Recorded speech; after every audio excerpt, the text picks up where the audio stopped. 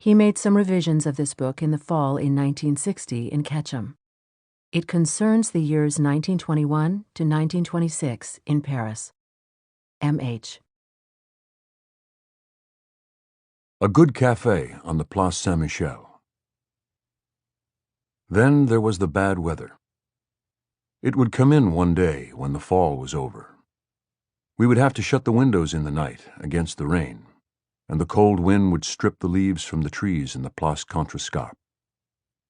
The leaves lay sodden in the rain, and the wind drove the rain against the big green autobus at the terminal, and the Café des Amateurs was crowded, and the windows misted over from the heat and the smoke inside. It was a sad, evilly run café, where the drunkards of the quarter crowded together, and I kept away from it because of the smell of dirty bodies and the sour smell of drunkenness. The men and women who frequented the Amateurs stayed drunk all of the time, or all of the time they could afford it, mostly on wine, which they bought by the half-liter or liter. Many strangely named aperitifs were advertised, but few people could afford them except as a foundation to build their wine drunks on. The women drunkards were called poivrettes, which meant female rummies. The Café des Amateurs was the cesspool of the Rue Mouffetard, that wonderful narrow crowded market street which led into the Place Contrescarpe. The squat toilets of the old apartment houses, one by the side of the stairs on each floor, with the two cleated cement shoe-shaped elevations on each side of the aperture, so a locataire would not slip, emptied into cesspools, which were emptied by pumping into horse-drawn tank wagons at night. In the summertime, with all windows open, we would hear the pumping, and the odor was very strong. The tank wagons were painted brown and saffron color, and in the moonlight, when they worked the Rue Cardinal Lemoine, their wheeled, horse-drawn cylinders looked like Braque paintings. No one emptied the Café des Amateurs, though, and its yellowed poster stating the terms and penalties of the law against public drunkenness was as fly-blown and disregarded as its clients were constant and ill-smelling. All of the sadness of the city came suddenly with the first cold rains of winter, and there were no more tops to the high white houses as you walked, but only the wet blackness of the street and the closed doors of the small shops, the herb sellers, the stationery and the newspaper shops, the midwife, second class, and the hotel where Verlaine had died, where I had a room on the top floor where I worked. It was either 6 or 8 flights up to the top floor, and it was very cold, and I knew how much it would cost for a bundle of small twigs, 3 wire-wrapped packets of short, half-pencil-length pieces of split pine to catch fire from the twigs, and then the bundle of half-dried lengths of hard wood that I must buy to make a fire that would warm the room. So I went to the far side of the street to look up at the roof in the rain and see if any chimneys were going and how the smoke blew.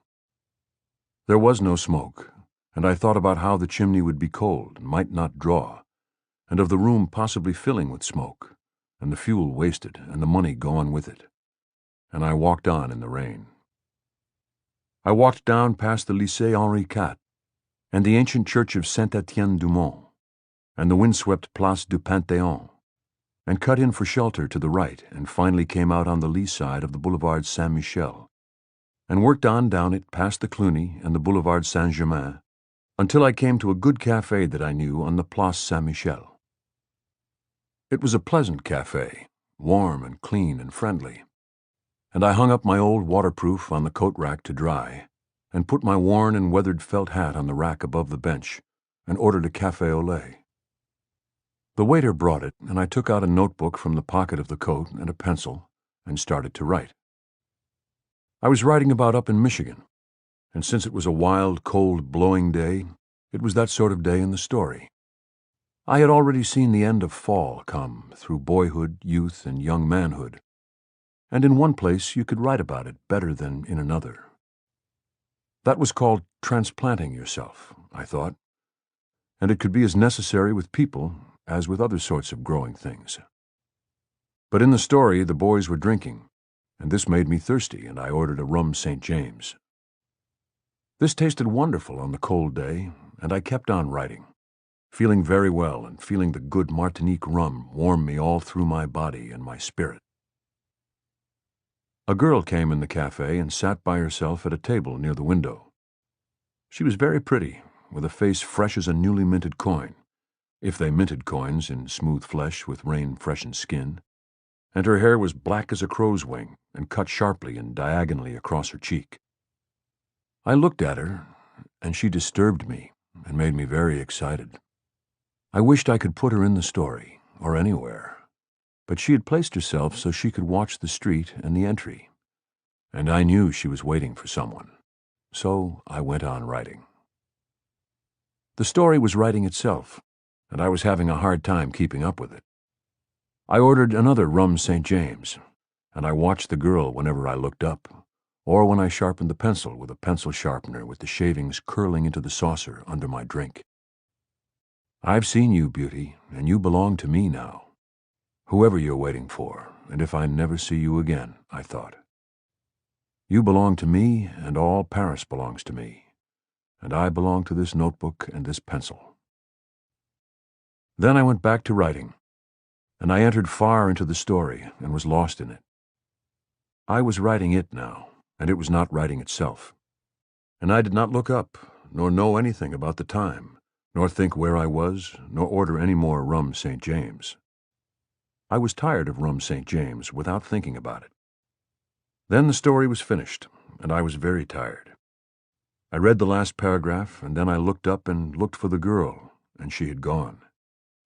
I hope she's gone with a good man, I thought, but I felt sad. I closed up the story in the notebook and put it in my inside pocket, and I asked the waiter for a dozen Portuguese and a half carafe of the dry white wine they had there. After writing a story, I was always empty and both sad and happy, as though I had made love, and I was sure this was a very good story, although I would not know truly how good until I read it over the next day. As I ate the oysters with their strong taste of the sea and their faint metallic taste that the cold white wine washed away, leaving only the sea taste and the succulent texture, and as I drank their cold liquid from each shell and washed it down with the crisp taste of the wine, I lost the empty feeling and began to be happy and to make plans. Now that the bad weather had come, we could leave Paris for a while for a place where this rain would be snow coming down through the pines and covering the road and the high hillsides, and at an altitude where we would hear it creak as we walked home at night. Below Les Auvents, there was a chalet where the pension was wonderful, and where we would be together and have our books, and at night be warm in bed together with the windows open and the stars bright. That was where we could go. Traveling third class on the train was not expensive. The pension cost very little more than we spent in Paris. I would give up the room in the hotel where I wrote, and there was only the rent at 74 Rue Cardinal Lemoine, which was nominal. I had written journalism for Toronto, and the checks for that were due. I could write that anywhere, under any circumstances, and we had money to make the trip. Maybe away from Paris I could write about Paris, as in Paris I could write about Michigan. I did not know it was too early for that, because I did not know Paris well enough. But that was how it worked out eventually. Anyway, we would go, if my wife wanted to, and I finished the oysters and the wine and paid my score in the cafe, and made it the shortest way back up the Montagne Sainte-Geneviève through the rain, that was now only local weather, and not something that changed your life, to the flat at the top of the hill. "I think it would be wonderful, Tati," my wife said. She had a gently modeled face, and her eyes and her smile lighted up at decisions as though they were rich presents. "When should we leave?" "Whenever you want." "Oh, I want to right away. Didn't you know?" "Maybe it will be fine and clear when we come back. It can be very fine when it is clear and cold." "I'm sure it will be," she said. "Weren't you good to think of going, too?" Miss Stein instructs. When we came back to Paris, it was clear and cold and lovely. The city had accommodated itself to winter. There was good wood for sale at the wood and coal place across our street, and there were braziers outside of many of the good cafes, so that you could keep warm on the terraces. Our own apartment was warm and cheerful. We burned boulets, which were molded egg-shaped lumps of coal dust, on the wood fire, and on the streets the winter light was beautiful. Now you were accustomed to see the bare trees against the sky, and you walked on the fresh-washed gravel paths through the Luxembourg gardens in the clear, sharp wind. The trees were sculpture without their leaves when you were reconciled to them, and the winter winds blew across the surfaces of the ponds, and the fountains blew in the bright light. All the distances were short now, since we had been in the mountains. Because of the change in altitude, I did not notice the grade of the hills, except with pleasure, and the climb up to the top floor of the hotel where I worked, in a room that looked across all the roofs and the chimneys of the high hill of the quarter, was a pleasure. The fireplace drew well in the room, and it was warm and pleasant to work. I brought mandarins and roasted chestnuts to the room in paper packets, and peeled and ate the small tangerine-like oranges and threw their skins and spat their seeds in the fire when I ate them, and roasted chestnuts when I was hungry.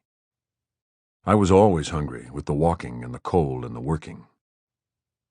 Up in the room I had a bottle of kirsch that we had brought back from the mountains, and I took a drink of kirsch when I could get toward the end of a story or toward the end of the day's work. When I was through working for the day, I put away the notebook or the paper in the drawer of the table and put any mandarins that were left in my pocket. They would freeze if they were left in the room at night.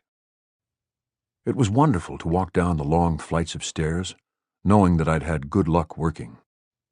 I always worked until I had something done, and I always stopped when I knew what was going to happen next. That way I could be sure of going on the next day. But sometimes, when I was starting a new story and I could not get it going, I would sit in front of the fire and squeeze the peel of the little oranges into the edge of the flame and watch the sputter of blue that they made. I would stand and look out over the roofs of Paris and think, "Do not worry. You have always written before, and you will write now. All you have to do is write one true sentence. Write the truest sentence that you know." So finally I would write one true sentence, and then go on from there. It was easy then, because there was always one true sentence that I knew or had seen or had heard someone say. If I started to write elaborately, or like someone introducing or presenting something, I found that I could cut that scroll work or ornament out and throw it away and start with the first true, simple, declarative sentence I had written. Up in that room I decided that I would write one story about each thing that I knew about. I was trying to do this all the time I was writing, and it was good and severe discipline. It was in that room, too, that I learned not to think about anything that I was writing from the time I stopped writing until I started again the next day. That way my subconscious would be working on it, and at the same time I would be listening to other people and noticing everything, I hoped. Learning, I hoped. And I would read so that I would not think about my work and make myself impotent to do it. Going down the stairs when I had worked well, and that needed luck as well as discipline, was a wonderful feeling, and I was free then to walk anywhere in Paris. If I walked down by different streets to the Jardin de Luxembourg in the afternoon, I could walk through the gardens, and then go to the Musée de Luxembourg, where the great paintings were that have now mostly been transferred to the Louvre and the Jeu de Paume. I went there nearly every day for the Cézanne, and to see the Manet and the Monet and the other Impressionists that I had first come to know about in the Art Institute at Chicago. I was learning something from the painting of Cézanne that made writing simple, true sentences far from enough to make the stories have the dimensions that I was trying to put in them. I was learning very much from him, but I was not articulate enough to explain it to anyone. Besides, it was a secret. But if the light was gone in the Luxembourg, I would walk up through the gardens and stop in at the studio apartment where Gertrude Stein lived, at 27 Rue de Fleurus. My wife and I had called on Miss Stein, and she and the friend who lived with her had been very cordial and friendly, and we had loved the big studio with the great paintings. It was like one of the best rooms in the finest museum, except there was a big fireplace, and it was warm and comfortable, and they gave you good things to eat, and tea, and natural distilled liqueurs made from purple plums, yellow plums, or wild raspberries.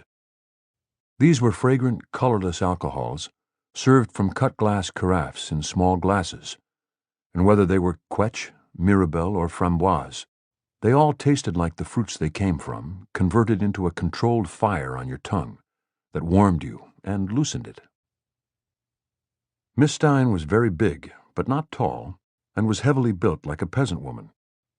She had beautiful eyes and a strong German Jewish face that also could have been Friulano, and she reminded me of a northern Italian peasant woman with her clothes, her mobile face, and her lovely, thick, alive immigrant hair, which she wore put up in the same way she had probably worn it in college.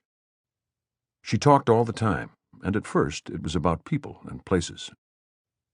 Her companion had a very pleasant voice, was small, very dark, with her hair cut like Joan of Arc in the Bouteille de Montvey illustrations, and had a very hooked nose. She was working on a piece of needlepoint when we first met them, and she worked on this and saw to the food and drink and talked to my wife. She made one conversation and listened to two, and often interrupted the one she was not making. Afterwards, she explained to me that she always talked to the wives. The wives, my wife and I felt, were tolerated. But we liked Miss Stein and her friend, although the friend was frightening. The paintings and the cakes and the eau de vie were truly wonderful. They seemed to like us too, and treated us as though we were very good, well-mannered, and promising children, and I felt that they forgave us for being in love and being married. Time would fix that. And when my wife invited them to tea, they accepted. When they came to our flat, they seemed to like us even more, but perhaps that was because the place was so small and we were much closer together. Miss Stein sat on the bed that was on the floor and asked to see the stories I had written, and she said that she liked them, except one called Up in Michigan. "It's good," she said. "That's not the question at all, but it is inaccrochable. That means it is like a picture that a painter paints, and then he cannot hang it when he has a show, and nobody will buy it because they cannot hang it either. But what if it is not dirty, but it is only that you are trying to use words that people would actually use, that are the only words that can make the story come true, and that you must use them, you have to use them." "But you don't get the point at all," she said. "You mustn't write anything that is inaccrochable. There is no point in it, it is wrong, and it's silly." She herself wanted to be published in the Atlantic Monthly, she told me, and she would be. She told me that I was not a good enough writer to be published there or in the Saturday Evening Post, but that I might be some new sort of writer in my own way. But the first thing to remember was not to write stories that were inaccrochable. I did not argue about this, nor try to explain again what I was trying to do about conversation. That was my own business, and it was much more interesting to listen. That afternoon she told us, too, how to buy pictures. "You can either buy clothes or buy pictures," she said. "It's that simple. No one who is not very rich can do both.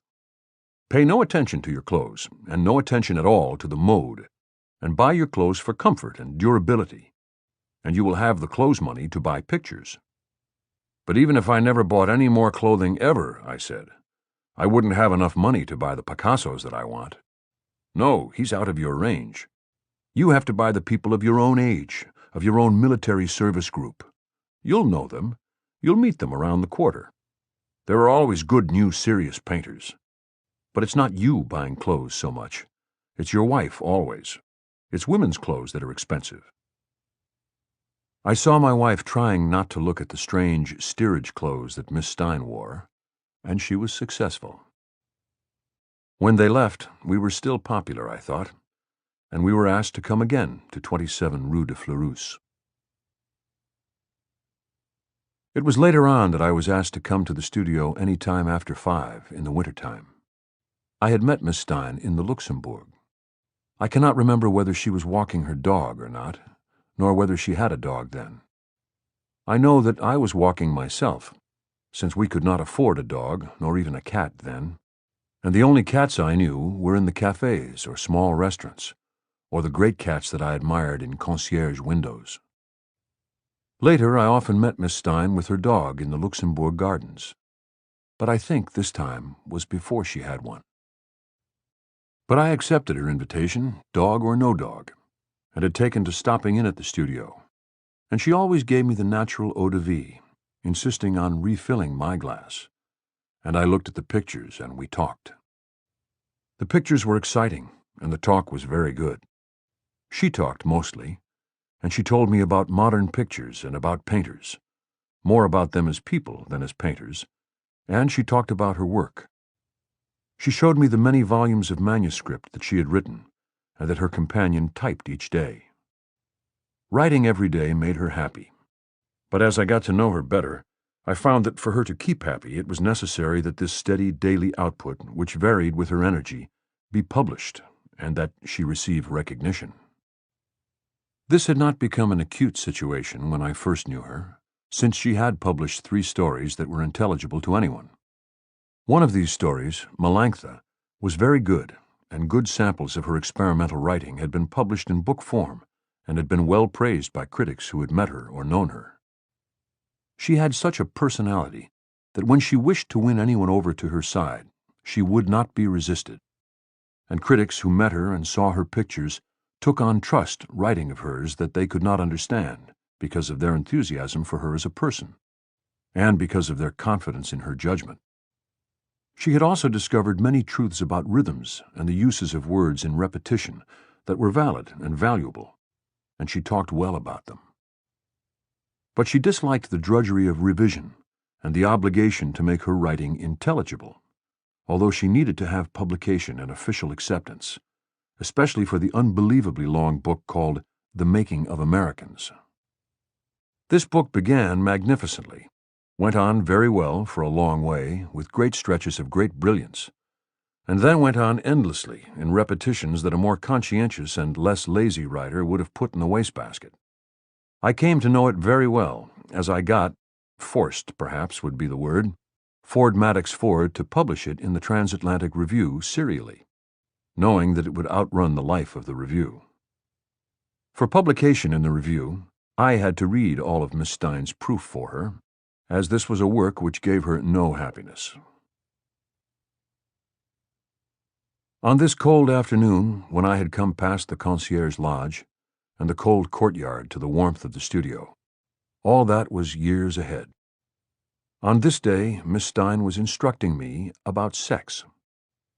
By that time, we liked each other very much, and I had already learned that everything I did not understand probably had something to it. Miss Stein thought that I was too uneducated about sex, and I must admit that I had certain prejudices against homosexuality, since I knew its more primitive aspects. I knew it was why you carried a knife and would use it, when you were in the company of tramps, when you were a boy in the days when wolves was not a slang term for men obsessed by the pursuit of women. I knew many inaccrochable terms and phrases, from the Kansas City days and the mores of different parts of that city, Chicago and the lake boats. Under questioning, I tried to tell Miss Stein that when you were a boy and moved in the company of men, you had to be prepared to kill a man, know how to do it, and really know that you would do it in order not to be interfered with. That term was accrochable.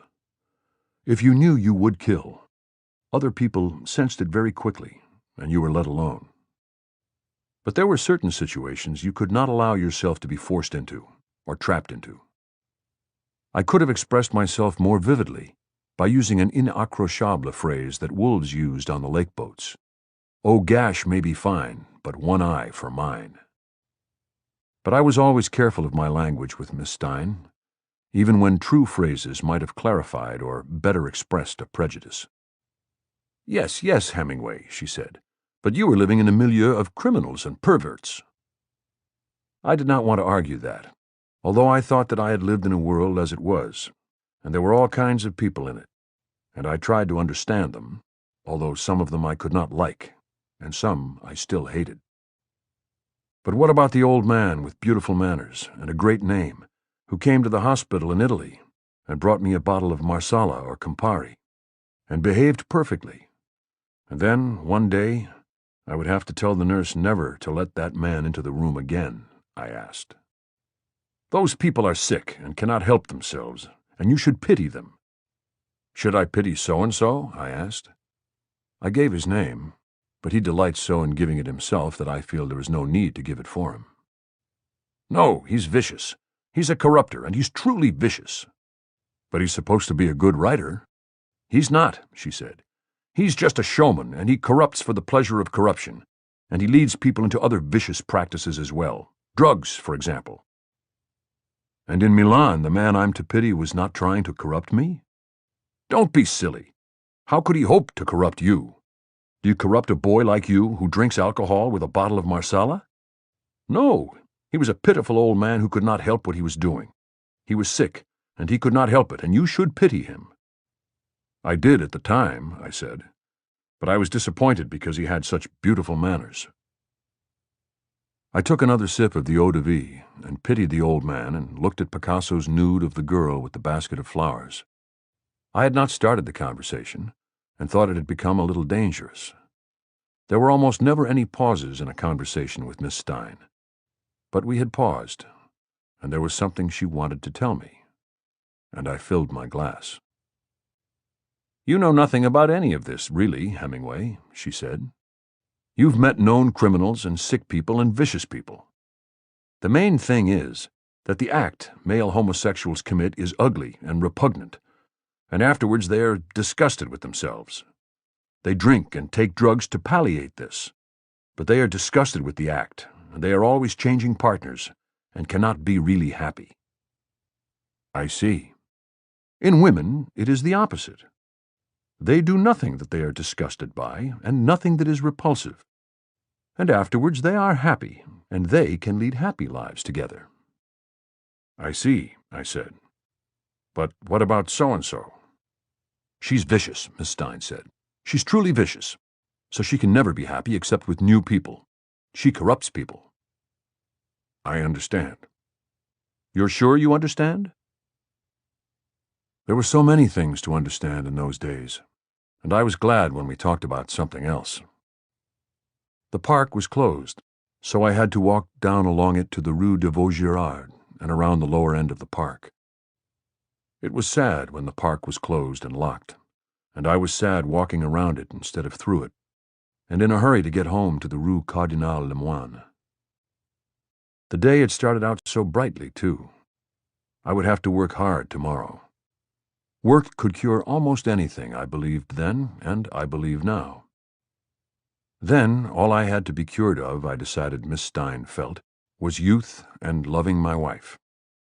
I was not at all sad when I got home to the Rue Cardinal Lemoine and told my newly acquired knowledge to my wife. In the night we were happy with our own knowledge we already had, and other new knowledge we had acquired in the mountains. Une génération perdue. It was easy to get into the habit of stopping in at 27 Rue de Fleurus late in the afternoon for the warmth and the great pictures and the conversation. Often Miss Stein would have no guests, and she was always very friendly, and for a long time she was affectionate. When I had come back from trips that I had made to the different political conferences, or to the Near East or Germany for the Canadian paper and the news services that I worked for, she wanted me to tell her about all the amusing details. There were funny parts, always, and she liked them, and always what the Germans call gallows humor stories. She wanted to know the gay part of how the world was going, never the real, never the bad. I was young and not gloomy, and there were always strange and comic things that happened in the worst time, and Miss Stein liked to hear these. The other things I did not talk of, and wrote by myself. When I had not come back from any trips, and would stop in at the Rue de Fleurus after working, I would try sometimes to get Miss Stein to talk about books. When I was writing, it was necessary for me to read after I had written. If you kept thinking about it, you would lose the thing that you were writing before you could go on with it the next day. It was necessary to get exercise, to be tired in the body, and it was very good to make love with whom you loved. That was better than anything. But afterwards, when you were empty, it was necessary to read in order not to think or worry about your work until you could do it again. I had learned already never to empty the well of my writing, but always to stop when there was still something there in the deep part of the well, and let it refill at night from the springs that fed it. To keep my mind off writing sometimes after I had worked, I would read writers who were writing then, such as Aldous Huxley, D.H. Lawrence, or any who had books published that I could get from Sylvia Beach's library or find along the quay. "Huxley is a dead man," Miss Stein said. "Why do you want to read a dead man? Can't you see he is dead?" I could not see then that he was a dead man, and I said that his books amused me and kept me from thinking. "You should only read what is truly good or what is frankly bad."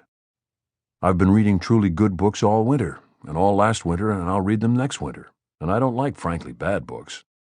"Why do you read this trash? It is inflated trash, Hemingway, by a dead man." "I like to see what they are writing," I said, "and it keeps my mind off me doing it." "Who else do you read now?" "D.H. Lawrence," I said. "He wrote some very good short stories, one called The Prussian Officer." "I tried to read his novels. He's impossible. He's pathetic and preposterous. He writes like a sick man." "I liked Sons and Lovers and The White Peacock," I said. "Maybe that not so well. I couldn't read Women in Love." "If you don't want to read what is bad, and want to read something that will hold your interest and is marvelous in its own way, you should read Marie Belloc-Lowndes." I had never heard of her, and Miss Stein loaned me The Lodger, that marvelous story of Jack the Ripper, and another book about murder at a place outside Paris that could only be Enghien-les-Bains. They were both splendid after-work books, the people credible and the action and the terror never false. They were perfect for reading after you had worked, and I read all the Mrs. Belloc-Lowndes there was. But there was only so much, and none of it as good as the first two, and I never found anything as good for that empty time of day or night until the first fine Simenon books came out. I think Miss Stein would have liked the good Simenon. The first one I read was either L'Écluse numéro 1 or La Maison du Canal, but I am not sure, because when I knew Miss Stein she did not like to read French, although she loved to speak it. Janet Flanner gave me the first two Simenon I ever read. She loved to read French, and she had read Simenon when he was a crime reporter. In the 3 or 4 years that we were good friends, I cannot remember Gertrude Stein ever speaking well of any writer who had not written favorably about her work or done something to advance her career, except for Ronald Furbank and, later, Scott Fitzgerald. When I first met her, she did not speak of Sherwood Anderson as a writer, but spoke glowingly of him as a man and of his great, beautiful, warm Italian eyes, and of his kindness and his charm. I did not care about his great, beautiful, warm Italian eyes, but I liked some of his short stories very much. They were simply written and sometimes beautifully written, and he knew the people he was writing about and cared deeply for them. Miss Stein did not want to talk about his stories, but always about him as a person. "What about his novels?" I asked her. She did not want to talk about Anderson's works any more than she would talk about Joyce. If you brought up Joyce twice, you would not be invited back. It was like mentioning one general favorably to another general. You learned not to do it the first time you made the mistake. You could always mention a general, though, that the general you were talking to had beaten. The general you were talking to would praise the beaten general greatly, and go happily into detail on how he had beaten him. Anderson's stories were too good to make happy conversation. I was prepared to tell Miss Stein how strangely poor his novels were, but this would have been bad too, because it was criticizing one of her most loyal supporters. When he wrote a novel finally called Dark Laughter, so terribly bad, silly, and affected that I could not keep from criticizing it in a parody, Miss Stein was very angry. I had attacked someone that was a part of her apparatus. But for a long time before that, she was not angry. She herself began to praise Sherwood lavishly after he had cracked up as a writer. She was angry at Ezra Pound because he had sat down too quickly on a small, fragile, and doubtless uncomfortable chair that it is quite possible he had been given on purpose and had either cracked or broken it. That he was a great poet and a gentle and generous man and could have accommodated himself in a normal-sized chair was not considered. The reasons for her dislike of Ezra, skillfully and maliciously put, were invented years later. It was when we had come back from Canada and were living in the Rue Notre-Dame-des-Champs, and Miss Stein and I were still good friends, that Miss Stein made the remark about the lost generation. She had some ignition trouble with the old Model T Ford she then drove, and the young man who worked in the garage had served in the last year of the war and not been adept, or perhaps had not broken the priority of other vehicles in repairing Miss Stein's Ford. Anyway, he had not been sérieux and had been corrected severely by the patron of the garage after Miss Stein's protest. The patron had said to him, "You are all a generation perdue." "That's what you are. That's what you all are," Miss Stein said. "All of you young people who served in the war. You are a lost generation." "Really?" I said. "You are," she insisted. "You have no respect for anything. You drink yourselves to death." "Was the young mechanic drunk?" I asked. "Of course not." "Have you ever seen me drunk?" "No, but your friends are drunk." "I've been drunk," I said, "but I don't come here drunk." "Of course not. I didn't say that." "The boy's patron was probably drunk by 11 o'clock in the morning," I said. "That's why he makes such lovely phrases." "Don't argue with me, Hemingway," Miss Stein said. "It does no good at all. You're all a lost generation, exactly as the garage keeper said." Later, when I wrote my first novel, I tried to balance Miss Stein's quotation from the garage keeper with one from Ecclesiastes. But that night, walking home, I thought about the boy in the garage, and if he had ever been hauled in one of those vehicles when they were converted to ambulances. I remembered how they used to burn out their brakes going down the mountain roads with a full load of wounded, and braking in low, and finally using the reverse, and how the last ones were driven over the mountainside empty, so they could be replaced by big Fiats with a good H-shift and metal-to-metal brakes. I thought of Miss Stein and Sherwin Anderson, and egotism and mental laziness versus discipline, and I thought, who is calling who a lost generation? Then, as I was getting up to the Closerie des Lilas, with the light on my old friend, the statue of Marshal Ney, with his sword out, and the shadows of the trees on the bronze, and he alone there and nobody behind him, and what a fiasco he'd made of Waterloo. I thought that all generations were lost by something, and always had been, and always would be. And I stopped at the Lilas to keep the statue company, and drank a cold beer before going home to the flat over the sawmill. But sitting there with the beer, watching the statue, and remembering how many days Ney had fought, personally, with the rear guard on the retreat from Moscow that Napoleon had ridden away from in the coach with Caulaincourt, I thought of what a warm and affectionate friend Miss Stein had been, and how beautifully she had spoken of Apollinaire, and of his death on the day of the armistice in 1918, with the crowd shouting, "À bas Guillaume," and Apollinaire, in his delirium, thinking they were crying against him. And I thought, I will do my best to serve her and see she gets justice for the good work she had done, as long as I can, so help me God and Mike Ney. But the hell with her lost generation talk and all the dirty, easy labels. When I got home and into the courtyard and upstairs, and saw my wife and my son and his cat F. Puss, all of them happy and a fire in the fireplace, I said to my wife, "You know, Gertrude is nice, anyway." "Of course, Tati. But she does talk a lot of rot sometimes." "I never hear her," my wife said. "I'm a wife. It's her friend that talks to me." Shakespeare and Company. In those days, there was no money to buy books. I borrowed books from the rental library of Shakespeare and Company, which was the library and bookstore of Sylvia Beach at 12 Rue de l'Odéon. On a cold, windswept street, this was a warm, cheerful place with a big stove in winter, tables and shelves of books, new books in the window, and photographs on the wall of famous writers, both dead and living. The photographs all looked like snapshots, and even the dead writers looked as though they had really been alive.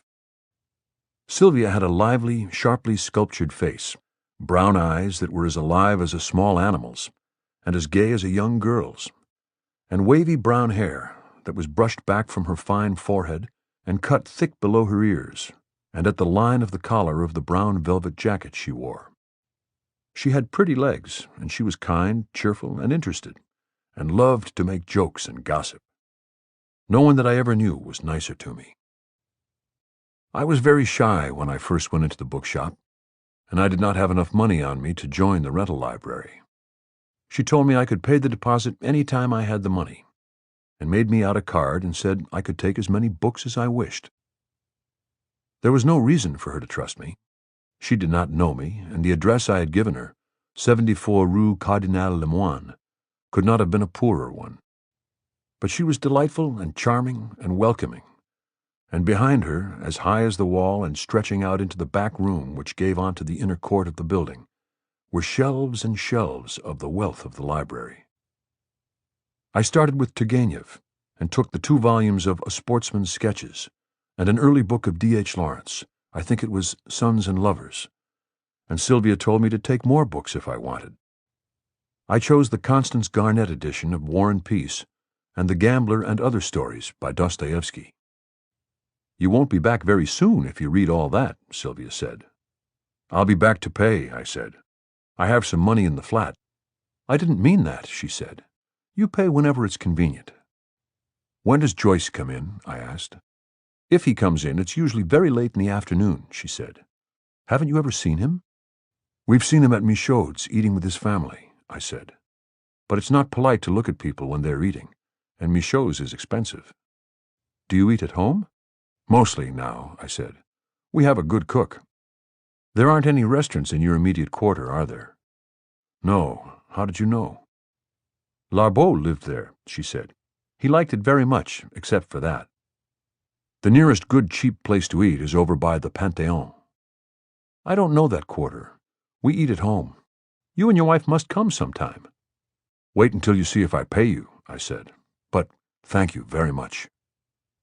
"Don't read too fast," she said.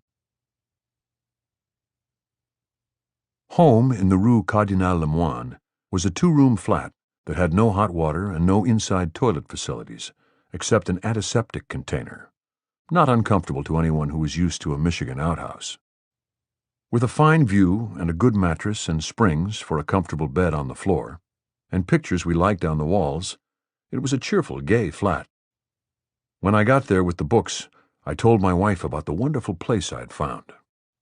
"But, Tati, you must go by this afternoon and pay," she said. "Sure I will," I said. "We'll both go, and then we'll walk down by the river and along the quay." "Let's walk down the Rue de Seine and look in all the galleries and in the windows of the shops." "Sure. We can walk anywhere, and we can stop at some new cafe where we don't know anyone and nobody knows us and have a drink. We can have 2 drinks. Then we can eat somewhere. No, don't forget we have to pay the library. We'll come home and eat here, and we'll have a lovely meal and drink Beaune from the cooperative you can see right out of the window there, with the price of the Beaune on the window. And afterwards we'll read and then go to bed and make love. And we'll never love anyone else but each other. No, never." "What a lovely afternoon and evening. Now we'd better have lunch." "I'm very hungry," I said. "I worked at the cafe on a café crème." "How did it go, Tati?" "I think all right. I hope so. What do we have for lunch?" "Little radishes and good foie de veau with mashed potatoes and an endive salad, apple tart. And we're going to have all the books in the world to read, and when we go on trips we can take them." "Would that be honest?" "Sure." "Does she have Henry James, too?" "Sure." "My," she said, "we're lucky that you found the place." "We're always lucky," I said. And like a fool, I did not knock on wood. There was wood everywhere in that apartment to knock on, too. People of the Seine. There were many ways of walking down to the river from the top of the Rue Cardinal Lemoine. The shortest one was straight down the street, but it was steep, and it brought you out after you hit the flat part and crossed the busy traffic of the beginning of the Boulevard Saint-Germain, onto a dull part where there was a bleak, windy stretch of riverbank with the Halle aux Vins on your right. This was not like any other Paris market, but was a sort of bonded warehouse where wine was stored against the payment of taxes, and was as cheerless from the outside as a military depot or a prison camp. Across the branch of the Seine was the Ile Saint-Louis, with the narrow streets and the old, tall, beautiful houses. And you could go over there, or you could turn left and walk along the quay with the length of the Ile Saint-Louis, and then Notre Dame and Ile de la Cité opposite as you walked. In the bookstalls along the quay, you could sometimes find American books that had just been published for sale, very cheap. The Tour d'Argent restaurant had a few rooms above the restaurant that they rented in those days, giving the people who lived there a discount in the restaurant. And if the people who lived there left any books behind, there was a bookstall, not far along the quay, where the valet de chambre sold them, and you could buy them from the proprietress for a very few francs. She had no confidence in books written in English, paid almost nothing for them, and sold them for a small and quick profit. "Are they any good?" she asked me after we had become friends. "Sometimes one is." "How can anyone tell?" "I can tell when I read them." "But still, it is a form of gambling, and how many people can read English?" "Save them for me and let me look them over." "No, I can't save them. You don't pass regularly. You stay away too long at a time. I have to sell them as soon as I can. No one can tell if they are worthless. If they turn out to be worthless, I would never sell them." "How do you tell a valuable French book?" "First, there are the pictures. Then it is a question of the quality of the pictures. Then it is the binding. If a book is good, the owner will have it bound properly. All books in English are bound, but bound badly. There is no way of judging them." After that bookstall near the Tour d'Argent, there were no others that sold American or English books until the Quai des Grands Augustins. There were several from there on to beyond the Quai Voltaire that sold books they bought from employees of the left bank hotels, and especially the Hotel Voltaire, which had a wealthier clientele than most. One day I asked another woman stall-keeper, who was a friend of mine, if the owners ever sold the books. "No," she said, "they are all thrown away. That is why one knows they have no value. Friends give them to read on the boats." "Doubtless," she said. "They must leave many on the boats." "They do," I said. "The line keeps them and binds them, and they become the ship's libraries." "That's intelligent," she said. "At least they are properly bound, then. Now a book like that would have value." I would walk along the quay when I had finished work, or when I was trying to think something out. It was easier to think if I was walking and doing something, or seeing people doing something that they understood. At the head of the Ile de la Cité, below the Pont Neuf, where there was the statue of Henri IV, the island ended in a point, like the sharp bow of a ship, and there was a small park at the water's edge with fine chestnut trees, huge and spreading, and in the currents and backwaters that the Seine made flowing past, there were excellent places to fish. You went down a stairway to the park and watched the fishermen there and under the great bridge. The good spots to fish changed with the height of the river, and the fishermen used long, jointed cane poles, but fished with very fine leaders and light gear and quill floats, and expertly baited the piece of water that they fished. They always caught some fish, and often they made excellent catches of the dace-like fish that were called goujons. They were delicious fried whole, and I could eat a plateful. They were plump and sweet-fleshed, with a finer flavor than fresh sardines even, and were not at all oily, and we ate them bones and all. One of the best places to eat was at an open-air restaurant built out over the river at Bas-Meudon, where we would go when we had money for a trip away from our quarter. It was called La Pêche Miraculeuse, and had a splendid white wine that was a sort of muscadet. It was a place out of a Maupassant story, with the view over the river as Sisley had painted it. You did not have to go that far to eat goujons. You could get a very good friture on the Ile Saint-Louis. I knew several of the men who fished the fruitful parts of the Seine, between the Ile Saint-Louis and the Place du Vert Galant, and sometimes, if the day was bright, I would buy a liter of wine and a piece of bread and some sausage, and sit in the sun and read one of the books I had bought and watch the fishing. Travel writers wrote about the men fishing in the Seine as though they were crazy and never caught anything. But it was serious and productive fishing. Most of the fishermen were men who had small pensions, which they did not know then would become worthless with inflation, or keen fishermen who fished on their days or half-days off from work. There was better fishing at Charenton, where the Marne came into the Seine, and on either side of Paris, but there was very good fishing in Paris itself. I did not fish because I did not have the tackle, and I preferred to save my money to fish in Spain. Then, too, I never knew when I would be through working, nor when I would have to be away, and I did not want to become involved in the fishing, which had its good times and its slack times. But I followed it closely, and it was interesting and good to know about, and it always made me happy that there were men fishing in the city itself, having sound, serious fishing, and taking a few fritures home to their families. With the fishermen and the life on the river, the beautiful barges with their own life on board, the tugs with their smokestacks that folded back to pass under the bridges, pulling a tow of barges, the great elms on the stone banks of the river, the plane trees, and in some places the poplars, I could never be lonely along the river. With so many trees in the city, you could see the spring coming each day, until a night of warm wind would bring it suddenly in one morning. Sometimes the heavy cold rains would beat it back, so that it would seem that it would never come, and that you were losing a season out of your life. This was the only truly sad time in Paris, because it was unnatural. You expected to be sad in the fall. Part of you died each year when the leaves fell from the trees, and their branches were bare against the wind and the cold, wintry light. But you knew there would always be the spring, as you knew the river would flow again after it was frozen. When the cold rains kept on and killed the spring, it was as though a young person had died for no reason. In those days, though, the spring always came finally, but it was frightening that it had nearly failed. A false spring. When spring came, even the false spring, there were no problems except where to be happiest. The only thing that could spoil a day was people, and if you could keep from making engagements, each day had no limits. People were always the limiters of happiness, except for the very few that were as good as spring itself.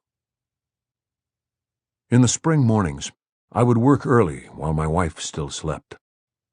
The windows were open wide, and the cobbles of the street were drying after the rain. The sun was drying the wet faces of the houses that faced the window. The shops were still shuttered. The goatherd came up the street blowing his pipes, and a woman who lived on the floor above us came out onto the sidewalk with a big pot. The goatherd chose one of the heavy-bagged black milk goats and milked her into the pot while his dog pushed the others onto the sidewalk. The goats looked around, turning their necks like sightseers. The goatherd took the money from the woman and thanked her, and went on up the street piping, and the dog herded the goats on ahead, their horns bobbing. I went back to writing, and the woman came up the stairs with the goat milk. She wore her felt-soled cleaning shoes, and I only heard her breathing as she stopped on the stairs outside our door, and then the shutting of her door. She was the only customer for goat milk in our building. I decided to go down and buy a morning racing paper. There was no quarter too poor to have at least one copy of a racing paper, but you had to buy it early on a day like this. I found one in the Rue Descartes, on the corner of the Place Contrescarpe. The goats were going down the Rue Descartes, and I breathed the air in and walked back fast to climb the stairs and get my work done. I had been tempted to stay out and follow the goats down the early morning street. But before I started work again, I looked at the paper. They were running at Enghien, the small, pretty, and larcenous track that was the home of the outsider. So that day, after I had finished work, we would go racing.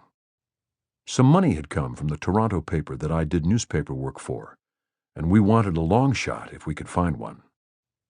My wife had a horse one time at Auteuil named Chèvre d'Or that was 120 to 1 and leading by 20 lengths when he fell at the last jump with enough savings on him to keep us 6 months.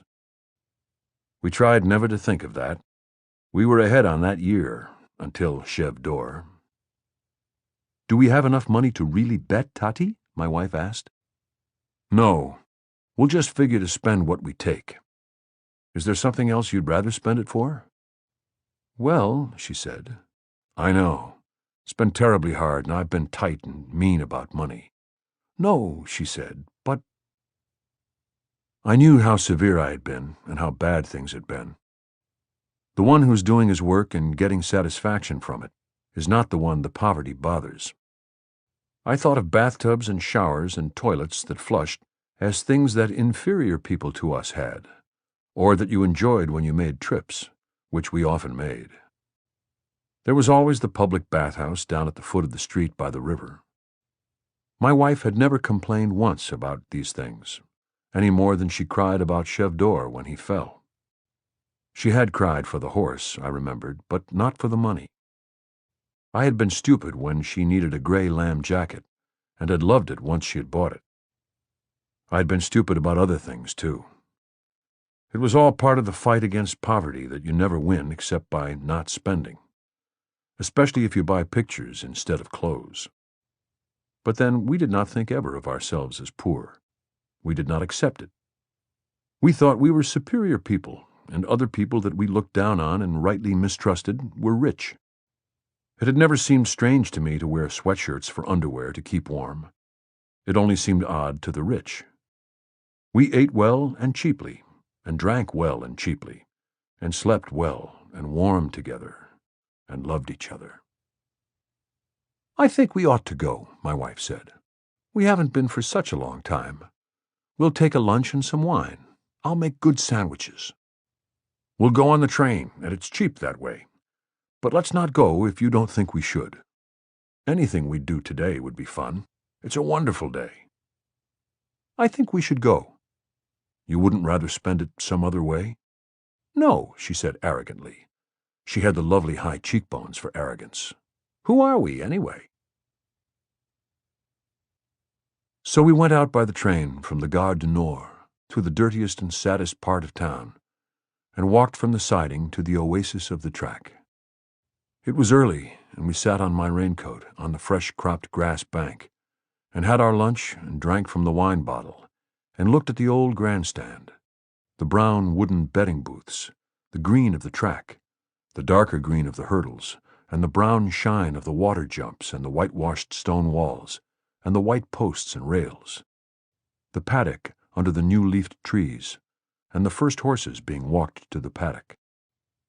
We drank more wine and studied the form in the paper, and my wife lay down on the raincoat to sleep with the sun on her face. I went over and found someone I knew from the old days at San Siro in Milano. He gave me 2 horses. Mind, they're no investment, but don't let the price put you off. We won the first with half of the money that we had to spend, and he paid 12 to 1, jumping beautifully, taking command on the far side of the course and coming in 4 lengths ahead. We saved half of the money and put it away, and bet the other half on the second horse, who broke ahead, led all the way over the hurdles, and on the flat just lasted to the finish line, with the favorite gaining on him with every jump and the 2 whips flailing. We went to have a glass of champagne at the bar under the stand and wait for the prices to go up. My, but racing is very hard on people, my wife said. Did you see that horse come up on him? I can still feel it inside me. What will he pay?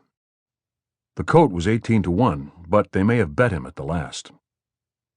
The horses came by, ours wet, with his nostrils working wide to breathe, the jockey patting him. Poor him, my wife said. We just bet. We watched them go on by and had another glass of champagne, and then the winning price came up, 85. That meant he paid 85 francs for 10. They must have put a lot of money on at the end, I said. But we had made plenty of money, big money for us, and now we had spring and money too. I thought that was all we needed. A day like that one, if you split the winnings 1/4 for each to spend, left a half for racing capital. I kept the racing capital secret and apart from all other capital. Another day, later that year, when we had come back from one of our voyages and had good luck at some track again, we stopped at Prunier on the way home. Going in to sit at the bar after looking at all the clearly priced wonders in the window. We had oysters and crabe Mexicain with glasses of Sancerre. We walked back through the Tuileries in the dark, and stood and looked through the Arc du Carrousel, up across the dark gardens with the lights of the Concorde behind the formal darkness, and then the long rise of lights toward the Arc de Triomphe. Then we looked back toward the dark of the Louvre, and I said, "Do you really think that the three arches are in line? These two and the Sirmione in Milano?" "I don't know, Tati. They say so, and they ought to know. Do you remember when we came out into the spring on the Italian side of the San Bernard, after the climb in the snow, and you and Chink and I walked down all day in the spring to Aosta? Chink called it across the San Bernard in street shoes. Remember your shoes? My poor shoes. Do you remember us having fruit cup at Biffy's in the Galleria, with capri and fresh peaches and wild strawberries in a tall glass pitcher with ice? That time was what made me wonder about the three arches. I remember the Sirmione. It's like this arch. Do you remember the inn at Aigle, where you and Chink sat in the garden that day and read while I fished? Yes, Tati. I remembered the Rhone, narrow and gray and full of snow water, and the two trout streams on either side, the Stockalper and the Rhone Canal. The Stockalper was really clear that day, and the Rhone Canal was still murky. Do you remember when the horse-chestnut trees were in bloom, and how I tried to remember a story that Jim Gamble, I think, had told me about a wisteria vine, and I couldn't remember it?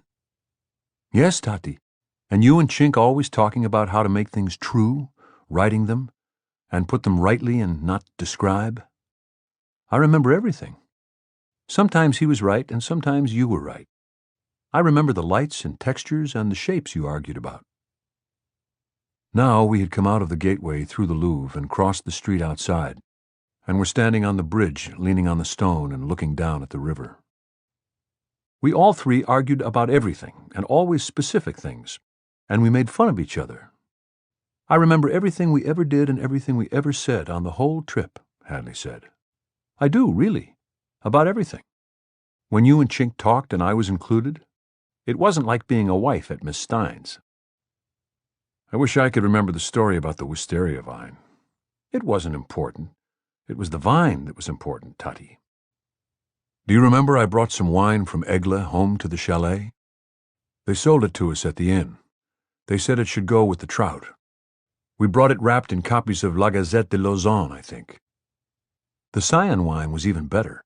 Do you remember how Mrs. Gangavish cooked the trout au bleu when we got back to the chalet? They were such wonderful trout, Tati, and we drank the Scion wine and ate out on the porch with the mountainside dropping off below, and we could look across the lake and see the Dent du Midi with the snow half down it, and the trees at the mouth of the Rhone where it flowed into the lake.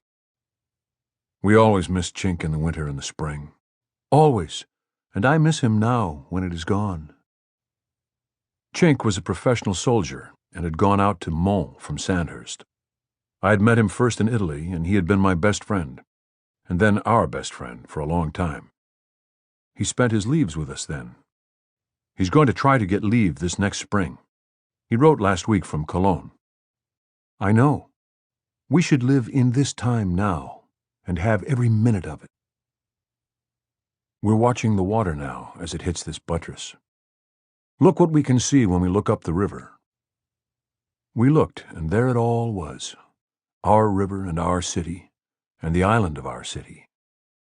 We're too lucky, she said. I hope Chink will come. He takes care of us. He doesn't think so. Of course not. He thinks we explore together. We do, but it depends on what you explore. We walked across the bridge, and were on our own side of the river. Are you hungry again? I said. Us, talking and walking.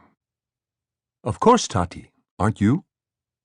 Let's go to a wonderful place and have a truly grand dinner. Where? Michaud's? That's perfect, and it's so close.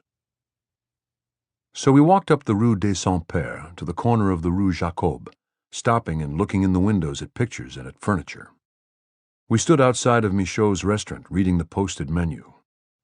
Michaud's was crowded, and we waited for people to come out, watching the tables where people already had their coffee. We were hungry again from walking, and Michaud's was an exciting and expensive restaurant for us. It was where Joyce ate with his family then. He and his wife against the wall, Joyce peering at the menu through his thick glasses, holding the menu up in one hand, Nora by him, a hearty but delicate eater, Giorgio, thin, foppish, sleek-headed from the back, Lucia with heavy curly hair, a girl not quite yet grown, all of them talking Italian. Standing there, I wondered how much of what we had felt on the bridge was just hunger. I asked my wife, and she said, "I don't know, Tati. There are so many sorts of hunger. In the spring, there are more, but that's gone now. Memory is hunger."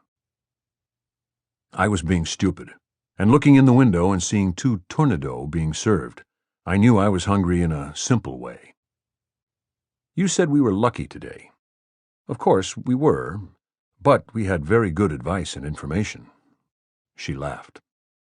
"I didn't mean about the racing. You're such a literal boy.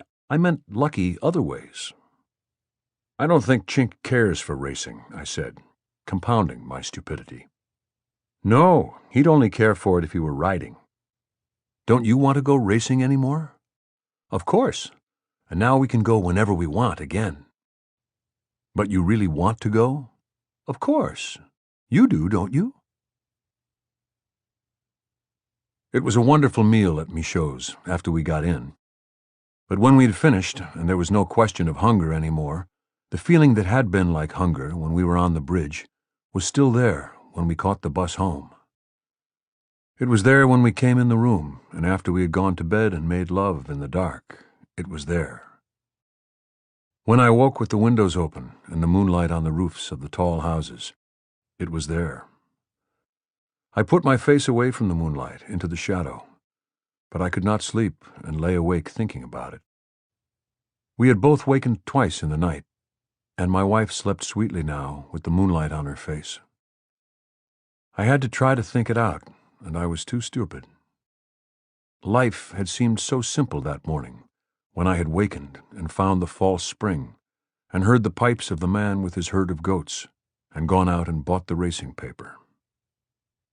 But Paris was a very old city, and we were young, and nothing was simple there. Not even poverty, nor sudden money, nor the moonlight, nor right and wrong, nor the breathing of someone who lay beside you in the moonlight. The end of an avocation. We went racing together many more times that year, and other years after I had worked in the early mornings, and Hadley enjoyed it, and sometimes she loved it. But it was not the climbs in the high mountain meadows above the last forest, nor nights coming home to the chalet, nor was it climbing with Chink, our best friend, over a high pass into new country. It was not really racing either. It was gambling on horses, but we called it racing. Racing never came between us. Only people could do that. But for a long time it stayed close to us like a demanding friend. That was a generous way to think of it. I, the one who was so righteous about people and their destructiveness, tolerated this friend that was the falsest, most beautiful, most exciting, vicious, and demanding, because she could be profitable.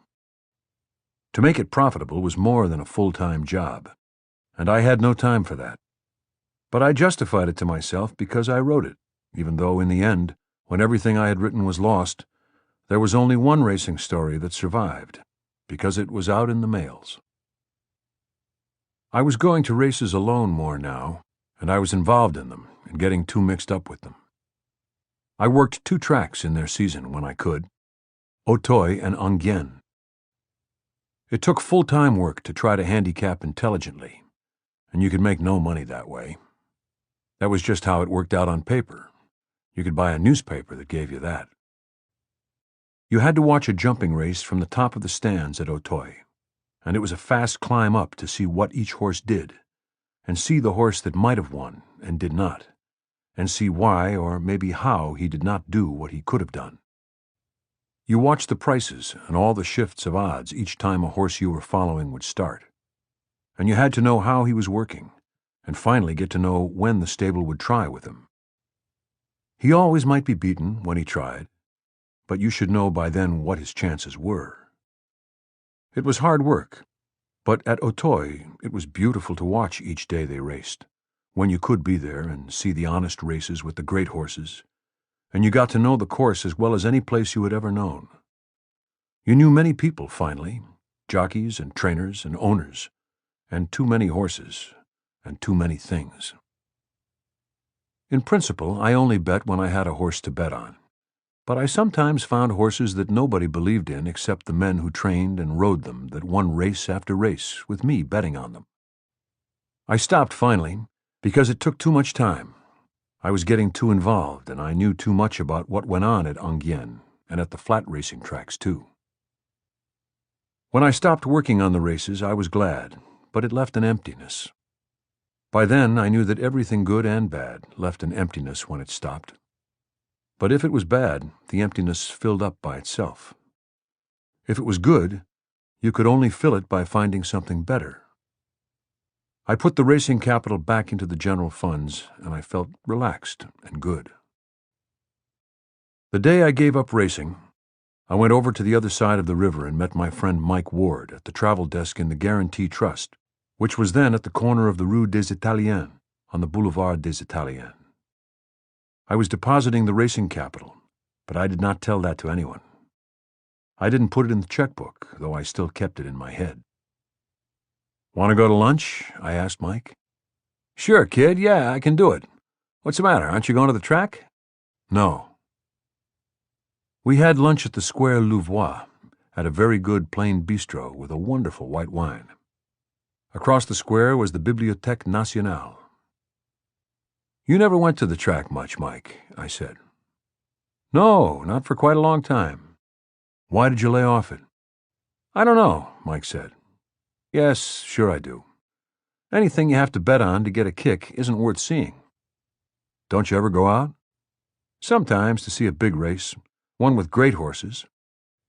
We spread pâté on the good bistro bread and drank the white wine. "Did you follow them a lot, Mike?" "Oh, yes." "What do you see that's better?" "Bicycle racing." "Really? You don't have to bet on it. You'll see." "That track takes a lot of time." "Too much time. Takes all your time. I don't like the people." I was very interested. "Sure. You make out all right?" "All right." "Good thing to stop," Mike said. "I've stopped." "Hard to do. Listen, kid, we'll go to the bike races sometime."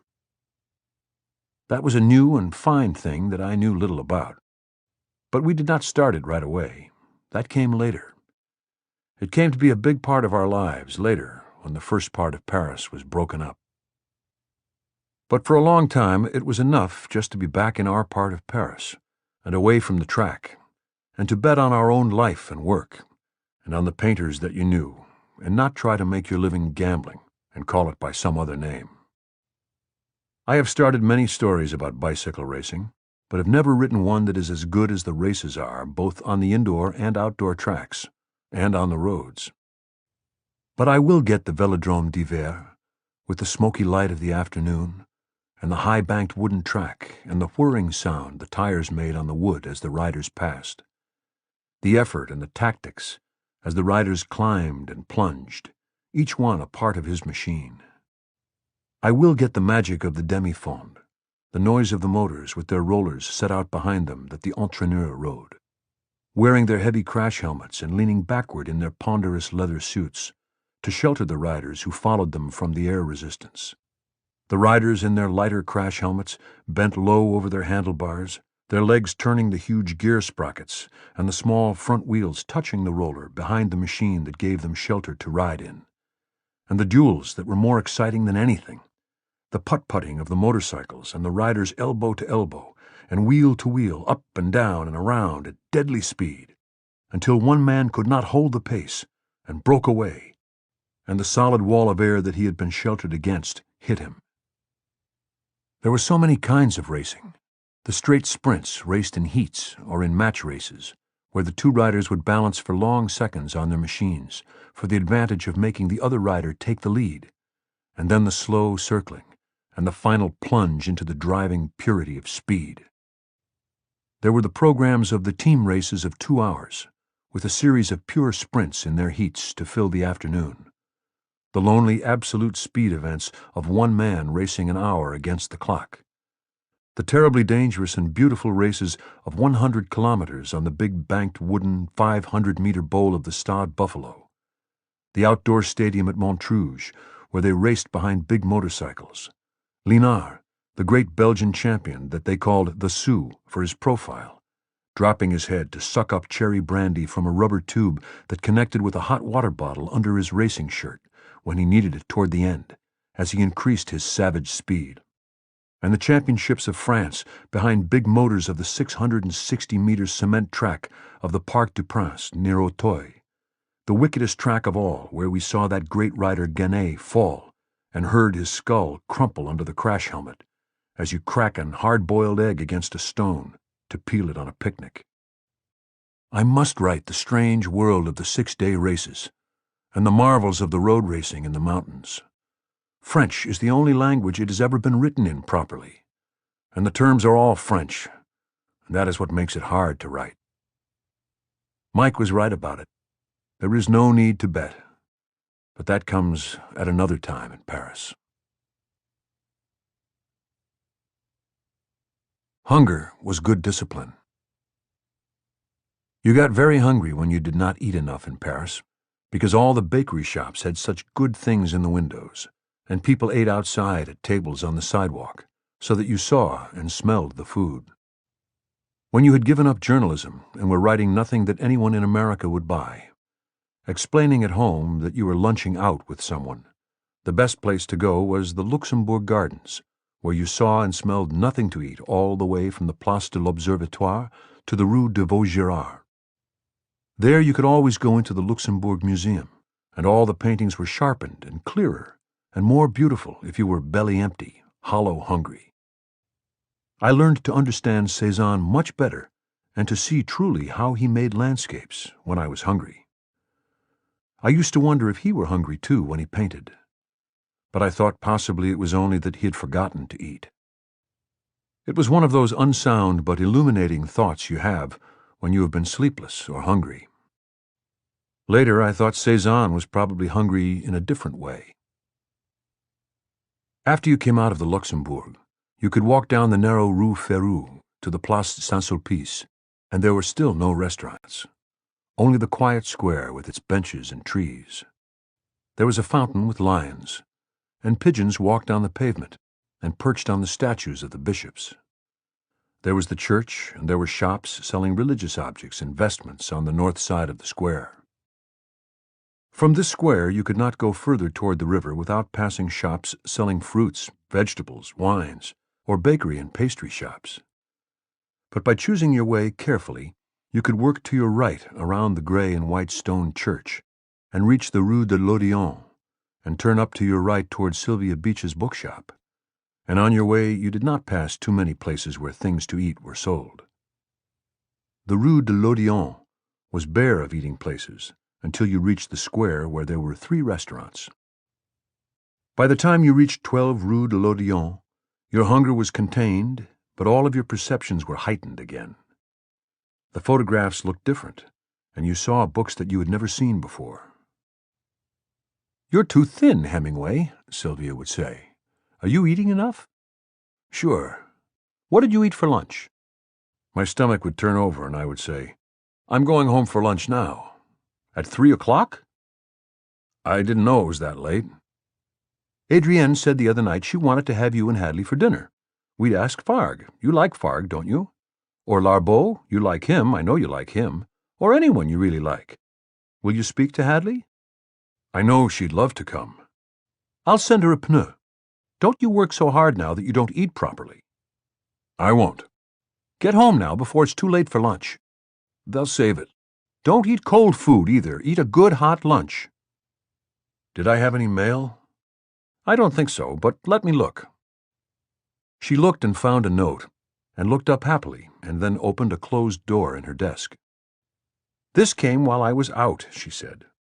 It was a letter, and it felt as though it had money in it. "Wedderkop," Sylvia said. "It must be from Der Querschnitt. Did you see Wedderkop?" "No, but he was here with George. He'll see you. Don't worry. Perhaps he wanted to pay you first." It's 600 francs. He says there will be more. I'm awfully glad you reminded me to look. Dear Mr. Awfully Nice. It's damn funny that Germany is the only place I can sell anything. To him and the Frankfurter Zeitung. Isn't it? But don't you worry ever. You can sell stories to Ford, she teased me. 30 francs a page. Say one story every 3 months in the transatlantic. Story 5 pages long, make 150 francs a quarter, 600 francs a year. But Hemingway, don't worry about what they bring now. The point is that you can write them. I know, I can write them, but nobody will buy them. There's no money coming in since I quit journalism. They will sell. Look, you have the money for one right there. I'm sorry, Sylvia. Forgive me for speaking about it. Forgive you for what? Always talk about it, or about anything. Don't you know all writers ever talk about is their troubles? But promise me you won't worry and that you'll eat enough. I promise.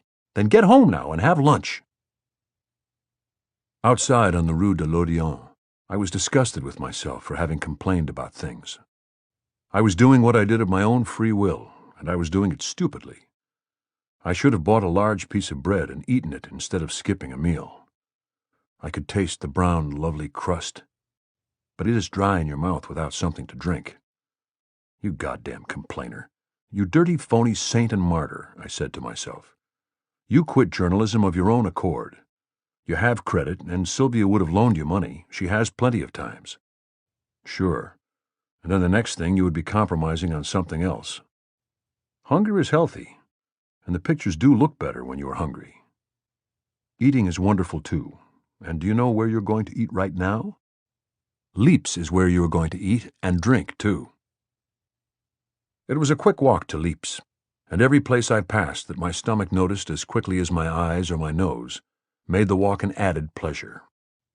There were few people in the brasserie, and when I sat down on the bench against the wall with the mirror in back and a table in front, and the waiter asked if I wanted beer, I asked for a distingué, the big glass mug that held a liter, and for potato salad. The beer was very cold and wonderful to drink. The pommes à l'huile were firm and marinated, and the olive oil delicious. I ground black pepper over the potatoes and moistened the bread in the olive oil. After the first heavy draught of beer, I drank and ate very slowly. When the pommes à l'huile were gone, I ordered another serving and a cervella. This was a sausage like a heavy, wide frankfurter split in two and covered with a special mustard sauce. I mopped up all the oil and all of the sauce with bread and drank the beer slowly until it began to lose its coldness. And then I finished it and ordered a demi and watched it drawn. It seemed colder than the distingué, and I drank half of it. I had not been worrying, I thought. I knew the stories were good, and someone would publish them finally at home. When I stopped doing newspaper work, I was sure the stories were going to be published. But every one I sent out came back. What had made me so confident was Edward O'Brien's taking the My Old Man story for the best short stories book, and then dedicating the book for that year to me. Then I laughed and drank some more beer. The story had never been published in a magazine, and he had broken all his rules to take it for the book. I laughed again, and the waiter glanced at me. It was funny, because after all that, he had spelled the name wrong. It was one of 2 stories I had left, when everything I had written was stolen in Hadley's suitcase that time at the Gare de Lyon, when she was bringing the manuscripts down to me at Lausanne as a surprise, so I could work on them on our holidays in the mountains. She had put in the originals, the typescripts, and the carbons, all in manila folders. The only reason I had the one story was that Lincoln Steffens had sent it out to some editor, who sent it back. It was in the mail while everything else was stolen. The other story that I had was the one called Up in Michigan, written before Miss Stein had come to our flat. I had never had it copied because she said it was inaccrochable. It had been in a drawer somewhere. So after we had left Lausanne and gone down to Italy, I showed the racing story to O'Brien, a gentle, shy man, pale, with pale blue eyes, and straight, lanky hair he cut himself, who lived then as a boarder in a monastery up above Rapallo. It was a bad time, and I did not think I could write any more then. And I showed the story to him as a curiosity, as you might show, stupidly, the binnacle of a ship you had lost in some incredible way, or as you might pick up your booted foot and make some joke about it if it had been amputated after a crash. Then, when he read the story, I saw he was hurt far more than I was.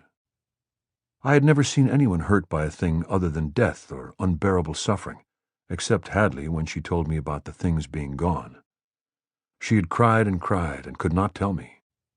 I told her that no matter what the dreadful thing was that had happened, nothing could be that bad, and whatever it was all right, and not to worry. We would work it out. Then, finally, she told me. I was sure she could not have brought the carbons too, and I hired someone to cover for me on my newspaper job. I was making good money then at journalism, and took the train for Paris. It was true, all right, and I remember what I did in the night after I let myself into the flat and found it was true. That was over now, and Chink had taught me never to discuss casualties. So I told O'Brien not to feel so bad. It was probably good for me to lose early work, and I told him all that stuff you feed the troops. I was going to start writing stories again, I said, and as I said it, only trying to lie so that he would not feel so bad, I knew that it was true. Then I started to think in leaps about when I had first been able to write a story after losing everything. It was up in Cortina d'Ampezzo, when I had come back to join Hadley there after the spring skiing, which I had to interrupt to go on assignment to the Rhineland and the Ruhr. It was a very simple story called Out of Season, and I had omitted the real end of it, which was that the old man hanged himself. This was omitted on my new theory that you could omit anything if you knew that you omitted, and the omitted part would strengthen the story and make people feel something more than they understood. Well, I thought, now I have them, so they do not understand them. There cannot be much doubt about that. There is most certainly no demand for them, but they will understand the same way that they always do in painting. It only takes time, and it only needs confidence. It is necessary to handle yourself better when you have to cut down on food, so you will not get too much hunger thinking. Hunger is good discipline, and you learn from it. And as long as they do not understand it, you are ahead of them. Oh, sure, I thought. I'm so far ahead of them now that I can't afford to eat regularly. It would not be bad if they caught up a little. I knew I must write a novel, but it seemed an impossible thing to do when I had been trying with great difficulty to write paragraphs that would be the distillation of what made a novel. It was necessary to write longer stories now, as you would train for a longer race. When I had written a novel before, the one that had been lost in the bag stolen at the Gare de Lyon, I still had the lyric facility of boyhood that was as perishable and as deceptive as youth was. I knew it was probably a good thing that it was lost, but I knew too that I must write a novel. I would put it off, though, until I could not help doing it. I was damned if I would write one because it was what I should do if we were to eat regularly. When I had to write it, then it would be the only thing to do, and there would be no choice. Let the pressure build. In the meantime, I would write a long story about whatever I knew best. By this time I had paid the check and gone out, and turned to the right, and crossed the Rue de Rennes, so that I would not go to the Deux Magots for coffee, and was walking up the Rue Bonaparte on the shortest way home. What did I know best that I had not written about and lost? What did I know about truly and care for the most? There was no choice at all. There was only the choice of streets to take you back fastest to where you worked. I went up Bonaparte to Guinemer, then to the Rue d'Assas, up the Rue Notre-Dame-des-Champs, to the Cloiserie des Lilas. I sat in a corner with the afternoon light coming in over my shoulder and wrote in the notebook. The waiter brought me a café crème, and I drank half of it when it cooled and left it on the table while I wrote. When I stopped writing, I did not want to leave the river where I could see the trout in the pool, its surface pushing and swelling smooth against the resistance of the log-driven piles of the bridge. The story was about coming back from the war, but there was no mention of the war in it. But in the morning the river would be there, and I must make it and the country and all that would happen. There were days ahead to be doing that each day. No other thing mattered. In my pocket was the money from Germany, so there was no problem. When that was gone, some other money would come in. All I must do now was stay sound and good in my head until morning, when I would start to work again. Ford Madox Ford and the Devil's Disciple. The Closerie des Lilas was the nearest good café when we lived in the flat over the sawmill at 113 Rue Notre-Dame-des-Champs, and it was one of the best cafés in Paris. It was warm inside in the winter, and in the spring and fall it was very fine outside, with the tables under the shade of the trees on the side where the statue of Marshal Ney was, and the square, regular tables under the big awnings along the boulevard. Two of the waiters were our good friends. People from the Dôme and the Rotonde never came to the Lilas. There was no one there they knew, and no one would have stared at them if they came. In those days, many people went to the cafés at the corner of the Boulevard Montparnasse and the Boulevard Raspail to be seen publicly, and in a way such places anticipated the columnists as the daily substitutes for immortality. The Closerie des Lilas had once been a café where poets met more or less regularly, and the last principal poet had been Paul Fort, whom I had never read. But the only poet I ever saw there was Blaise Cendrars, with his broken boxer's face and his pinned-up empty sleeve, rolling a cigarette with his one good hand. He was a good companion until he drank too much, and at that time, when he was lying, he was more interesting than many men telling a story truly. But he was the only poet who came to the Lilas then, and I only saw him there once. Most of the clients were elderly bearded men in well-worn clothes, who came with their wives or their mistresses, and wore or did not wear thin red Legion of Honor ribbons in their lapels. We thought of them all, hopefully, as scientists or savants, and they sat almost as long over an aperitif as the men in shabbier clothes, who sat with their wives or mistresses over a café crème, and wore the purple ribbon of the palms of the Academy, which had nothing to do with the French Academy and meant, we thought, that they were professors or instructors. These people made it a comfortable café, since they were all interested in each other and in their drinks or coffees, or infusions, and in the papers and periodicals which were fastened to rods, and no one was on exhibition. There were other people, too, who lived in the quarter and came to the Lilas, and some of them wore Croix de Guerre ribbons in their lapels, and others also had the yellow and green of the Médaille Militaire.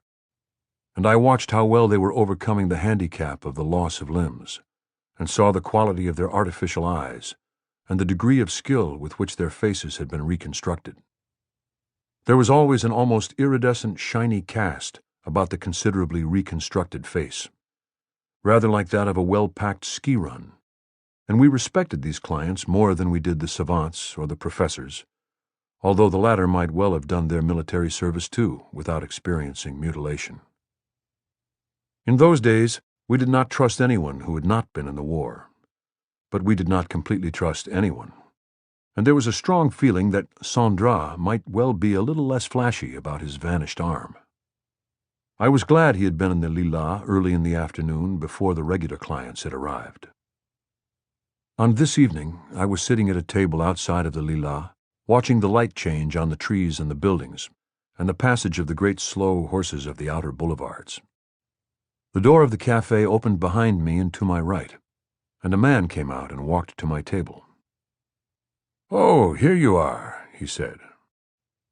It was Ford Madox Ford, as he called himself then, and he was breathing heavily through a heavy, stained mustache, and holding himself as upright as an ambulatory, well-clothed, up-ended hogshead. "May I sit with you?" he asked, sitting down, and his eyes, which were a washed-out blue under colorless lids and eyebrows, looked out at the boulevard.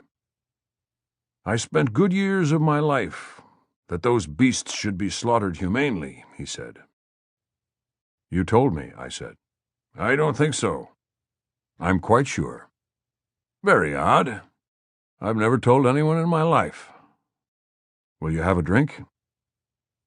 The waiter stood there, and Ford told him he would have a Chambéry cassis.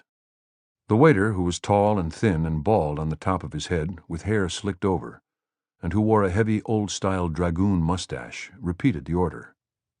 No, make it a finalot, Ford said. A finalot for monsieur, the waiter confirmed the order. I had always avoided looking at Ford when I could, and I always held my breath when I was near him in a closed room. But this was the open air, and the fallen leaves blew along the sidewalks from my side of the table past his. So I took a good look at him, repented, and looked across the boulevard. The light was changed again, and I had missed the change. I took a drink to see if his coming had fouled it, but it still tasted good. You're very glum, he said. No. Yes, you are. You need to get out more. I stopped by to ask you to the little evenings we're giving, in that amusing bal musette near the Place Contrescarpe on the Rue Cardinal Lemoine. I lived above it for 2 years before you came to Paris this last time.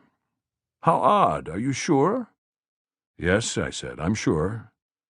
The man who owned it had a taxi, and when I had to get a plane, he'd take me out to the field, and we'd stop at the zinc bar of the Bal and drink a glass of white wine in the dark before we'd start for the airfield. I never cared for flying, Ford said. You and your wife plan to come to the Bal Musette Saturday night. It's quite gay. I'll draw you a map so you can find it. I stumbled on it quite by chance. It's under 74 Rue Cardinal Lemoine, I said. I lived on the 3rd floor. There's no number, Ford said, but you'll be able to find it if you can find the Place Contrescarpe. I took another long drink.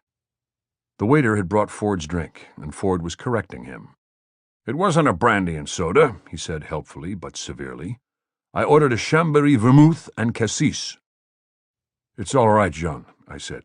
I'll take the fiend. Bring monsieur what he orders now. What I ordered, corrected Ford.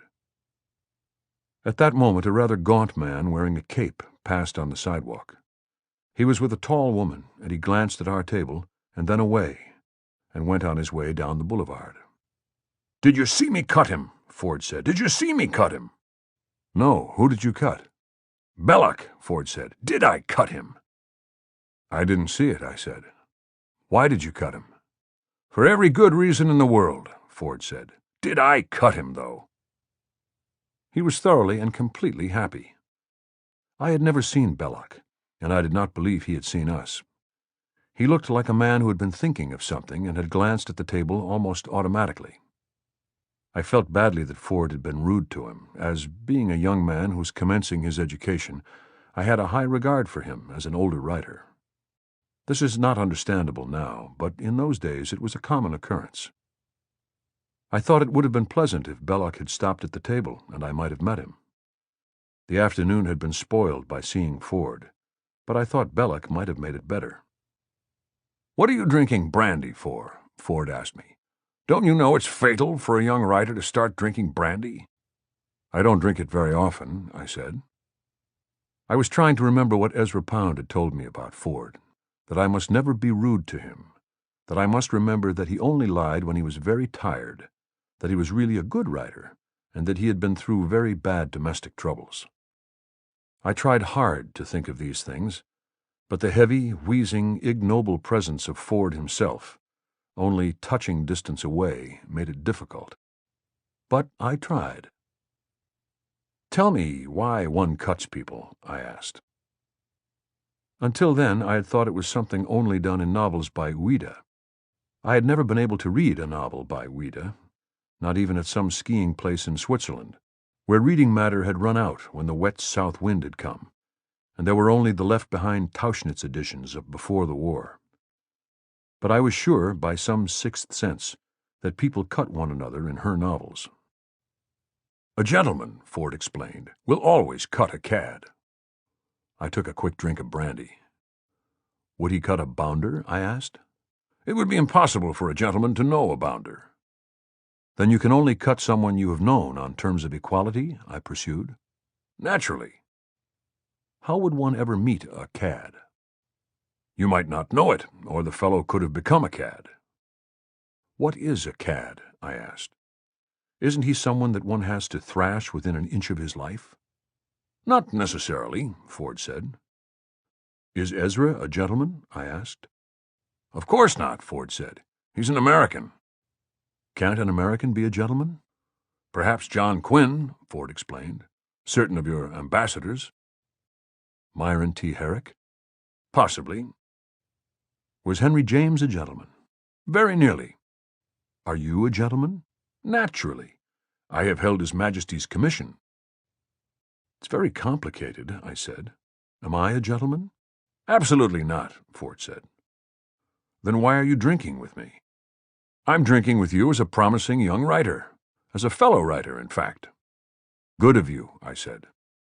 You might be considered a gentleman in Italy, Ford said magnanimously. But I'm not a cad? Of course not, dear boy. Whoever said such a thing?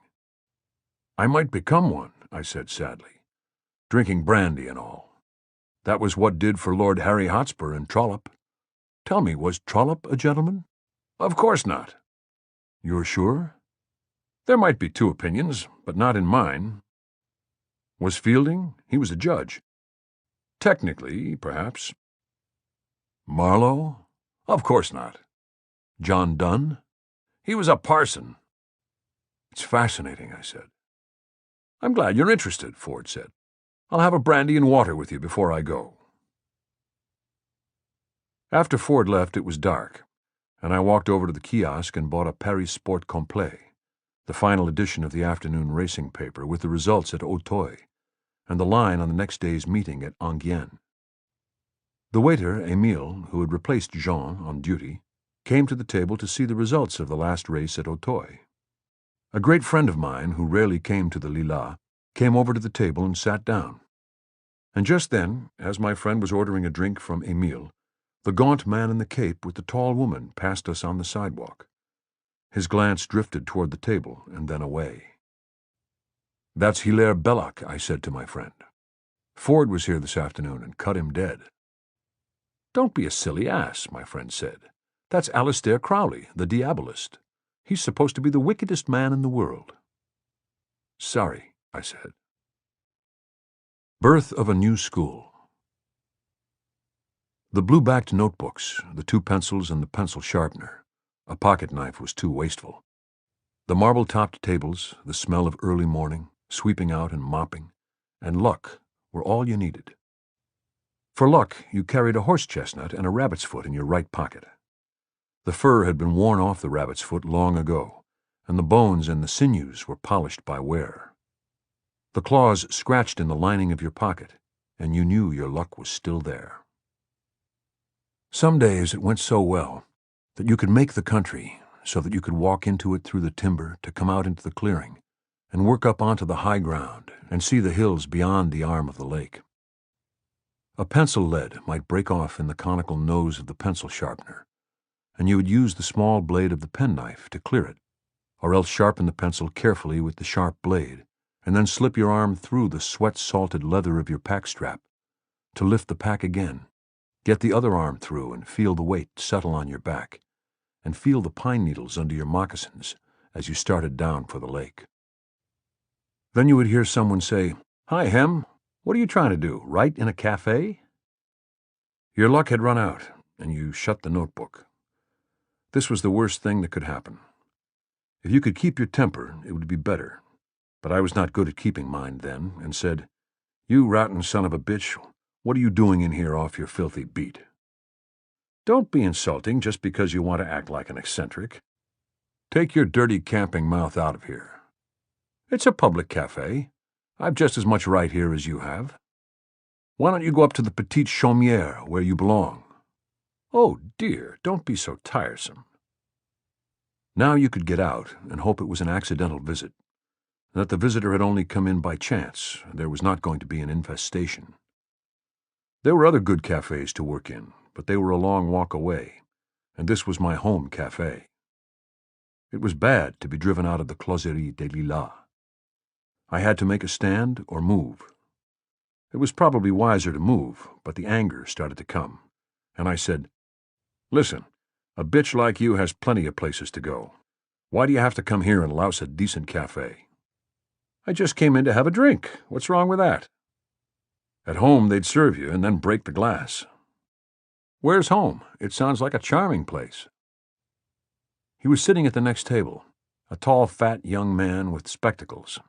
He had ordered a beer. I thought I would ignore him and see if I could write. So I ignored him and wrote 2 sentences. "All I did was speak to you."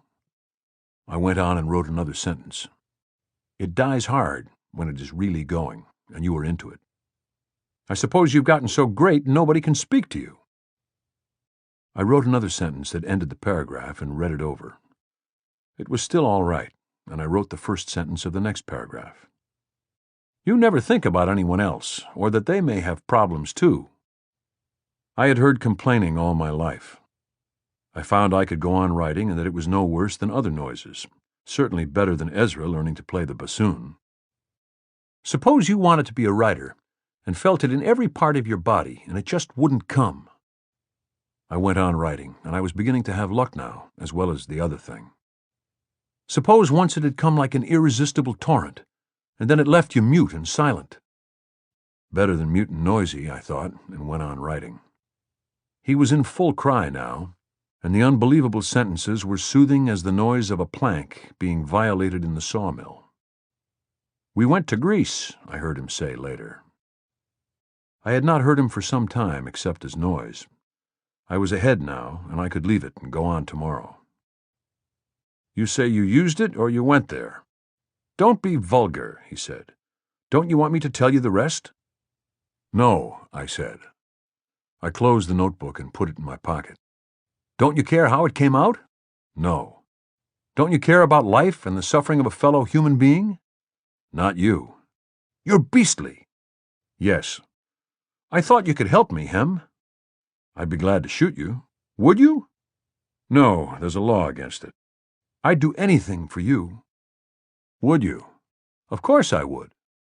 "Then keep the hell away from this cafe. Start with that." I stood up and the waiter came over and I paid. "Can I walk down to the sawmill with you, Hem?" "No." "Well, I'll see you some other time." "Not here." "That's perfectly right," he said. "I promised." "What are you writing?" I made a mistake and asked. "I'm writing the best I can, just as you do, but it's so terribly difficult." "You shouldn't write if you can't write.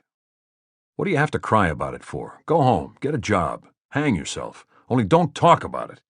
You could never write." "Why do you say that?" "Did you ever hear yourself talk?"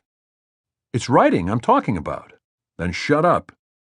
"You're just cruel," he said. "Everybody always said you were cruel and heartless and conceited. I always defended you, but not anymore." "Good." "How can you be so cruel to a fellow human being?" "I don't know," I said. "Look, if you can't write, why don't you learn to write criticism?" "Do you think I should?" "It would be fine," I told him. "Then you can always write. You won't ever have to worry about it not coming or being mute and silent. People will read it and respect it." "Do you think I could be a good critic?" "I don't know how good, but you could be a critic. There will always be people who will help you, and you can help your own people." "What do you mean, my own people?"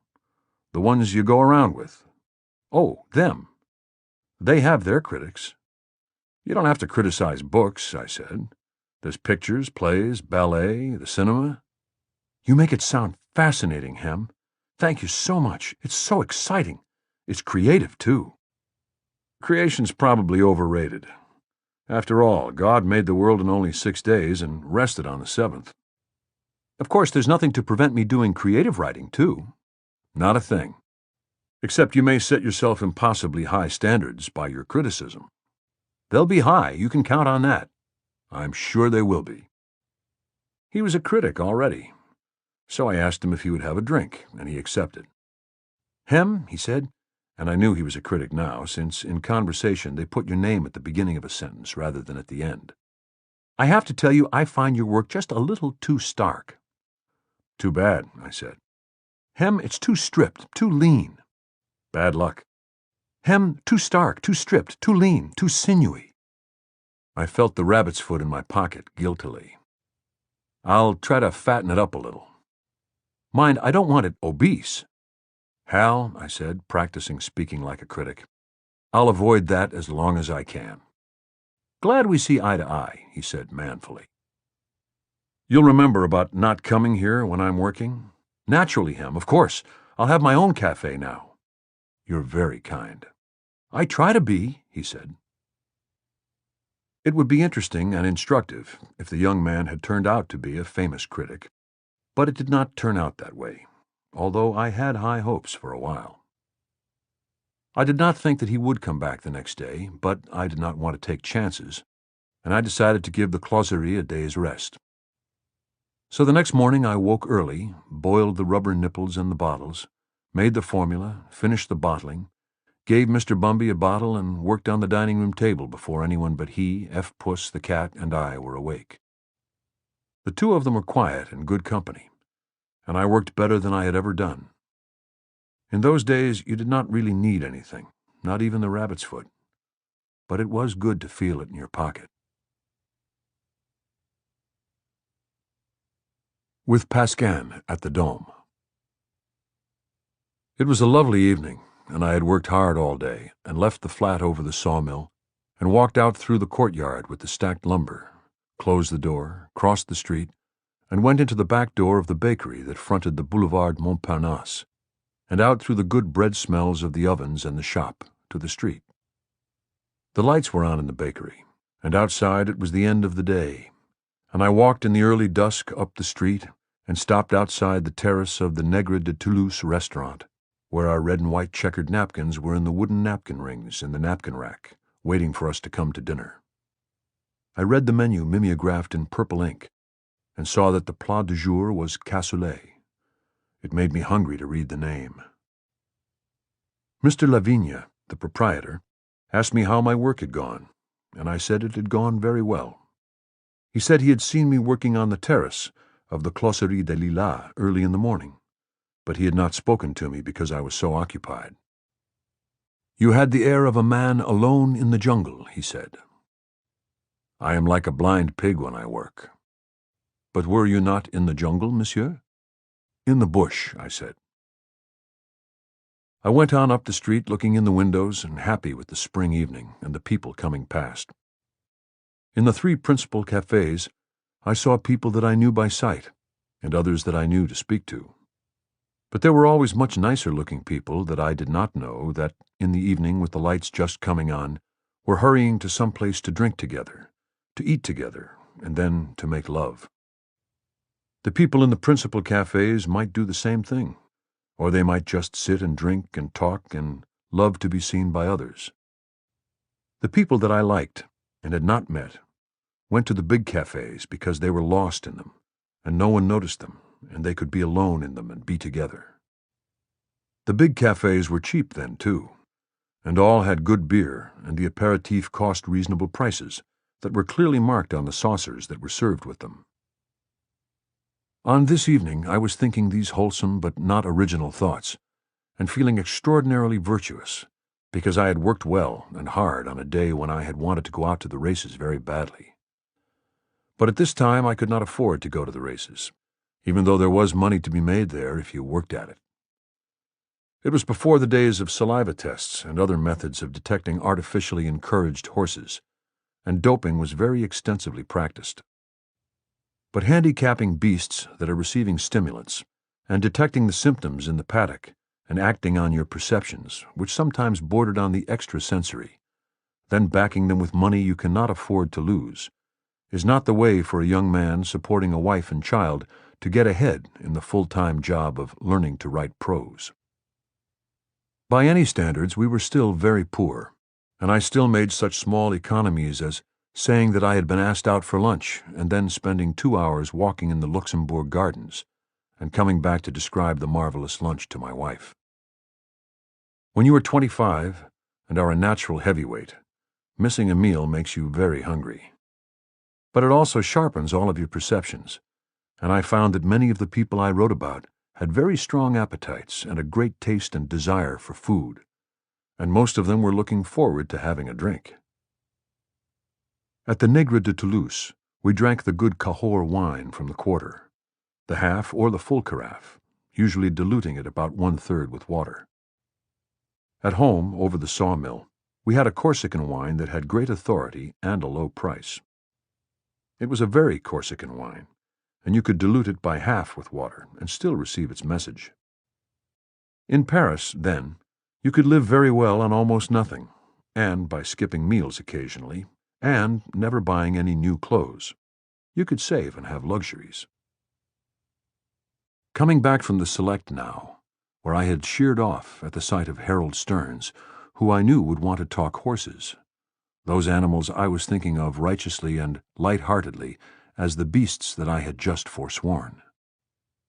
Full of my evening virtue, I passed the collection of inmates at the Rotonde, and, scorning vice and the collective instinct, crossed the boulevard to the Dome. The Dome was crowded too, but there were people there who had worked.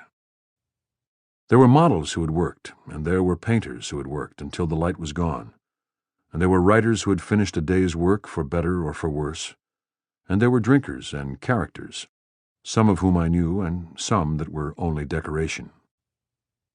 I went over and sat down at a table with Pascan and two models who were sisters.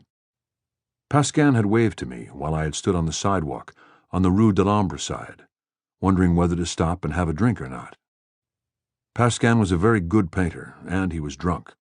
Steady, purposefully drunk, and making good sense. The two models were young and pretty. One was very dark, small, beautifully built, with a falsely fragile depravity.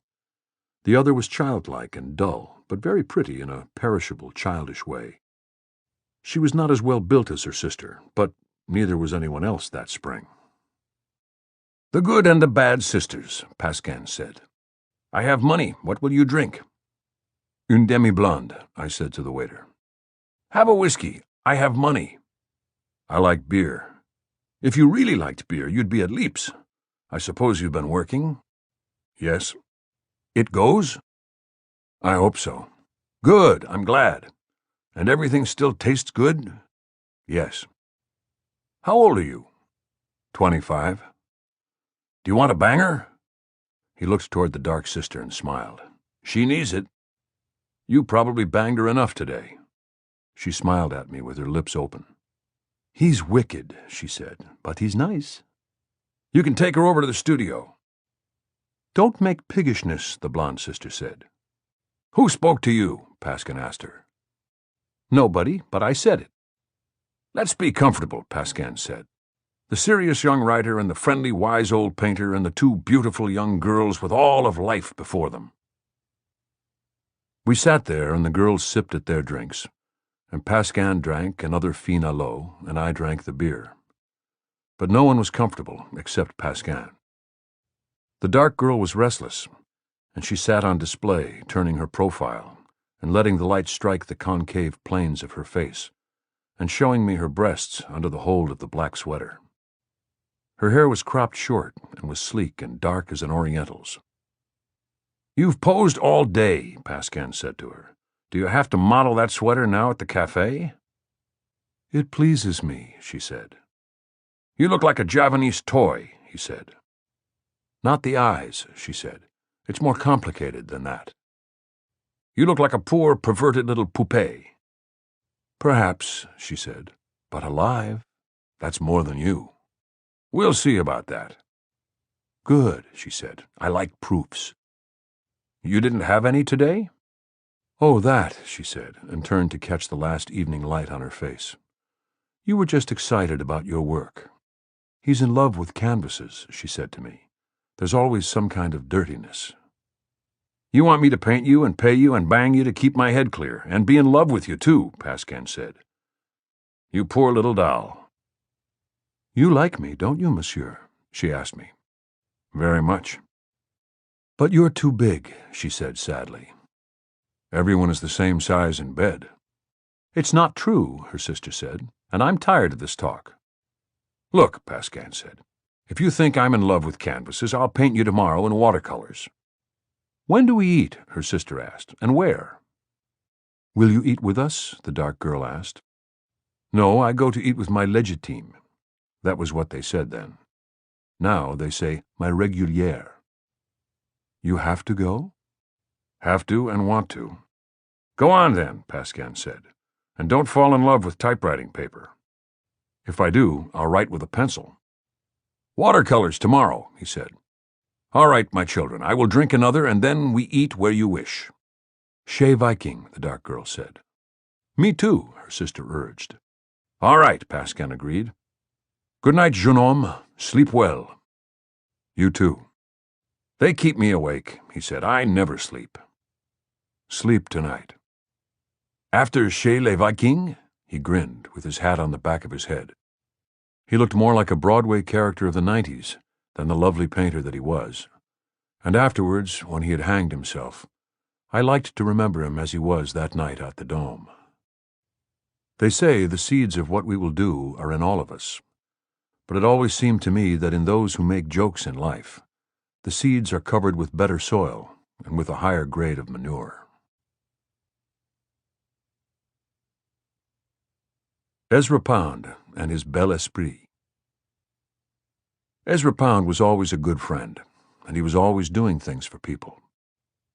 The studio where he lived with his wife Dorothy, on the Rue Notre-Dame-des-Champs, was as poor as Gertrude Stein's studio was rich. It had very good light and was heated by a stove, and it had paintings by Japanese artists that Ezra knew. They were all noblemen where they came from, and wore their hair cut long. Their hair glistened black and swung forward when they bowed, and I was very impressed by them, but I did not like their paintings. I did not understand them, but they did not have any mystery, and when I understood them, they meant nothing to me. I was sorry about this, but there was nothing I could do about it. Dorothy's paintings I liked very much, and I thought Dorothy was very beautiful and built wonderfully. I also liked the head of Ezra by Gaudier-Brizeska, and I liked all of the photographs of this sculptor's work that Ezra showed me, and that were in Ezra's book about him. Ezra also liked Picabio's painting, but I thought then that it was worthless. I also disliked Wyndham Lewis's painting, which Ezra liked very much. He liked the works of his friends, which is beautiful as loyalty, but can be disastrous as judgment. We never argued about these things, because I kept my mouth shut about things I did not like. If a man liked his friend's painting or writing, I thought it was probably like those people who liked their families, and it was not polite to criticize them. Sometimes you can go quite a long time before you criticize families, your own or those by marriage. But it is easier with bad painters because they do not do terrible things and make intimate harm as families can do. With bad painters, all you need to do is not look at them. But even when you have learned not to look at families, nor listen to them, and have learned not to answer letters, families have many ways of being dangerous. Ezra was kinder and more Christian about people than I was. His own writing, when he would hit it right, was so perfect, and he was so sincere in his mistakes, and so enamored of his errors, and so kind to people, that I always thought of him as a sort of saint. He was also irascible, but so perhaps have been many saints. Ezra wanted me to teach him to box, and it was while we were sparring late one afternoon in his studio that I first met Wyndham Lewis. Ezra had not been boxing very long, and I was embarrassed at having him work in front of anyone he knew, and I tried to make him look as good as possible. But it was not very good, because he knew how to fence, and I was still working to make his left into his boxing hand, and move his left foot forward always, and bring his right foot up parallel with it. It was just basic moves. I was never able to teach him to throw a left hook, and to teach him to shorten his right was something for the future. Wyndham Lewis wore a wide black hat like a character in the Quarter, and was dressed like someone out of La Bohème. He had a face that reminded me of a frog, not a bullfrog, but just any frog, and Paris was too big a puddle for him. At that time, we believed that any writer or painter could wear any clothes he owned, and there was no official uniform for the artist. But Lewis wore the uniform of a pre-war artist. It was embarrassing to see him, and he watched superciliously while I slipped Ezra's left leads or blocked them with an open right glove. I wanted us to stop, but Lewis insisted we go on, and I could see that, knowing nothing about what was going on, he was waiting, hoping to see Ezra hurt. Nothing happened. I never countered, but kept Ezra moving after me, sticking out his left hand and throwing a few right hands, and then said we were through, and washed down with a pitcher of water, and toweled off and put on my sweatshirt. We had a drink of something, and I listened while Ezra and Louis talked about people in London and Paris. I watched Louis carefully without seeming to look at him, as you do when you are boxing, and I did not think I had ever seen a nastier-looking man. Some people show evil as a great racehorse shows breeding. They have the dignity of a hard shanker. Louis did not show evil. He just looked nasty. Walking home, I tried to think what he reminded me of, and there were various things. They were all medical, except toe jam, and that was a slang word. I tried to break his face down and describe it, but I could only get the eyes. Under the black hat, when I had first seen them, the eyes had been those of an unsuccessful rapist. "I met the nastiest man I've ever seen today," I told my wife. "Tati, don't tell me about him," she said. "Please don't tell me about him. We're just going to have dinner." About a week afterwards, I met Miss Stein, and I told her I'd met Wyndham Lewis and asked her if she had ever met him. "I call him the measuring worm," she said. "He comes over from London and sees a good picture and takes a pencil out of his pocket, and you watch him measuring it on the pencil with his thumb, sighting on it and measuring it, and seeing exactly how it is done. Then he goes back to London and does it, and it doesn't come out right. He's missed what it's all about." So I thought of him as the measuring worm. It was a kinder and more Christian term than what I had thought about him myself. Later, I tried to like him and to be friends with him, as I did with nearly all of Ezra's friends when he explained them to me. But this was how he seemed to me on the first day I ever met him in Ezra's studio. Ezra was the most generous writer I have ever known, and the most disinterested. He helped poets, painters, sculptors, and prose writers that he believed in, and he would help anyone whether he believed in them or not if they were in trouble. He worried about everyone, and in the time when I first knew him, he was the most worried about T.S. Eliot, who, Ezra told me, had to work in a bank in London, and so had insufficient time and bad hours to function as a poet. Ezra founded something called Bel Esprit with Miss Natalie Barney, who was a rich American woman and a patroness of the arts. Miss Barney had been a friend of Remy de Gourmont, who was before my time, and she had a salon at her house on regular dates and a small Greek temple in her garden. Many American and French women with money enough had salons, and I figured very early that they were excellent places for me to stay away from. But Miss Barney, I believe, was the only one that had a small Greek temple in her garden. Ezra showed me the brochure for Bel Esprit, and Miss Barney had allowed him to use the small Greek temple on the brochure. The idea of Bel Esprit was that we would all contribute a part of whatever we earned to provide a fund to get Mr. Eliot out of the bank, so he would have money to write poetry. This seemed like a good idea to me, and after we had got Mr. Eliot out of the bank, Ezra figured we would go right straight along and fix up everybody. I mixed things up a little by always referring to Eliot as Major Eliot, pretending to confuse him with Major Douglas, an economist about whose ideas Ezra was very enthusiastic. But Ezra understood that my heart was in the right place, and that I was full of Bel Esprit, even though it would annoy Ezra when I would solicit funds from my friends to get Major Eliot out of the bank, and someone would say, what was a major doing in a bank anyway? And if he had been axed by the military establishment, did he not have a pension or at least some gratuity? In such cases, I would explain to my friends that this was all beside the point. Either you had Bel Esprit or you did not have it. If you had it, you would subscribe to get the major out of the bank. If you didn't, it was too bad. Didn't they understand the significance of the small Greek temple? No? I thought so. Too bad, Mac. Keep your money. We wouldn't touch it. As a member of Bel Esprit, I campaigned energetically, and my happiest dreams in those days were of seeing the major stride out of the bank a free man. I cannot remember how Bel Esprit finally cracked up, but I think it had something to do with the publication of The Wasteland, which won the major the Dial Award, and not long after a lady of title backed a review for Eliot called The Criterion, and Ezra and I did not have to worry about him any more. The small Greek temple is, I believe, still in the garden. It was always a disappointment to me that we had not been able to get the Major out of the bank by bel esprit alone, as in my dreams I had pictured him as coming, perhaps, to live in the small Greek temple, and that maybe I could go with Ezra when we would drop in to crown him with laurel.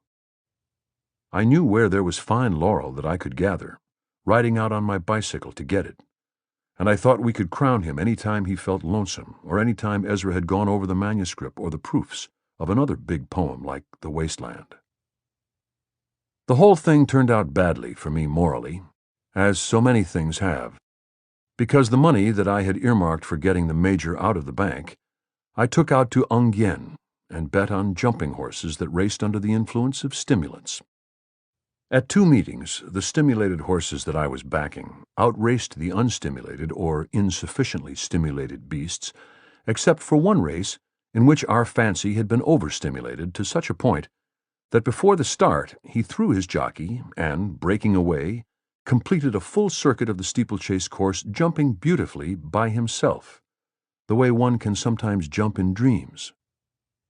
Caught up and remounted, he started the race and figured honorably, as the French racing phrase has it, but was out of the money. I would have been happier if the amount of the wager had gone to bel esprit, which was no longer existent. But I comforted myself that with those wagers which had prospered, I could have contributed much more to bel esprit than was my original intention. A strange enough ending. The way it ended with Gertrude Stein was strange enough. We had become very good friends, and I had done a number of practical things for her, such as getting her long book started as a serial with Ford, and helping type the manuscript and reading her proof, and we were getting to be better friends than I could ever wish to be. There is not much future in men being friends with great women, although it can be pleasant enough before it gets better or worse, and there is usually even less future with truly ambitious women writers. One time when I gave the excuse for not having stopped in at 27 Rue de Fleurus for some time that I did not know whether Miss Stein would be at home, she said, "But Hemingway, you have the run of the place. Don't you know that? I mean it, truly. Come in any time, and the maidservant," she used her name, but I've forgotten it, "will look after you, and you must make yourself at home until I come." I did not abuse this, but sometimes I would stop in, and the maidservant would give me a drink, and I would look at the pictures, and if Miss Stein did not turn up, I would thank the maidservant and leave a message and go away. Miss Stein and a companion were getting ready to go south in Miss Stein's car, and on this day Miss Stein had asked me to come by in the forenoon to say goodbye. She had asked us to come and visit, Hadley and I staying at an hotel. But Hadley and I had other plans and other places where we wanted to go. Naturally, you say nothing about this, but you can still hope to go, and then it is impossible. I knew a little about the system of not visiting people. I had to learn it.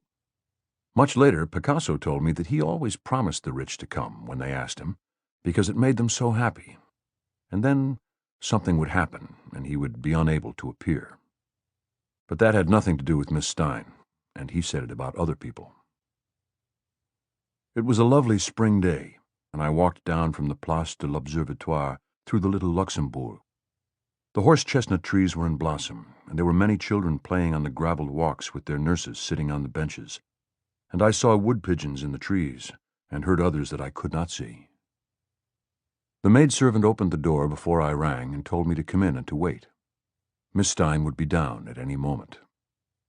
It was before noon, but the maidservant poured me a glass of eau-de-vie, put it in my hand, and winked happily. The colorless alcohol felt good on my tongue, and it was still in my mouth when I heard someone speaking to Miss Stein as I had never heard one person speak to another. Never, anywhere, ever. Then Miss Stein's voice came, pleading and begging, saying, "Don't, Pussy, don't, please don't. I'll do anything, Pussy, but please don't do it, please don't, Pussy." I swallowed the drink and put the glass down on the table and started for the door. The maidservant shook her finger at me and whispered, "Don't go, she'll be right down." "I have to go," I said, and tried not to hear any more as I left. But it was still going on, and the only way I could not hear it was to be gone. It was bad to hear, and the answers were worse. In the courtyard, I said to the maidservant, "Please say I came to the courtyard and met you, that I could not wait because a friend is sick. Say bon voyage for me. I will write." "C'est attendu, monsieur. What a shame you cannot wait." "Yes," I said. "What a shame." That was the way it finished for me, stupidly enough. Although I still did the small jobs, made the necessary appearances, brought people that were asked for, and waited dismissal with most of the other men friends when that epoch came and the new friends moved in. It was sad to see new, worthless pictures hung in with the great pictures, but it made no difference anymore. Not to me, it didn't. She quarreled with nearly all of us that were fond of her, except Juan Gris, and she couldn't quarrel with him because he was dead. I am not sure that he would have cared, because he was past caring, and it showed in his paintings. Finally, she even quarreled with the new friends, but none of us followed it anymore. She got to look like a Roman emperor, and that was fine if you liked your women to look like Roman emperors. But Picasso had painted her, and I could remember her when she looked like a woman from Friuli. In the end, everyone, or not quite everyone, made friends again in order not to be stuffy or righteous. I did too, but I could never make friends again truly, neither in my heart nor in my head. When you cannot make friends any more in your head is the worst. But it was more complicated than that. The Man Who Was Marked for Death. The afternoon I met Ernest Walsh, the poet, in Ezra's studio. He was with two girls in long mink coats, and there was a long, shiny hired car from Claridge's outside in the street, with a uniformed chauffeur. The girls were blondes, and they had crossed on the same ship with Walsh. The ship had arrived the day before, and he had brought them with him to visit Ezra. Ernest Walsh was dark, intense, faultlessly Irish, poetic, and clearly marked for death, as a character is marked for death in a motion picture. He was talking to Ezra, and I talked with the girls, who asked me if I had read Mr. Walsh's poems. I had not, and one of them brought out a green-covered copy of Harriet Monroe's Poetry, a magazine of verse, and showed me poems by Walsh in it. "He gets $1,200 apiece," she said. "For each poem," the other girl said. My recollection was that I received $12 a page, if that, from the same magazine. "He must be a very great poet," I said. "It's more than Eddie Guest gets," the first girl told me. "It's more than, who's that other poet gets? You know." "Kipling," her friend said. "It's more than anybody ever gets," the first girl said. "Are you staying in Paris very long?" I asked them. "Well, no, not really. We're with a group of friends. We came over on this boat, you know, but there wasn't anyone on it, really. Mr. Walsh was on it, of course." "Doesn't he play cards?" I asked. She looked at me in a disappointed but understanding way. "No, he doesn't have to, not writing poetry the way he can write it."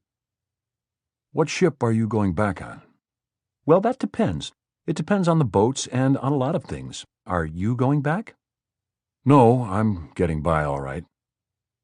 "This is sort of the poor quarter over here, isn't it?" "Yes, but it's pretty good.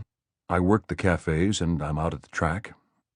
"Can you go out to the track in those clothes?" "No, this is my cafe outfit." "It's kind of cute," one of the girls said. "I'd like to see some of that cafe life. Wouldn't you, dear?" "I would," the other girl said. I wrote their names down in my address book and promised to call them at Claridge's. They were nice girls, and I said goodbye to them and to Walsh and to Ezra. Walsh was still talking to Ezra with great intensity. "Don't forget," the taller one of the girls said. "How could I told her, and shook hands with them both again. The next I heard from Ezra about Walsh was that he had been bailed out of Claridge's by some lady admirers of poetry and of young poets who were marked for death. And the next thing, some time after that, was that he had financial backing from another source and was going to start a new magazine in the Quarter as a co-editor.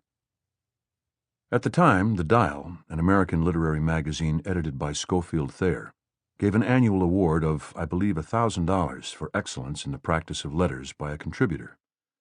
This was a huge sum for any straight writer to receive in those days, in addition to the prestige, and the award had gone to various people, all deserving naturally.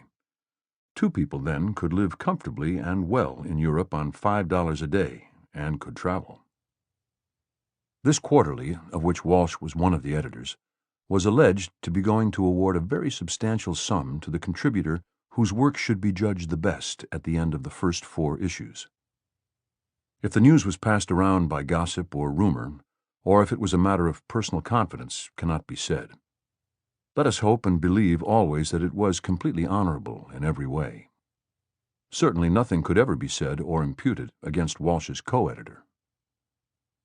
It was not long after I heard rumors of this alleged award that Walsh asked me to lunch one day at a restaurant that was the best and the most expensive in the Boulevard Saint-Michel quarter, and after the oysters, expensive, flat, faintly coppery Marennes, not the familiar, deep, inexpensive Portuguese, and a bottle of Puy-Fuissé, began to lead up to it delicately. He appeared to be conning me, as he had conned the shills from the boat, if they were shills, and if he had conned them, of course. And when he asked me if I would like another dozen of the flat oysters, as he called them, I said I would like them very much. He did not bother to look marked for death with me, and this was a relief. He knew I knew he had the con. Not the kind you con with, but the kind you died of then, and how bad it was. And he did not bother to have to cough, and I was grateful for this at the table. I was wondering if he ate the flat oysters in the same way the whores in Kansas City, who were marked for death and practically everything else, always wished to swallow semen as a sovereign remedy against the con. But I did not ask him. I began my second dozen of the flat oysters, picking them from their bed of crushed ice on the silver plate, watching their unbelievably delicate brown edges react and cringe as I squeezed lemon juice on them and separated the holding muscle from the shell and lifted them to chew them carefully. "Ezra's a great, great poet," Walsh said, looking at me with his own dark poet's eyes. "Yes," I said, "and a fine man." "Noble," Walsh said, "truly noble." We ate and drank in silence as a tribute to Ezra's nobility. I missed Ezra and wished he were there. He could not afford Marennes either. "Joyce is great," Walsh said. "Great, great." "Great," I said, "and a good friend." We had become friends in his wonderful period after the finishing of Ulysses, and before starting what was called for a long time work in progress. I thought of Joyce and remembered many things. "I wish his eyes were better," Walsh said. "So does he," I said. "It is the tragedy of our time," Walsh told me. "Everybody has something wrong with them," I said, trying to cheer up the lunch. "You haven't." He gave me all his charm and more, and then he marked himself for death. "You mean I am not marked for death?" I asked. I could not help it. "No, you're marked for life." He capitalized the word. "Give me time," I said. He wanted a good steak, rare, and I ordered 2 tournedos with sauce béarnaise. I figured the butter would be good for him. "What about a red wine?" he asked. The sommelier came, and I ordered a Chateauneuf de Pape. I would walk it off afterwards along the quay. He could sleep it off, or do what he wanted to. I might take mine someplace, I thought. It came as we finished the steak and French fried potatoes, and were 2/3 through the Chateauneuf de Pape, which is not a luncheon wine. "There's no use beating around the bush," he said. "You know you're to get the award, don't you?" "Am I?" said. "Why?" "You're to get it," he said. He started to talk about my writing, and I stopped listening. It made me feel sick for people to talk about my writing to my face, and I looked at him and his marked-for-death look, and I thought, you con man conning me with your con? I've seen a battalion in the dust on the road, 1/3 of them for death or worse, and no special marks on them, the dust for all. And you and your marked-for-death look, you con man, making a living out of your death. Now you will con me. Con not that thou be not conned. Death was not conning with him. It was coming, all right. "I don't think I deserve it, Ernest," I said. enjoying using my own name, that I hated, to him. Besides, Ernest, it would not be ethical, Ernest. It's strange we have the same name, isn't it? Yes, Ernest, I said. It's a name we must both live up to. You see what I mean, don't you, Ernest? Yes, Ernest, he said. He gave me complete sad Irish understanding. And the charm. So I was always very nice to him and to his magazine. And when he had his hemorrhages and left Paris asking me to see his magazine through the printers who did not read English, I did that. I had seen one of the hemorrhages. It was very legitimate. And I knew that he would die all right. And it pleased me at that time, which was a difficult time in my life, to be extremely nice to him, as it pleased me to call him Ernest. Also, I liked and admired his co-editor. She had not promised me any award. She only wished to build a good magazine and pay her contributors well. One day, much later, I met Joyce, who was walking along the Boulevard Saint-Germain after having been to a matinee alone. He liked to listen to the actors, although he could not see them. He asked me to have a drink with him, and we went to the De Magot and ordered dry sherry, although you will always read that he drank only Swiss white wine. "How about Walsh?" Joyce said. "A such-and-such alive is a such-and-such dead," I said. "Did he promise you that award?" Joyce asked. "Yes." "I thought so," Joyce said. "Did he promise it to you?" "Yes," Joyce said. After a time he asked, "Do you think he promised it to Pound?" "I don't know." "Best not to ask him," Joyce said. We left it at that. I told Joyce of my first meeting with him in Ezra's studio, with the girls in the long fur coats, and it made him happy to hear the story.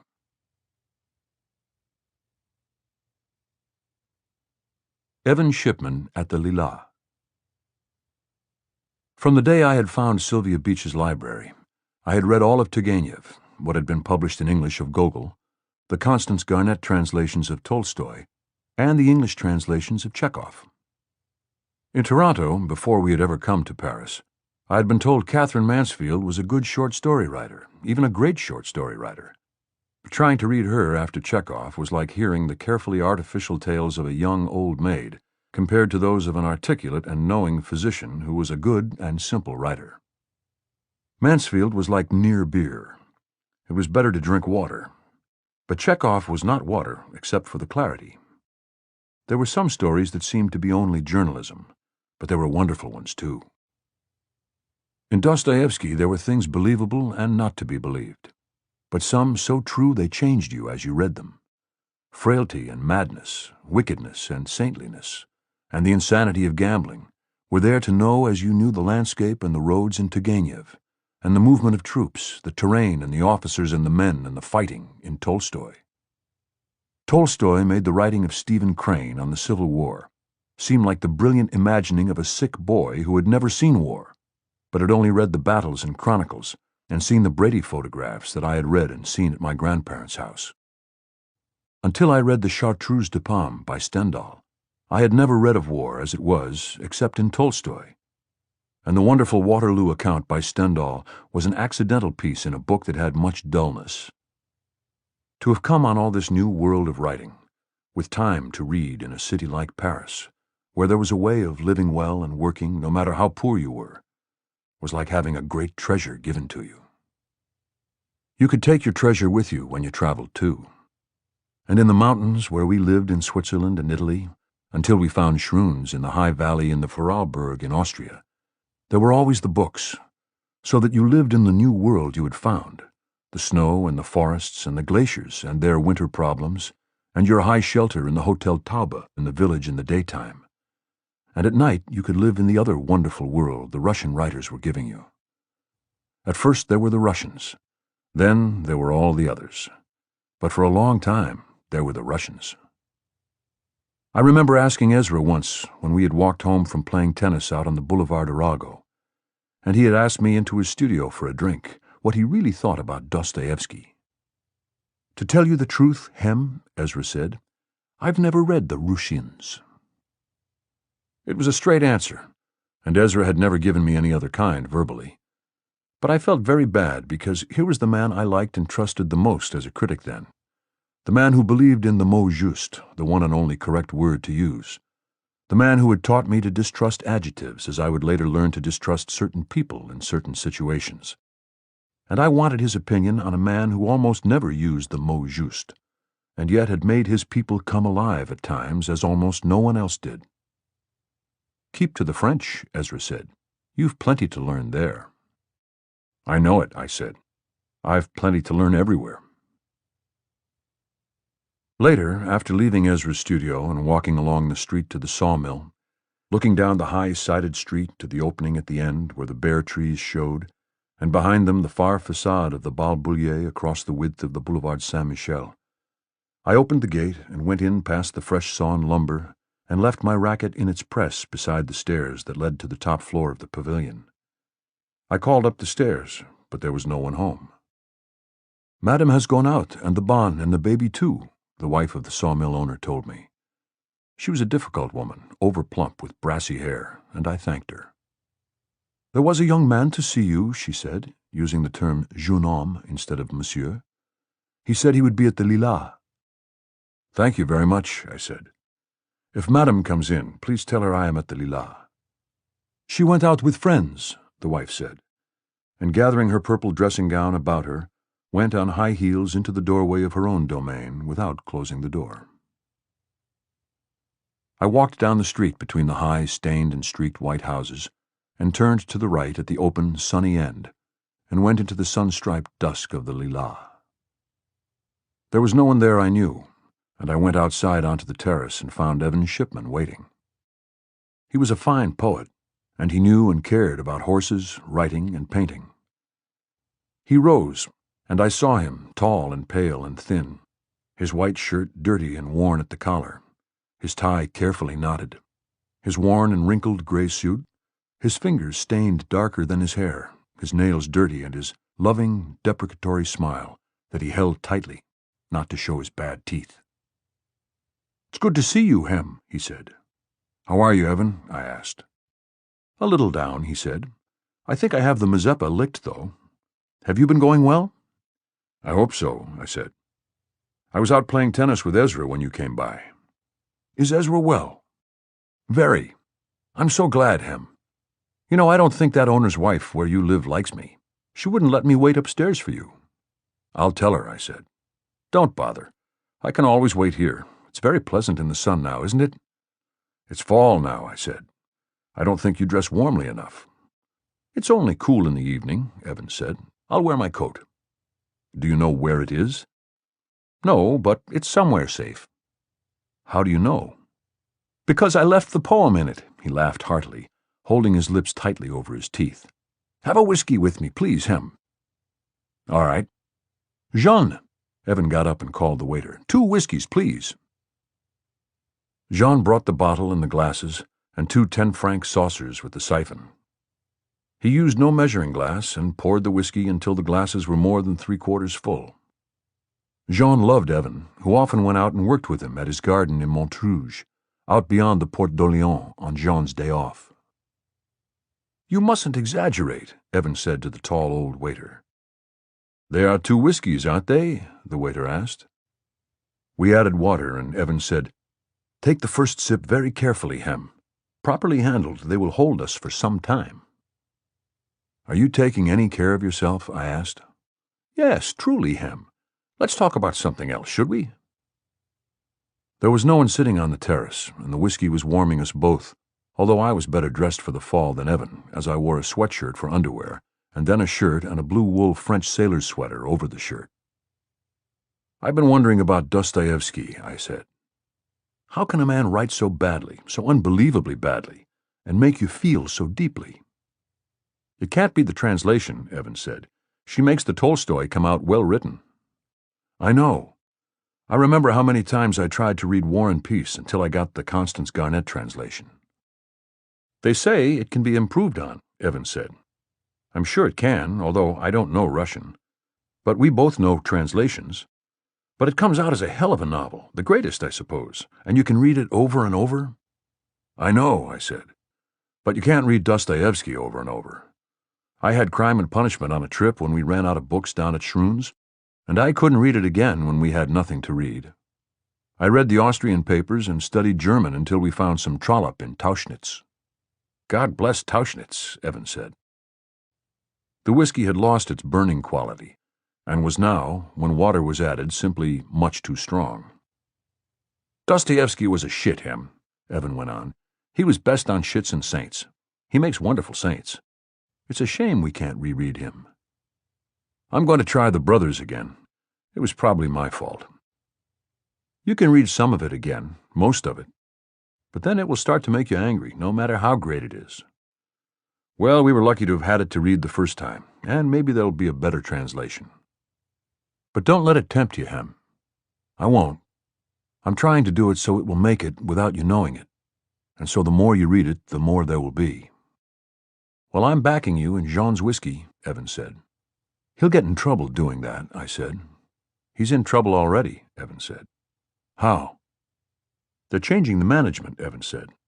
The new owners want to have a different clientele that will spend some money, and they're going to put in an American bar. The waiters are going to be in white jackets, Hem, and they've been ordered to be ready to shave off their mustaches. They can't do that to André and Jean. They shouldn't be able to, but they will. Jean has had a mustache all his life. That's a dragoon's mustache. He served in a cavalry regiment. He's going to have to cut it off. I drank the last of the whiskey. Another whiskey, monsieur? Jean asked. A whiskey, Monsieur Shipman?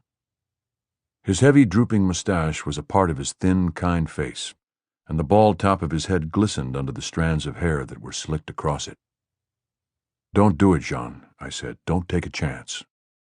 There is no chance, he said softly to us. There is much confusion. Many are leaving. Entendu, monsieur, he said aloud. He went into the cafe and came out carrying the bottle of whiskey, 2 large glasses, 2 10-franc gold-rimmed saucers, and a seltzer bottle. No, Jean, I said. He put the glasses down on the saucers and filled them almost to the brim with whiskey, and took the remains of the bottle back into the cafe. Evan and I squirted a little seltzer into the glasses. It was a good thing Dostoevsky didn't know Jean, Evan said. He might have died of drink. What are we going to do with these? Drink them, Evan said. It's a protest. It's direct action. On the following Monday, when I went to the Lilas to work in the morning, André served me a Bovril, which is a cup of beef extract and water. He was short and blond, and where his stubby mustache had been, his lip was as bare as a priest's. He was wearing a white American barman's coat. And Jean? He won't be in until tomorrow. How is he? It took him longer to reconcile himself. He was in a heavy cavalry regiment throughout the war. He had the Croix de Guerre and the Médaille Militaire. I did not know he was so badly wounded. No, he was wounded, of course, but it was the other sort of Médaille Militaire he has, for gallantry. Tell him I asked for him. Of course, André said. I hope it will not take him too long to reconcile himself. Please give him Mr. Shipman's greeting, too. Mr. Shipman is with him, André said. They are gardening together. An agent of evil. The last thing Ezra said to me before he left the Rue Notre-Dame-des-Champs to go to Rapallo was, Hem, I want you to keep this jar of opium and give it to Dunning only when he needs it. It was a large cold cream jar, and when I unscrewed the top, the content was dark and sticky, and it had the smell of very raw opium. Ezra had bought it from an Indian chief, he said, on the Avenue de l'Opéra near the Boulevard des Italiens, and it had been very expensive. I thought it must have come from the old hole-in-the-wall bar, which was a hangout for deserters and for dope peddlers during and after the First War. The hole-in-the-wall was a very narrow bar with a red-painted facade, little more than a passageway on the Rue des Italiens. At one time it had a rear exit into the sewers of Paris, from which you were supposed to be able to reach the catacombs. Dunning was Ralph Cheever Dunning, a poet who smoked opium and forgot to eat. When he was smoking too much, he could only drink milk, And he wrote in terza riruce, which endeared him to Ezra, who also found fine qualities in his poetry. He lived in the same courtyard where Ezra had his studio, and Ezra had called me in to help him when Dunning was dying a few weeks before Ezra was to leave Paris. "Dunning is dying," Ezra's message said. "Please come at once." Dunning looked like a skeleton as he lay on the mattress, and he would certainly have eventually died of malnutrition, but I finally convinced Ezra that few people ever died while speaking in well-rounded phrases, and that I had never known any man to die while speaking in terza riruce, and that I doubted even if Dante could do it. Ezra said he was not talking in terza riruce, and I said that perhaps it only sounded like terza riruce because I had been asleep when he had sent for me. Finally, after a night with Dunning waiting for death to come, the matter was put in the hands of a physician, and Dunning was taken to a private clinic to be disintoxicated. Ezra guaranteed his bills and enlisted the aid of I do not know which lovers of poetry on Dunning's behalf. Only the delivery of the opium in any true emergency was left to me. It was a sacred charge coming from Ezra, and I only hoped I could live up to it and determine the state of a true emergency. It came when Ezra's concierge arrived one Sunday morning at the sawmill yard and shouted up to the open window where I was studying the racing form. "Monsieur Dunning est monté sur le toit et refuse catégoriquement de descendre." Dunning, having climbed to the roof of the studio and refusing categorically to come down, seemed a valid emergency, and I found the opium jar and walked up the street with the concierge, who was a small and intense woman, very excited by the situation. "Monsieur has what is needed?" she asked me. "Absolutely," I said. "There will be no difficulty." "Monsieur Pound thinks of everything," she said. "He is kindness personified." "He is indeed," I said, "and I miss him every day." "Let us hope that Monsieur Dunning will be reasonable." "I have what it takes," I assured her. When we reached the courtyard where the studios were, the concierge said, "He's come down." "He must have known I was coming," I said. I climbed the outside stairway that led to Dunning's place and knocked. He opened the door. He was gaunt and seemed unusually tall. "Ezra asked me to bring you this," I said, and handed him the jar. "He said you would know what it was." He took the jar and looked at it. Then he threw it at me. It struck me on the chest or the shoulder and rolled down the stairs. "You son of a bitch," he said. "You bastard." "Ezra said you might need it," I said. He countered that by throwing a milk bottle. "You are sure you don't need it?" I asked. He threw another milk bottle. I retreated, and he hit me with yet another milk bottle in the back. Then he shut the door. I picked up the jar, which was only slightly cracked, and put it in my pocket. "He did not seem to want the gift of Monsieur Pound," I said to the concierge. "Perhaps he will be tranquil now," she said. "Perhaps he has some of his own," I said. "Poor Monsieur Dunning," she said. The lovers of poetry that Ezra had organized rallied to Dunning's aid eventually. My own intervention and that of the concierge had been unsuccessful. The jar of alleged opium which had been cracked I stored wrapped in waxed paper and carefully tied in one of an old pair of riding boots. When Evan Shipman and I were removing my personal effects from that apartment some years later, the boots were still there, but the jar was gone.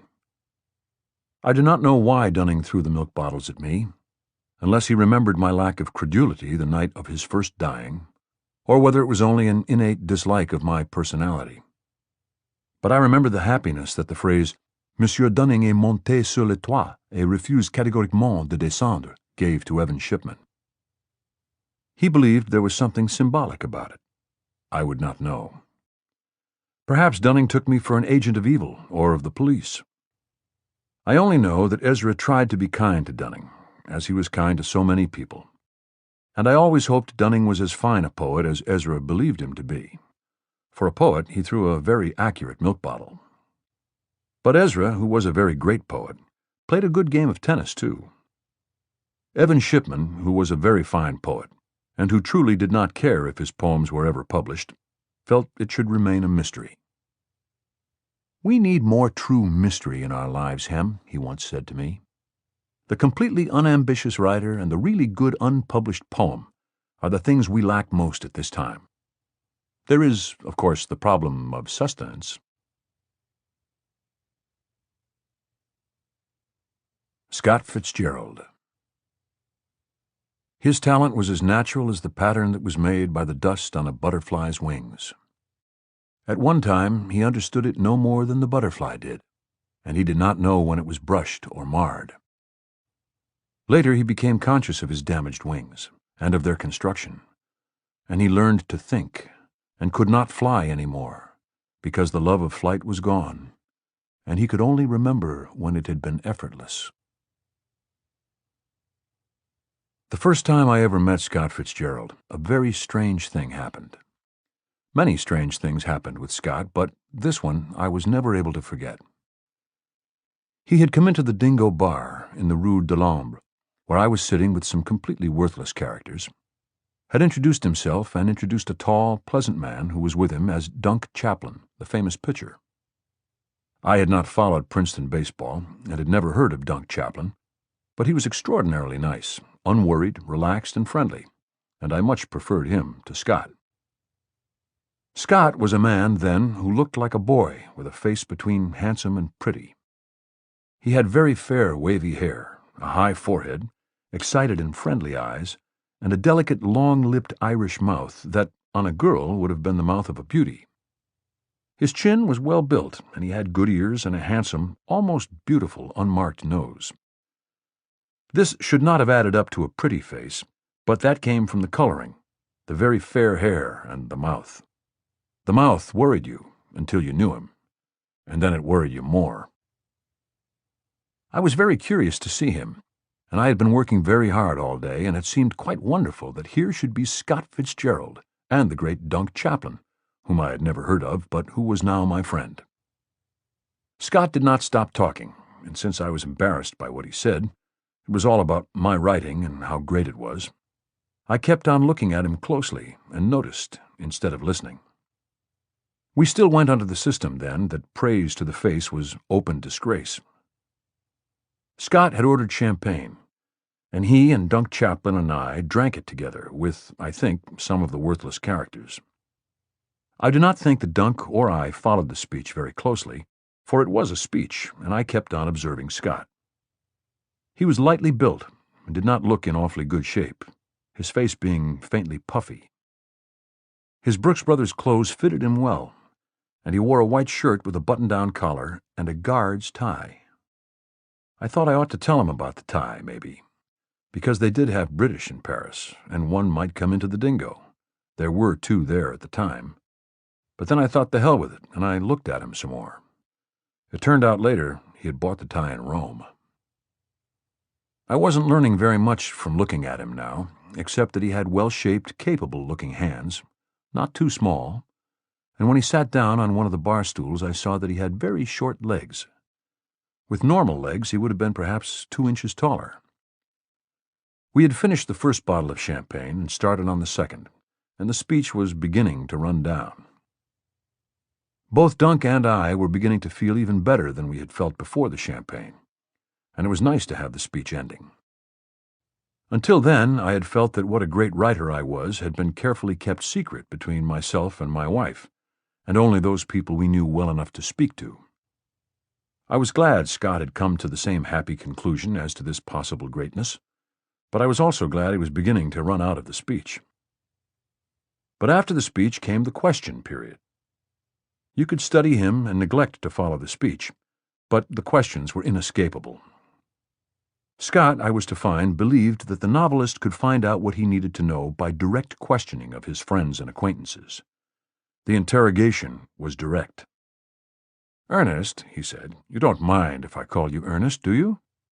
"Ask Dunk," I said. "Don't be silly. This is serious. Tell me, did you and your wife sleep together before you were married?" "I don't know."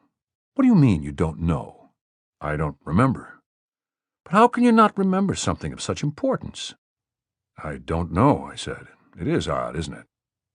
"It's worse than odd," Scott said. "You must be able to remember." "I'm sorry. It's a pity, isn't it?" "Don't talk like some limey," he said. "Try to be serious and remember." "Nope," I said, "it's hopeless." "You could make an honest effort to remember."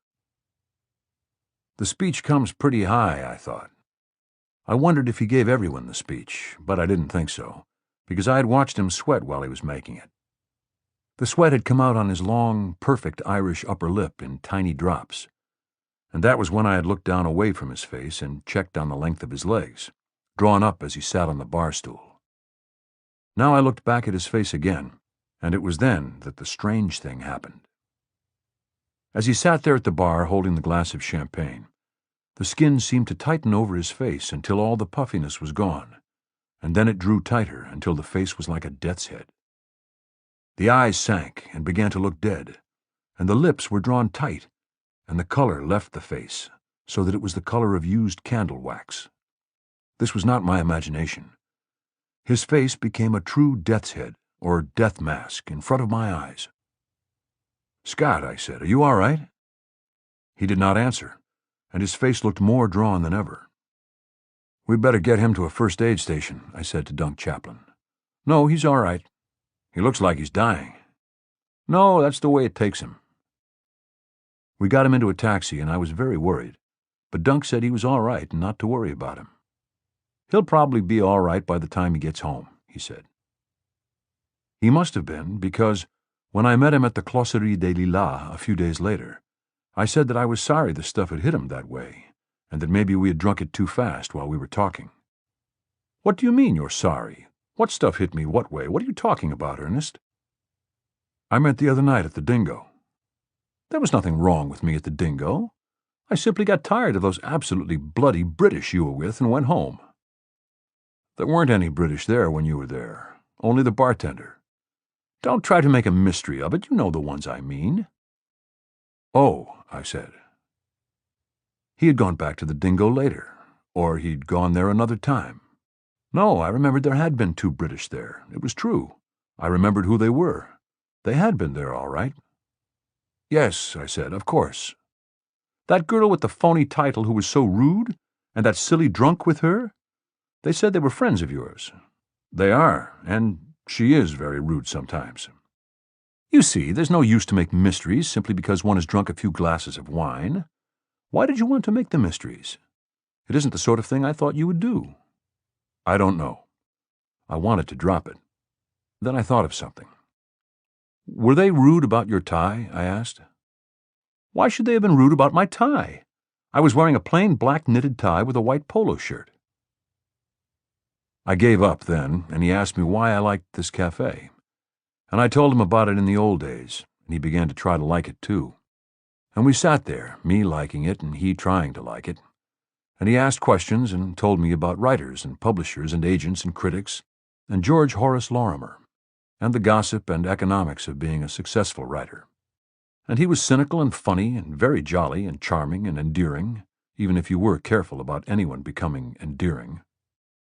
He spoke slightingly, but without bitterness, of everything he had written. And I knew his new book must be very good for him to speak without bitterness of the faults of past books. He wanted me to read the new book, The Great Gatsby, as soon as he could get his last and only copy back from someone he had loaned it to. To hear him talk of it, you would never know how very good it was, except that he had the shyness about it that all non-conceited writers have when they have done something very fine, and I hoped he would get the book quickly so that I might read it. Scott told me that he had heard from Maxwell Perkins that the book was not selling well, but that it had very fine reviews. I do not remember whether it was that day or much later that he showed me a review by Gilbert Seldes that could not have been better. It could only have been better if Gilbert Seldes had been better. Scott was puzzled and hurt that the book was not selling well, but, as I said, he was not at all bitter then, and he was both shy and happy about the book's quality. On this day, as we sat outside on the terrace of the Lilas and watched it get dusk and the people passing on the sidewalk, and the gray light of the evening changing, there was no chemical change in him from the 2 whiskey and sodas that we drank. I watched carefully for it, but it did not come, and he asked no shameless questions, did nothing embarrassing, made no speeches, and acted as a normal, intelligent, and charming person. He told me that he and Zelda, his wife, had been compelled to abandon their small Renault motor car in Lyon because of bad weather, and he asked me if I would go down to Lyon with him on the train to pick up the car and drive up with him to Paris. The Fitzgeralds had rented a furnished flat at 14 Rue de Tilsit, not far from the Étoile. It was late spring now, and I thought the country would be at its best, and we could have an excellent trip. Scott seemed so nice and so reasonable, and I had watched him drink 2 good solid whiskeys, and nothing happened, and his charm and his seeming good sense made the other night at the Dingo seem like an unpleasant dream. So I said I would like to go down to Lyon with him, and when did he want to leave? We agreed to meet the next day, and we then arranged to leave for Lyon on the express train that left in the morning. This train left at a convenient hour and was very fast. It made only one stop, as I recall, at Dijon. We planned to get into Lyon, have the car checked and in good shape, have an excellent dinner, and get an early morning start back towards Paris. I was enthusiastic about the trip. I would have the company of an older and successful writer, and in the time we would have to talk in the car, I would certainly learn much that it would be useful to know. It is strange now to remember thinking of Scott as an older writer, but at the time, since I had not yet read The Great Gatsby, I thought of him as a much older writer. I thought he wrote Saturday Evening Post stories that had been readable 3 years before, but I never thought of him as a serious writer. He had told me at the Closerie des Lilas how he wrote what he thought were good stories, and which really were good stories for the Post, and then changed them for submission, knowing exactly how he must make the twists that made them into saleable magazine stories. I had been shocked at this, and I said I thought it was whoring. He said that it was whoring, but that he had to do it, as he made his money from the magazines to have money ahead to write decent books. I said that I did not believe anyone could write any way except the very best he could write, without destroying his talent. Since he wrote the real story first, he said, the destruction and changing of it that he did at the end did him no harm. I could not believe this, and I wanted to argue him out of it. But I needed a novel to back up my faith, and to show him and convince him, and I had not yet written any such novel. Since I had started to break down all my writing, and get rid of all facility, and try to make instead of describe, writing had been wonderful to do. But it was very difficult, and I did not know how I would ever write anything as long as a novel. It often took me a full morning of work to write a paragraph. My wife, Hadley, was happy for me to make the trip, though she did not take seriously the writing of Scott's that she had read.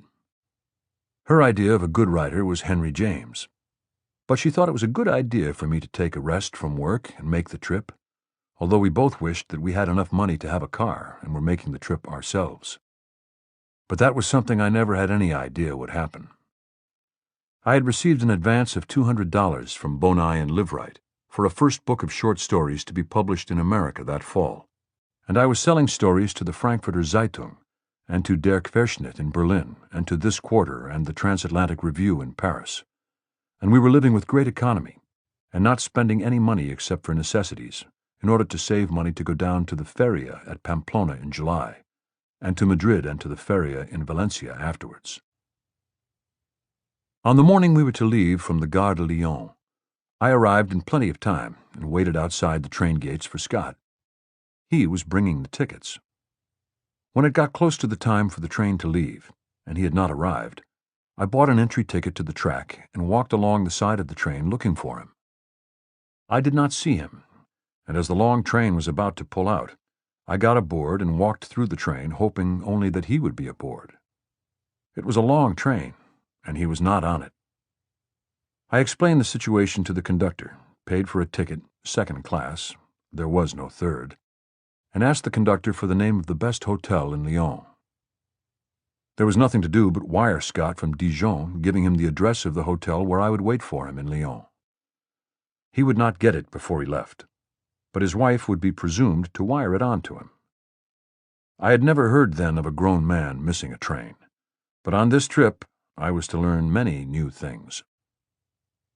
In those days I had a very bad, quick temper, but by the time we were through Montereau, it had quieted down, and I was not too angry to watch and enjoy the countryside, and at noon I had a good lunch in the dining car and drank a bottle of Saint-Emilion, and thought that even if I had been a damned fool to accept an invitation for a trip that was to be paid for by someone else, and was spending money on it that we needed to go to Spain, it was a good lesson for me. I had never before accepted an invitation to go on any trip that was paid for instead of the cost split, and in this one I had insisted that we split the cost of the hotels and meals. But now I did not know whether Fitzgerald would even show up. While I had been angry, I had demoted him from Scott to Fitzgerald. Later, I was delighted that I had used up the anger at the start and gotten it over with. It was not a trip designed for a man easy to anger. In Lyon, I learned that Scott left Paris for Lyon, but had left no word as to where he was staying. I confirmed my address there, and the servant said she would let him know if he called. Madame was not well and was still sleeping. I called all the name hotels and left messages, but could not locate Scott, and then I went out to a cafe to have an aperitif and read the papers. At the cafe, I met a man who ate fire for a living, and also bent coins which he held in his toothless jaws with his thumb and forefinger. His gums were sore but firm to the eye as he exhibited them, and he said it was not a bad métier. I asked him to have a drink, and he was pleased. He had a fine, dark face that glowed and shone when he ate the fire. He said there was no money in eating fire, nor in feats of strength with fingers and jaws in Lyon. False fire-eaters had ruined the métier, and would continue to ruin it wherever they were allowed to practice. He had been eating fire all evening, he said, and did not have enough money on him to eat anything else that night. I asked him to have another drink, to wash away the petrol taste of the fire-eating, and said we could have dinner together if he knew a good place that was cheap enough. He said he knew an excellent place. We ate very cheaply in an Algerian restaurant, and I liked the food and the Algerian wine. The fire-eater was a nice man, and it was interesting to see him eat, as he could chew with his gums as well as most people can with their teeth. He asked me what I did to make a living, and I told him that I was starting in as a writer. He asked what sort of writing, and I told him stories. He said he knew many stories, some of them more horrible and incredible than anything that had ever been written. He could tell them to me, and I would write them, and then, if they made any money, I would give him whatever I thought fair. Better still, we could go to North Africa together, and he would take me to the country of the Blue Sultan, where I could get stories such as no man had ever heard. I asked him what sort of stories, and he said battles, executions, tortures, violations, fearful customs, unbelievable practices, debaucheries, anything I needed. It was getting time for me to get back to the hotel and check on Scott again, so I paid for the meal and said we would certainly be running into each other again. He said he was working down toward Marseille, and I said sooner or later we would meet somewhere, and it was a pleasure to have dined together. I left him straightening out bent coins and stacking them on the table, and walked back to the hotel. Lyon was not a very cheerful town at night. It was a big, heavy, solid money town, probably fine if you had money and liked that sort of town. For years I had heard about the wonderful chicken in the restaurants there, but we had eaten mutton instead. The mutton had been excellent. There was no word from Scott at the hotel, and I went to bed in the unaccustomed luxury of the hotel and read a copy of the first volume of A Sportsman's Sketches by Turgenev that I had borrowed from Sylvia Beach's library. I had not been in the luxury of a big hotel for 3 years, and I opened the windows wide and rolled up the pillows under my shoulders and head, and was happy being with Turgenev in Russia, until I was asleep while still reading. I was shaving in the morning, getting ready to go out for breakfast, when they called from the desk saying a gentleman was downstairs to see me. "Ask him to come up, please," I said, and went on shaving, listening to the town which had come heavily alive since early morning. Scott did not come up, and I met him down at the desk. "I'm terribly sorry there was this mix-up," he said. "If I had only known what hotel you were going to, it would have been simple." "That's all right," I said. We were going to have a long ride, and I was all for peace. "What train did you come down on?" "One not long after the one you took. It was a very comfortable train, and we might just as well have come down together." "Have you had breakfast?" "Not yet. I've been hunting all over the town for you." "That's a shame," I said. "Didn't they tell you at home that I was here?" "No. Zelda wasn't feeling well, and I probably shouldn't have come. The whole trip has been disastrous so far." "Let's get some breakfast and find the car and roll," I said. "That's fine. Should we have breakfast here?" "It would be quicker in a cafe." "But we're sure to get a good breakfast here." "All right." It was a big American breakfast with ham and eggs, and it was very good. But by the time we had ordered it, waited for it, eaten it, and waited to pay for it, close to an hour had been lost. It was not until the waiter came with the bill that Scott decided that we have the hotel make us a picnic lunch. I tried to argue him out of this, as I was sure we could get a bottle of Macon in Macon, and we could buy something to make sandwiches in a charcuterie. Or, if things were closed when we went through, there would be any number of restaurants where we could stop on our way. But he said I had told him that the chicken was wonderful in Lyon, and that we should certainly take one with us. So the hotel made us a lunch that could not have cost us very much more than 4 or 5 times what it would have cost us if we had bought it ourselves. Scott had obviously been drinking before I met him, and as he looked as though he needed a drink, I asked him if he did not want one in the bar before we set out. He told me he was not a morning drinker and asked if I was. I told him it depended entirely on how I felt and what I had to do. And he said that if I felt that I needed a drink, he would keep me company, so I would not have to drink alone. So we had a whiskey and Perrier in the bar, while we waited for the lunch, and both felt much better. I paid for the hotel room and the bar, although Scott wanted to pay for everything. Since the start of the trip, I had felt a little complicated about it emotionally, and I found I felt much better the more things I could pay for. I was using up the money we had saved for Spain, but I knew I had good credit with Sylvia Beach and could borrow and repay whatever I was wasting now. At the garage where Scott had left the car, I was astonished to find that the small Renault had no top. The top had been damaged in unloading the car in Marseille, or it had been damaged in Marseille in some manner, and Zelda had ordered it cut away and refused to have it replaced.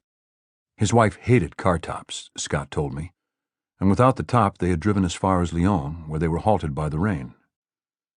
The car was in fair shape otherwise, and Scott paid the bill after disputing several charges for washing, greasing, and for adding 2 liters of oil. The garage man explained to me that the car needed new piston rings, and had evidently been run without sufficient oil and water. He showed me how it had heated up and burnt the paint off the motor. He said if I could persuade Monsieur to have a ring job done in Paris, the car, which was a good little car, would be able to give the service it was built for. Monsieur would not let me replace the top. No, one has an obligation to a vehicle. One has. You gentlemen have no waterproofs? No, I said, I did not know about the top. Try and make Monsieur be serious, he said pleadingly, at least about the vehicle. Ah, I said. We were halted by rain about an hour north of Lyon. In that day, we were halted by rain possibly 10 times. They were passing showers, and some of them were longer than others. If we had waterproof coats, it would have been pleasant enough to drive in that spring rain. As it was, we sought the shelter of trees or halted at cafes alongside the road. We had a marvelous lunch from the hotel at Lyon, an excellent truffled roast chicken, delicious bread, and white Macon wine, and Scott was very happy when we drank the white Mâconnais at each of our stops.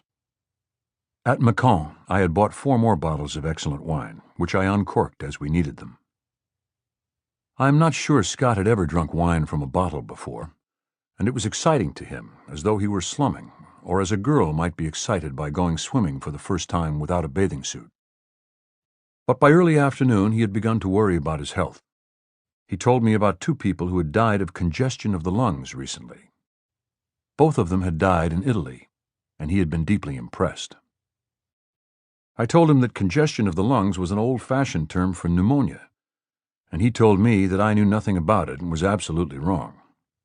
Congestion of the lungs was a malady which was indigenous to Europe, and I could not possibly know anything about it, even if I had read my father's medical books, since they dealt with diseases that were strictly American. I said that my father had studied in Europe, too. But Scott explained that congestion of the lungs had only appeared in Europe recently, and that my father could not possibly have known anything about it. He also explained that diseases were different in different parts of America, and if my father had practiced medicine in New York instead of in the Middle West, he would have known an entirely different gamut of diseases. He used the word gamut. I said that he had a good point in the prevalence of certain diseases in one part of the United States and their absence in others, and cited the amount of leprosy in New Orleans and its low incidence then in Chicago. But I said that doctors had a system of exchange of knowledge and information among themselves. And now that I remembered it after he had brought it up, I had read the authoritative article on congestion of the lungs in Europe in the Journal of the American Medical Association, which traced its history back to Hippocrates himself. This held him for a while, and I urged him to take another drink of Macon, since a good white wine, moderately full-bodied but with a low alcoholic content, was almost a specific against the disease. Scott cheered a little after this, but he began to fail again shortly and asked me if we would make a big town before the onset of the fever and delirium, by which I had told him the true congestion of the lungs European announced itself. I was now translating from an article which I had read in a French medical journal on the same malady, while waiting at the American hospital in Neuilly to have my throat cauterized, I told him. A word like cauterized had a comforting effect on Scott. But he wanted to know when we would make the town. I said if we pushed on, we should make it in 25 minutes to an hour. Scott then asked me if I were afraid to die, and I said more at some times than at others. It now began to rain really heavily, and we took refuge in the next village at a cafe. I cannot remember all the details of that afternoon, but when we were finally in a hotel at what must have been Chalon-sur-Saône, it was so late that the drugstores were closed. Scott had undressed and gone to bed as soon as we reached the hotel. He did not mind dying of congestion of the lungs, he said. It was only the question of who was to look after Zelda and young Scotty. I did not see very well how I could look after them, since I was having a healthily rough time looking after my wife Hadley and young son Bumby. But I said I would do my best, and Scott thanked me. I must see that Zelda did not drink, and that Scotty should have an English governess. We had sent our clothes to be dried, and we were in our pajamas. It was still raining outside, but it was cheerful in the room with the electric light on. Scott was lying in bed to conserve his strength for his battle against the disease. I had taken his pulse, which was 72, and had felt his forehead, which was cool. I had listened to his chest and had him breathe deeply, and his chest sounded all right. "Look, Scott," I said, "you're perfectly okay. If you want to do the best thing to keep from catching cold, just stay in bed and I'll order us each a lemonade and a whiskey, and you take an aspirin with yours and you'll feel fine, and won't even get a cold in your head." "Those old wives' remedies," Scott said. "You haven't any temperature. How the hell are you going to have congestion of the lungs without a temperature?" "Don't swear at me," Scott said. "How do you know I haven't a temperature?" "Your pulse is normal, and you haven't any fever to the touch." "To the touch," Scott said bitterly. "If you're a real friend, get me a thermometer." "I'm in pajamas. Send for one." I rang for the waiter. He didn't come, and I rang again, and then went down the hallway to look for him. Scott was lying with his eyes closed, breathing slowly and carefully, and with his waxy color and his perfect features, he looked like a little dead crusader. I was getting tired of the literary life, if this was the literary life that I was leading, and already I missed not working, and I felt the death loneliness that comes at the end of every day that is wasted in your life. I was very tired of Scott and of this silly comedy. But I found the waiter and gave him money to buy a thermometer and a tube of aspirin, and ordered 2 citron pressés and 2 double whiskeys. I tried to order a bottle of whiskey, but they would only sell it by the drink. Back in the room, Scott was still lying as though on his tomb, sculpted as a monument to himself, his eyes closed and breathing with exemplary dignity. Hearing me come in the room, he spoke. "Did you get the thermometer?" I went over and put my hand on his forehead. It was not as cold as the tomb, but it was cool and not clammy. "Nope," I said. "I thought you'd brought it." "I set out for it." "It's not the same thing." "No, it isn't, is it?" You cannot be angry with Scott any more than you could be angry with someone who was crazy, but I was getting angry with myself for having become involved in the whole silliness. He did have a point, though, and I knew it very well. Most drunkards in those days died of pneumonia, a disease which has now been almost eliminated. But it was hard to accept him as a drunkard, since he was affected by such small quantities of alcohol. In Europe, then, we thought of wine as something as healthy and normal as food, and also as a great giver of happiness and well-being and delight. Drinking wine was not a snobism, nor a sign of sophistication, nor a cult. It was as natural as eating, and to me as necessary. And I would not have thought of eating a meal without drinking either wine or cider or beer. I loved all wines, except sweet or sweetish wines, and wines that were too heavy. And it had never occurred to me that sharing a few bottles of fairly light, dry, white Macon could cause chemical changes in Scott that would turn him into a fool. There had been the whiskey and Perrier in the morning, but in my ignorance of alcoholics then, I could not imagine one whiskey harming anyone who was driving in an open car in the rain. The alcohol should have been oxidized in a very short time. While waiting for the waiter to bring the various things, I sat and read a paper and finished one of the bottles of Macon that had been uncorked at the last stop. There are always some splendid crimes in the newspapers that you follow from day to day when you live in France. These crimes read like continued stories, and it is necessary to have read the opening chapters, since there are no summaries provided as there are in American serial stories. And anyway, no serial is as good in an American periodical unless you have read the all-important first chapter. When you are traveling through France, the papers are disappointing because you miss the continuity of the different crimes, affairs, or scandales, and you miss much of the pleasure to be derived from reading about them in a cafe. Tonight, I would have much preferred to be in a cafe where I might read the morning editions of the Paris papers and watch the people and drink something a little more authoritative than the Macon in preparation for dinner. But I was riding herd on Scott, so I enjoyed myself where I was. When the waiter arrived with the 2 glasses with the pressed lemon juice and ice, the whiskeys, and the bottle of Perrier water, he told me that the pharmacy was closed and he could not get a thermometer. He had borrowed some aspirin. I asked him to see if he could borrow a thermometer. Scott opened his eyes and gave a baleful Irish look at the waiter. "Have you told him how serious it is?" he asked. "I think he understands. Please try to make it clear." I tried to make it clear, and the waiter said, "I'll bring what I can." "Did you tip him enough to do any good? They only work for tips." "I didn't know that," I said. "I thought the hotel paid them something on the side." "I mean they will only do something for you for a substantial tip. Most of them are rotten clean through."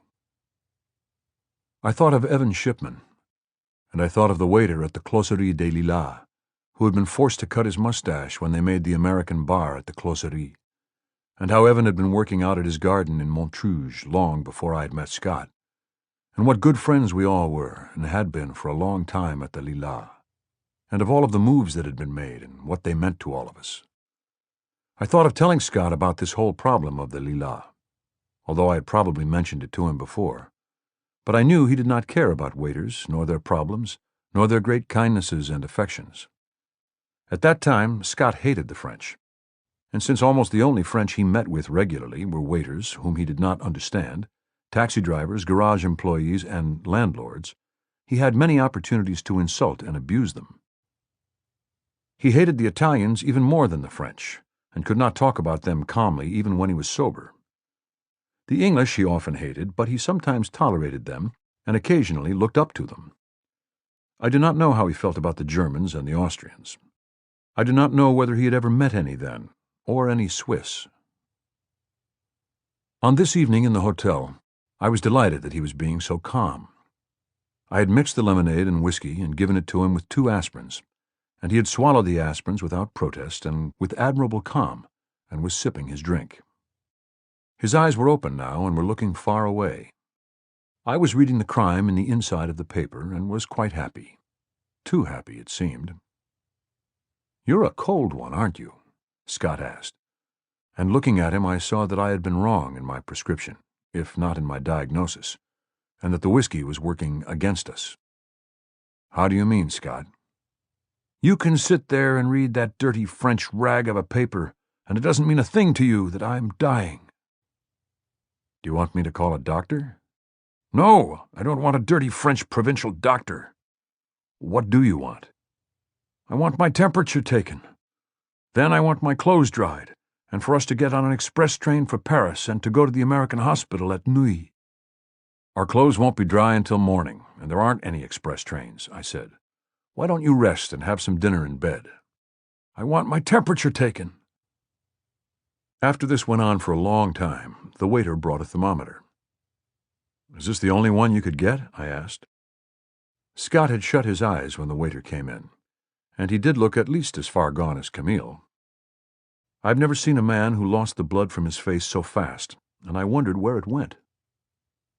"It is the only one in the hotel," the waiter said, and handed me the thermometer. It was a bath thermometer with a wooden back and enough metal to sink it in the bath. I took a quick gulp of the whiskey sour and opened the window a moment to look out at the rain. When I turned, Scott was watching me.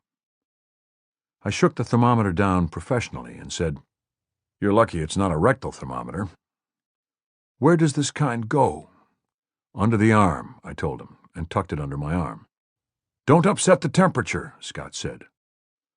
I shook the thermometer again with a single sharp downward twitch, and unbuttoned his pajama jacket and put the instrument under his armpit, while I felt his cool forehead and then took his pulse again. He stared straight ahead. The pulse was 72. I kept the thermometer in for 4 minutes. "I thought they only kept them in for 1 minute," Scott said. "This is a big thermometer," I explained. "You multiply by the square of the size of the thermometer. It's a centigrade thermometer." Finally, I took the thermometer out and carried it over by the reading light. "What is it?" 37 6/10. "What's normal?" "That's normal." "Are you sure?" "Sure." "Try it on yourself. I have to be sure." I shook the thermometer down and opened my pajamas, and put the thermometer in my armpit and held it there while I watched the time. Then I looked at it. "What is it?" I studied it. "Exactly the same." "How do you feel?" "Splendid," I said. I was trying to remember whether 37.6 was really normal or not. It did not matter, for the thermometer, unaffected, was steady at 30. Scott was a little suspicious, so I asked if he wanted me to make another test. "No," he said. "We can be happy it cleared up so quickly. I've always had great recuperative power." "You're fine," I said. "But I think it would be just as well if you stayed in bed and had a light supper, and then we can start early in the morning." I had planned to buy us raincoats, but I would have had to borrow money from him for that, and I did not want to start arguing about that now. Scott did not want to stay in bed. He wanted to get up and get dressed and go downstairs and call Zelda so she would know he was all right. "Why would she think you weren't all right?" "This is the first night I have ever slept away from her since we were married, and I have to talk to her. You can see what it means to us both, can't you?" I could, but I could not see how he and Zelda could have slept together on the night just past. But it was nothing to argue about. Scott drank the whiskey sour down very fast now and asked me to order another. I found the waiter and returned the thermometer and asked him how our clothes were coming along. He thought they might be dry in an hour or so. "Have the valet press them, and that will dry them. It doesn't matter that they should be bone dry." The waiter brought the 2 drinks against catching cold, and I sipped mine and urged Scott to sip his slowly. I was worried now he might catch cold, and I could see by now that if he ever had anything as definitely bad as a cold, he would probably have to be hospitalized.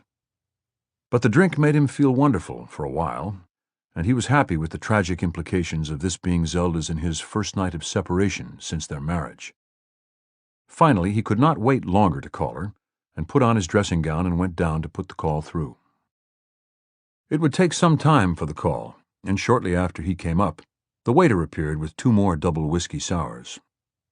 This was the most I had ever seen Scott drink until then, but they had no effect on him, except to make him more animated and talkative, and he started to tell me the outline of his life with Zelda.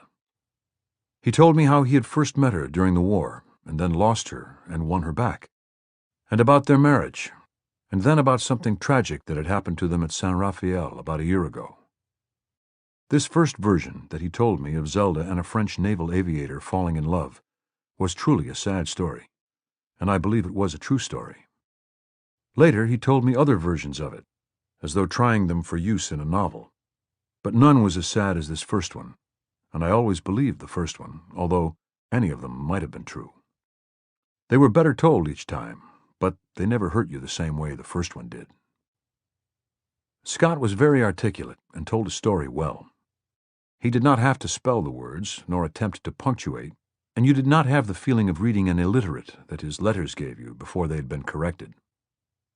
I knew him for 2 years before he could spell my name, but then it was a long name to spell, and perhaps it became harder to spell all of the time, and I give him great credit for spelling it correctly, finally. He learned to spell more important things, and he tried to think straight about many more.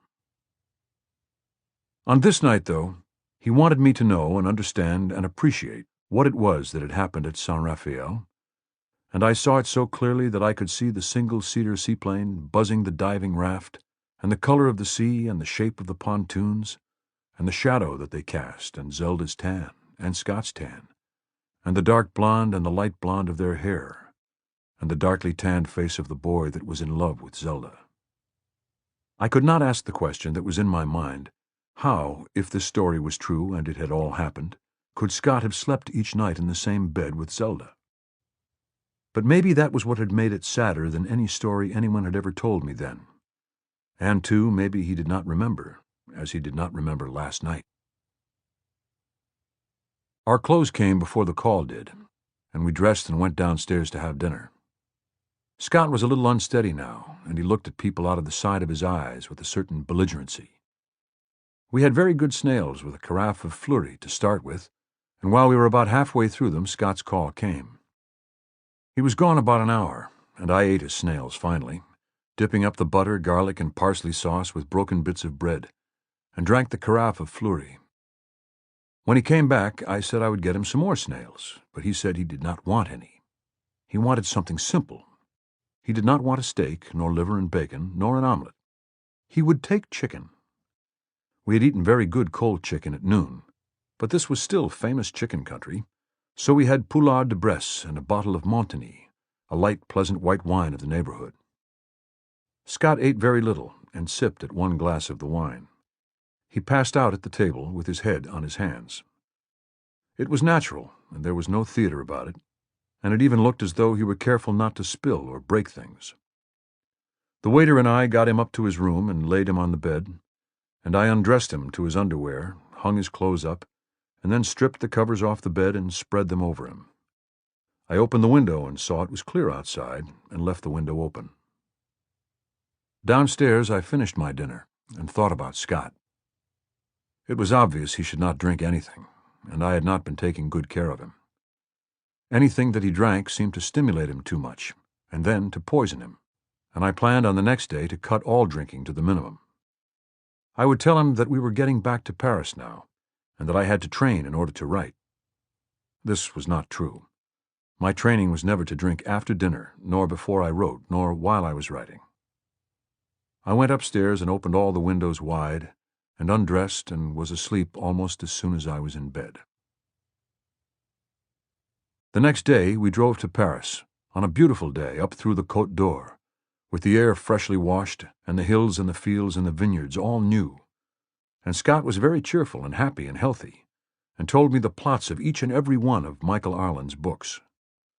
Michael Arlen, he said, was the man you had to watch, and he and I could both learn much from him. I said I could not read the books. He said I did not have to. He would tell me the plots and describe the characters. He gave me a sort of oral Ph.D. thesis on Michael Arlen.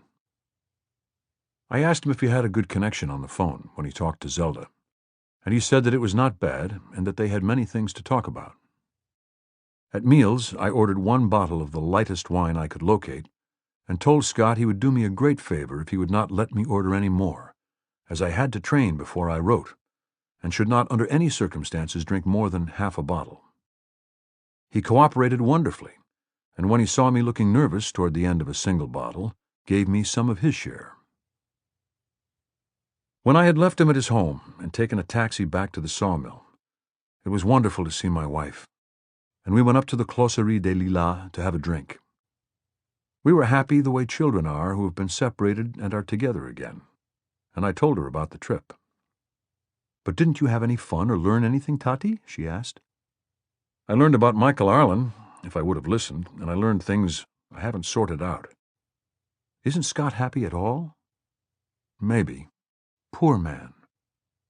"I learned one thing." "What?" "Never to go on trips with anyone you do not love." "Isn't that fine?" "Yes, and we are going to Spain." "Yes. Now it's less than 6 weeks before we go. And this year we won't let anyone spoil it, will we?" "No. And after Pamplona we'll go to Madrid and to Valencia." She said softly, like a cat. "Poor Scott," I said. "Poor everybody," Hadley said. "Rich feather cats with no money." "We're awfully lucky." "We'll have to be good and hold it." We both touched wood on the cafe table, and the waiter came to see what it was we wanted. But what we wanted, not he nor anyone else, nor knocking on wood or on marble, as this cafe tabletop was, could ever bring us. But we did not know it that night, and we were very happy.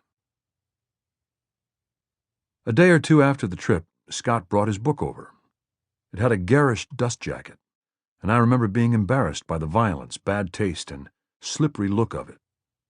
It looked the book jacket for a book of bad science fiction. Scott told me not to be put off by it, that it had to do with a billboard along a highway in Long Island that was important in the story. He said he had liked the jacket, and now he didn't like it. I took it off to read the book. When I had finished the book, I knew that no matter what Scott did, nor how he behaved, I must know it was like a sickness, and be of any help I could to him, and try to be a good friend. He had many good friends, more than anyone I knew. But I enlisted as one more, whether I could be of any use to him or not. If he could write a book as fine as The Great Gatsby, I was sure that he could write an even better one. I did not know Zelda yet, and so I did not know the terrible odds that were against him. But we were to find them out soon enough. Hawks do not share. Scott Fitzgerald invited us to have lunch with his wife Zelda and his little daughter at the furnished flat they had rented at 14 Rue de Tilsit. I cannot remember much about the flat, except that it was gloomy and airless, and that there was nothing in it that seemed to belong to them, except Scott's first books, bound in light blue leather with the titles in gold. Scott also showed us a large ledger with all of the stories he had published listed in it year after year, with the prices he had received for them, and also the amounts received for any motion picture sales, and the sales and royalties of his books. They were all noted as carefully as the log of a ship, and Scott showed them to both of us with impersonal pride, as though he were the curator of a museum. Scott was nervous and hospitable, and he showed us his accounts of his earnings as though they had been the view. There was no view. Zelda had a very bad hangover. They had been up on Montmartre the night before, and had quarreled because Scott did not want to get drunk. He had decided, he told me, to work hard and not to drink, and Zelda was treating him as though he were a killjoy or a spoil-sport. Those were the 2 words she used to him, and there was recrimination. And Zelda would say, I did no such thing. It's not true, Scott." Later she would seem to recall something and would laugh happily. On this day, Zelda did not look her best. Her beautiful dark blonde hair had been ruined temporarily by a bad permanent she had gotten in Lyon, when the rain had made them abandon their car, and her eyes were tired and her face was too taut and drawn. She was formally pleasant to Hadley and me, but a big part of her seemed not to be present, but to still be on the party she had come home from that morning. She and Scott both seemed to feel that Scott and I had enjoyed a great and wonderful time on the trip up from Lyon, and she was jealous about it. "When you two can go off and have such simply wonderful times together." It only seems fair that I should have just a little fun with our good friends here in Paris, she said to Scott. Scott was being the perfect host, and we ate a very bad lunch that the wine cheered a little, but not much. The little girl was blonde, chubby-faced, well-built, and very healthy-looking, and spoke English with a strong Cockney accent. Scott explained that she had an English nanny because he wanted her to speak like Lady Diana Manners when she grew up. Zelda had hawk's eyes and a thin mouth and deep South manners and accent. Watching her face, you could see her mind leave the table and go to the night's party, and return with her eyes blank as a cat's, and then pleased, and the pleasure would show along the thin line of her lips and then be gone. Scott was being the good, cheerful host, and Zelda looked at him, and she smiled happily with her eyes and her mouth, too, as he drank the wine. I learned to know that smile very well. It meant she knew Scott would not be able to write. Zelda was jealous of Scott's work, and as we got to know them, this fell into a regular pattern. Scott would resolve not to go on all-night drinking parties and to get some exercise each day and work regularly. He would start to work, and as soon as he was working well, Zelda would begin complaining about how bored she was and get him off on another drunken party. They would quarrel and then make up, and he would sweat out the alcohol on long walks with me and make up his mind that this time he would really work and would start off well. Then it would start all over again. Scott was very much in love with Zelda, and he was very jealous of her. He told me many times on our walks of how she had fallen in love with the French Navy pilot. But she had never made him really jealous with another man since. This spring, she was making him jealous with other women, and on the Montmartre parties, he was afraid to pass out, and he was afraid to have her pass out. Becoming unconscious when they drank had always been their great defense. They went to sleep on drinking an amount of liquor or champagne that would have little effect on a person accustomed to drinking, and they would go to sleep like children. I have seen them become unconscious not as though they were drunk, but as though they had been anesthetized, and their friends, or sometimes a taxi driver, would get them to bed. And when they woke, they would be fresh and happy, not having taken enough alcohol to damage their bodies before it made them unconscious. Now they had lost this natural defense. At this time, Zelda could drink more than Scott could, and Scott was afraid for her to pass out in the company they kept that spring and the places they went to. Scott did not like the places nor the people, and he had to drink more than he could drink and be in any control of himself to stand the people and the places. And then he began to have to drink to keep awake after he would usually have passed out. Finally, he had few intervals of work at all. He was always trying to work. Each day he would try and fail. He laid the failure to Paris, the town best organized for a writer to write in that there is. And he thought always that there would be some place where he and Zelda could have a good life together again. He thought of the Riviera as it was then before it had all been built up, with the lovely stretches of blue sea and the sand beaches, and the stretches of pine woods, and the mountains of the Estoril going out into the sea. He remembered it as it was when he and Zelda had first found it, before people went there for the summer.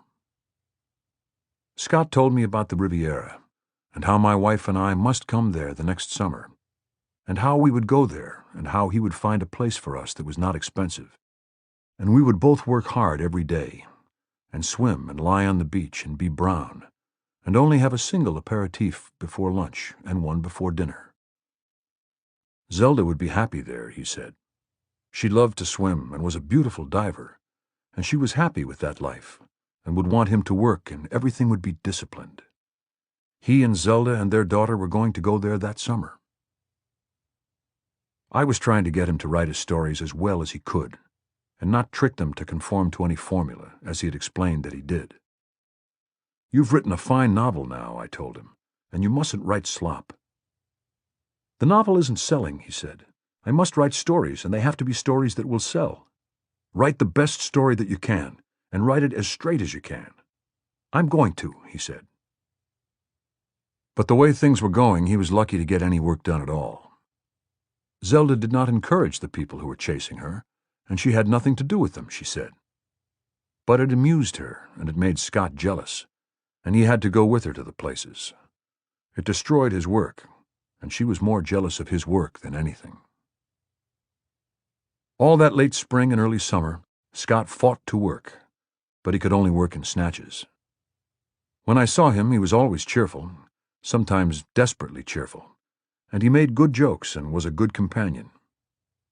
When he had very bad times, I listened to him about them and tried to make him know that if he could hold on to himself, he would write as he was made to write, and that only death was irrevocable. He would make fun of himself then, and as long as he could do that, I thought that he was safe. Through all of this, he wrote one good story, The Rich Boy, and I was sure that he could write better than that, as he did later. During the summer, we were in Spain, and I started the first draft of a novel and finished it back in Paris in September. Scott and Zelda had been at Cap d'Antibes, and that fall when I saw him in Paris, he was very changed. He had not done any sobering up on the Riviera, and he was drunk now in the daytime as well as nights. It did not make any difference anymore to him that anyone was working, and he would come to 113 Rue Notre-Dame-des-Champs any time he was drunk, either in the daytime or at night.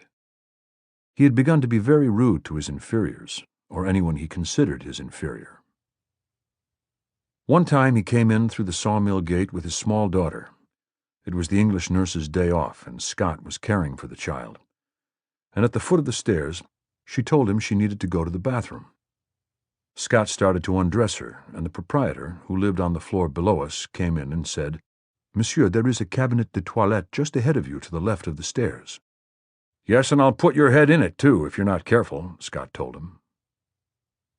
He was very difficult all that fall, but he had begun to work on a novel when he was sober. I saw him rarely when he was sober, but when he was sober he was always pleasant, and he still made jokes, and sometimes he would still make jokes about himself. But when he was drunk, he would usually come to find me, and, drunk, he took almost as much pleasure interfering with my work as Zelda did interfering with his.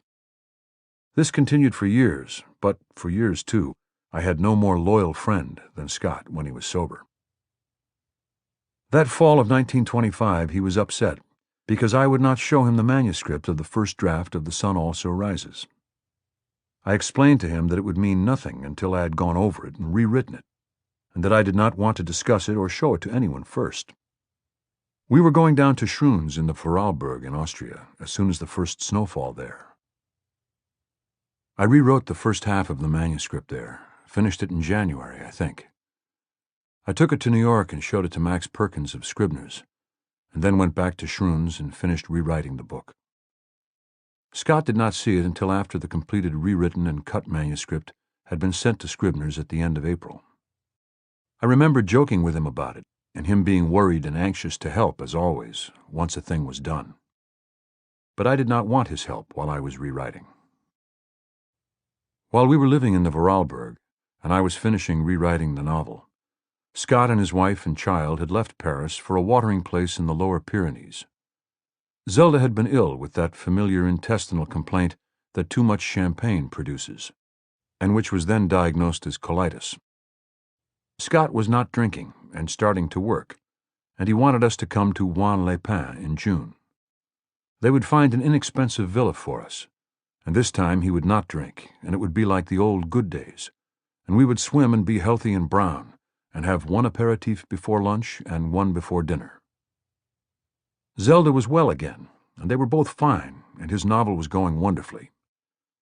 He had money coming in from a dramatization of The Great Gatsby, which was running well, and it would sell to the movies, and he had no worries.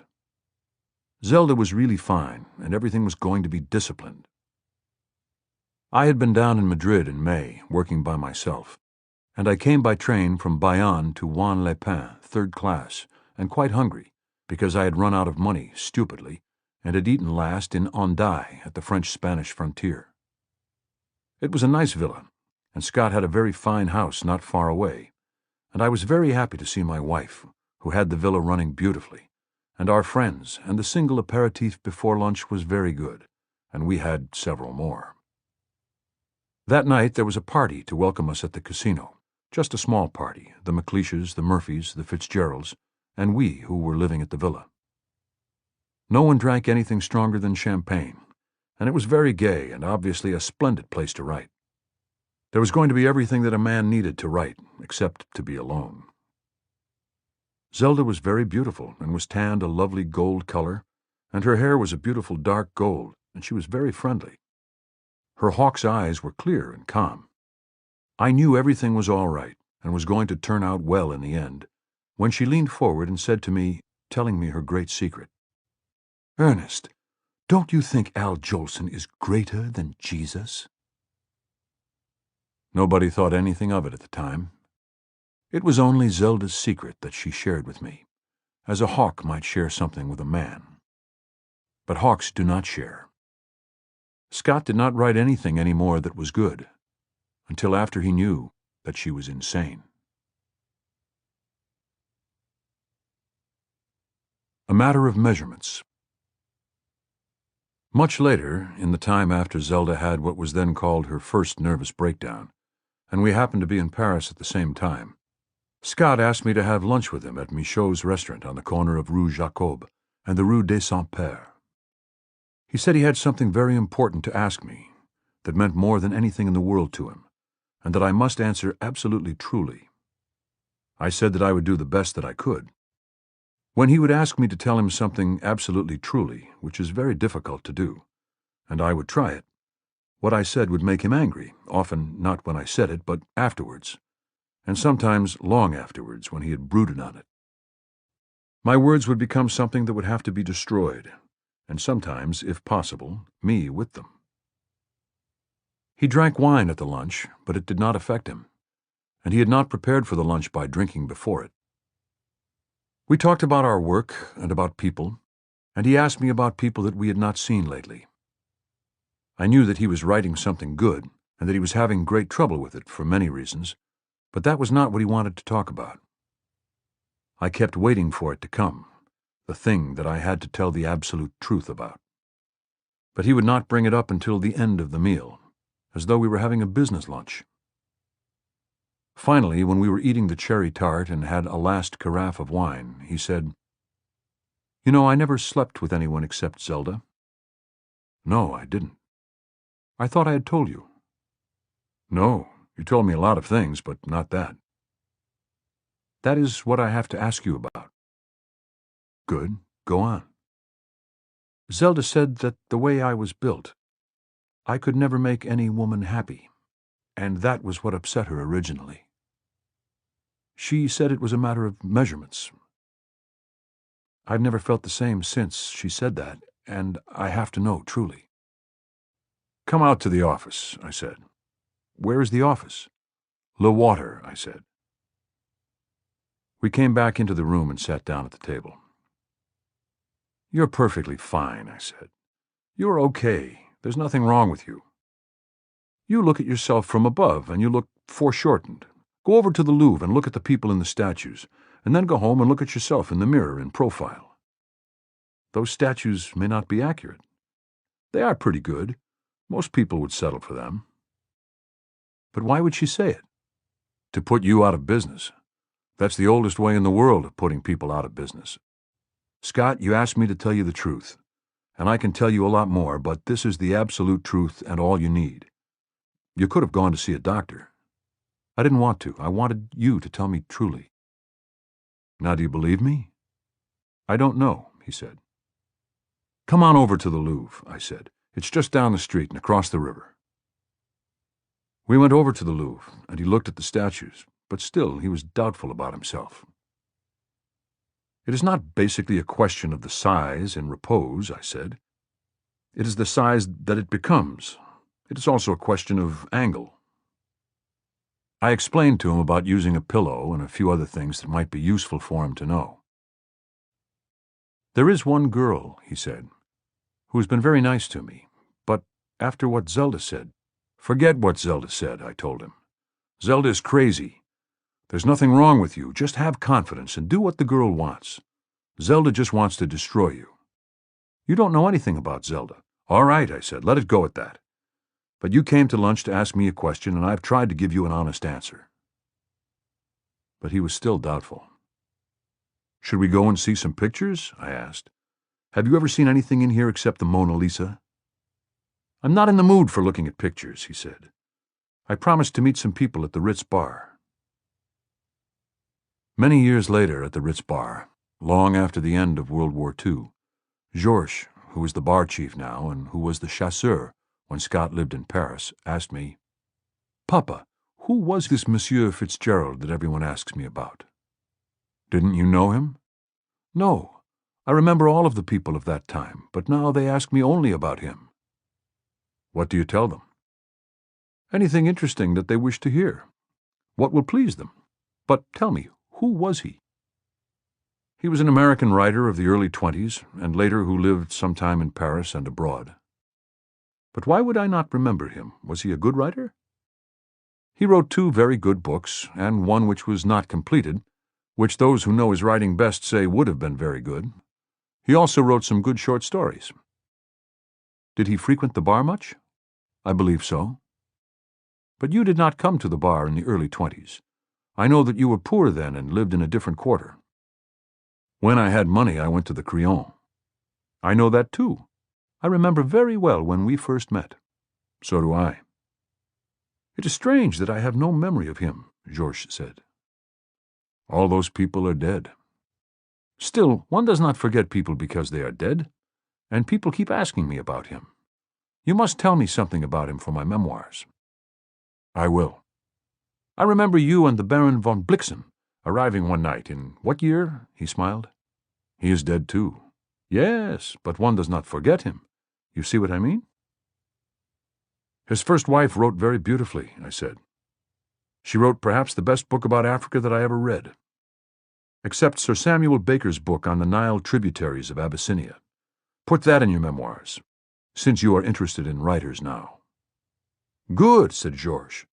"The Baron was not a man that you forget. And the name of the book?" "Out of Africa," I said. Blicky was always very proud of his first wife's writing, but we knew each other long before she had written that book." "But Monsieur Fitzgerald that they keep asking me about?" "He was in Frank's time." "Yes, but I was the chasseur. You know what a chasseur is." "I'm going to write something about him in a book that I will write about the early days in Paris.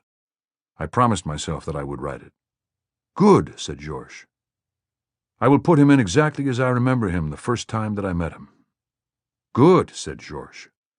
"Then if he came here, I will remember him. After all, one does not forget people." "Tourists?" "Naturally. But you say he came here very much?" "It meant very much to him." "You write about him as you remember him, and then if he came here, I will remember him." "We will see," I said. There is never any end to Paris. When there were the 3 of us, instead of just the 2, it was the cold and the weather that finally drove us out of Paris in the winter-time. Alone, there was no problem when you got used to it. I could always go to a café to write, and could work all morning over a café crème, while the waiters cleaned and swept out the café, and it gradually grew warmer. My wife could go to work at the piano in a cold place, and with enough sweaters keep warm playing, and come home to nurse Bumby. It was wrong to take a baby to a café in the winter, though. Even a baby that never cried and watched everything that happened and was never bored. There were no babysitters then, and Bumby would stay happy in his tall cage bed with his big loving cat named F. Puss. There were people who said that it was dangerous to leave a cat with a baby. The most ignorant and prejudiced said that a cat would suck a baby's breath and kill him. Others said that a cat would lie on a baby and the cat's weight would smother him. F. Puss lay beside Bumby in the tall cage bed and watched the door with his big yellow eyes, and would let no one come near him when we were out, and Marie, the femme de ménage, had to be away. There was no need for babysitters. F. Puss was the babysitter. But when you were poor, and we were really poor when I had given up all journalism when we came back from Canada, and could sell no stories at all, it was too rough with a baby in Paris in the winter. At 3 months, Mr. Bumby had crossed the North Atlantic on a 12-day small Cunarder that sailed from New York via Halifax in January. He never cried on that trip, and laughed happily when he would be barricaded in a bunk so he could not fall out when we were in heavy weather. But our Paris was too cold for him. We went to Schroons in the Vorarlberg in Austria. After going through Switzerland, you came to the Austrian frontier at Feldkirch. The train went through Liechtenstein and stopped at Bludenz, where there was a small branch line that ran along a pebbly trout river through a valley of farms and forests to Schroons, which was a sunny market town with sawmills, stores, inns, and a good year-round hotel called the Taube, where we lived. The rooms at the Taube were large and comfortable, with big stoves, big windows, and big beds, with good blankets and feather coverlets. The meals were simple and excellent, and the dining room and the wood-planked public bar were well heated and friendly. The valley was wide and open, so there was good sun. The pension was about $2 a day for the 3 of us, and as the Austrian shilling went down with inflation, our room and food were less all the time. There was no desperate inflation and poverty, as there had been in Germany. The shilling went up and down, but its longer course was down. There were no ski lifts from Schroons and no funiculars, but there were logging trails and cattle trails that led up different mountain valleys to the high mountain country. You climbed on foot, carrying your skis, and higher up where the snow was too deep, you climbed on sealskins that you attached to the bottoms of the skis. At the tops of mountain valleys, there were the big alpine club huts for summer climbers where you could sleep and leave payment for any wood you used. In some, you had to pack up your own wood, or if you were going on a long tour in the high mountains and the glaciers, you hired someone to pack wood and supplies up with you, and established a base. The most famous of these high base huts were the Lindauer Hut, the Madlener House, and the Weisbadener Hut. In back of the Taube, there was a sort of practice slope where you ran through orchards and fields, and there was another good slope behind Chaguns, across the valley where there was a beautiful inn with an excellent collection of chamois horns on the walls of the drinking room. It was from behind the lumber village of Chaguns, which was on the far edge of the valley, that the good skiing went all the way up until you could eventually cross the mountains and get over the Silvretta into the Klosters area. Schroons was a healthy place for Bumby, who had a dark-haired, beautiful girl to take him out in the sun in his sleigh and look after him. And Hadley and I had all the new country to learn and the new villages, and the people of the town were very friendly. Herr Walter Lent, who was a pioneer high-mountain skier, and at one time had been a partner with Hans Schneider, the great Arlberg skier, making ski waxes for climbing in all snow conditions, was starting a school for alpine skiing, and we both enrolled. Walter Lent's system was to get his pupils off the practice slopes as soon as possible and into the high mountains on trips. Skiing was not the way it is now. The spiral fracture had not become common then, and no one could afford a broken leg. There were no ski patrols. Anything you ran down from, you had to climb up. That gave you legs that were fit to run down with. Walter Lent believed the fun of skiing was to get up into the highest mountain country where there was no one else, and where the snow was untracked, and then travel from one high alpine club hut to another, over the top passes and glaciers of the Alps. You must not have a binding that could break your leg if you fell. The ski should come off before it broke your leg. What he really loved was unroped glacier skiing. But for that, we had to wait until spring, when the crevices were sufficiently covered. Hadley and I had loved skiing since we had first tried it together in Switzerland, and later at Cortina d'Ampezzo in the Dolomites, when Bumby was going to be born, and the doctor in Milan had given her permission to continue to ski if I would promise that she would not fall down. This took a very careful selection of terrain and of runs, and absolutely controlled running, but she had beautiful, wonderfully strong legs and fine control of her skis, and she did not fall.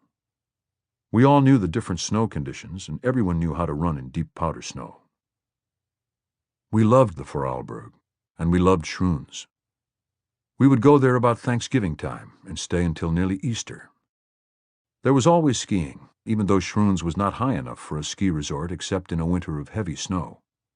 But climbing was fun, and no one minded it in those days. You set a certain pace well under the speed at which you could climb, and it was easy, and your heart felt good, and you were proud of the weight of your rucksack. Part of the climb up to the Madlener house was steep and very tough, but the second time you made that climb it was easier, and finally you made it easily with double the weight you had carried at first. We were always hungry, and every mealtime was a great event. We drank light or dark beer and new wines, and wines that were a year old sometimes. The white wines were the best. For other drinks, there was Kirsch, made in the valley, and Ancien schnapps, distilled from mountain gentian. Sometimes for dinner there would be jugged hare, with a rich red wine sauce, and sometimes venison with chestnut sauce. We would drink red wine with these, even though it was more expensive than white wine, and the very best cost 20 cents a liter. Ordinary red wine was much cheaper, and we packed it up in kegs to the Madlener house. We had a store of books that Sylvia Beach had let us take for the winter, and we could bowl with the people of the town in the alley that gave onto the summer garden of the hotel. Once or twice a week there was a poker game in the dining room of the hotel with all the windows shuttered and the door locked. Gambling was forbidden in Austria then, and I played with Herr Nels, the hotel keeper, Herr Lent of the Alpine Ski School, a banker of the town, the public prosecutor, and the captain of gendarmerie. It was a stiff game, and they were all good poker players, except that Herr Lent played too wildly, because the ski school was not making any money. The captain of gendarmerie would raise his finger to his ear when he would hear the pair of gendarmes stop outside the door when they made their rounds, and we would be silent until they had gone on. In the cold of the morning, as soon as it was light, the maid would come into the room and shut the windows and make a fire in the big porcelain stove. Then the room was warm. There was breakfast of fresh bread or toast, with delicious fruit preserves and big bowls of coffee, fresh eggs, and good ham if you wanted it. There was a dog named Schnauz that slept on the foot of the bed, who loved to go on ski trips and to ride on my back or over my shoulder when I ran downhill. He was Mr. Bumby's friend, too, and would go for walks with him and his nurse beside the small sleigh. Schroen's was a good place to work. I know because I did the most difficult job of rewriting I have ever done there in the winter of 1925 and 1926, when I had to take the first draft of The Sun Also Rises, which I had written in one sprint of 6 weeks, and make it into a novel. I cannot remember what stories I wrote there. There were several, though, that turned out well. I remember the snow on the road to the village squeaking at night, when we walked home in the cold with our skis and ski poles on our shoulders, watching the lights, and then finally seeing the buildings, and how everyone on the road said, "Grüß Gott." There were always countrymen in the Weinstube with nailed boots and mountain clothes, and the air was smoky and the wooden floors were scarred by the nails. Many of the young men had served in Austrian Alpine regiments, and one named Hans, who worked in the sawmill, was a famous hunter, and we were good friends because we had been in the same part of the mountains in Italy. We drank together, and we all sang mountain songs. I remember the trails up through the orchards, and the fields of the hillside farms above the village, and the warm farmhouses with their great stoves and the huge woodpiles in the snow. The women worked in the kitchens, carding and spinning wool into gray and black yarn. The spinning wheels worked by a foot treadle, and the yarn was not dyed. The black yarn was from the wool of black sheep. The wool was natural, and the fat had not been removed, and the caps and sweaters and long scarves that Hadley knitted from it never became wet in the snow. One Christmas there was a play by Hans Sachs that the schoolmaster directed. It was a good play, and I wrote a review of it for the provincial paper that the hotel keeper translated. Another year a former German naval officer with a shaven head and scars came to give a lecture on the Battle of Jutland. The lantern slides showed the movements of the two battle fleets, and the naval officer used a billiard cue for a pointer when he pointed out the cowardice of Jellicoe, and sometimes he became so angry that his voice broke. The schoolmaster was afraid that he would stab the billiard cue through the screen. Afterwards, the former naval officer could not quiet himself down, and everyone was ill at ease in the Weinstube. Only the public prosecutor and the banker drank with him, and they were at a separate table. Herr Lent, who was a Rhinelander, would not attend the lecture. There was a couple from Vienna who had come for the skiing, but who did not want to go to the high mountains, and so were leaving for Zurs, where, I heard, they were killed in an avalanche. The man said the lecturer was the type of swine who had ruined Germany, and in 20 years they would do it again. The woman with him told him to shut up in French, and said this is a small place, and you never know. That was the year that so many people were killed in avalanches. The first big loss was over the mountains from our valley in Lech in the Arlberg.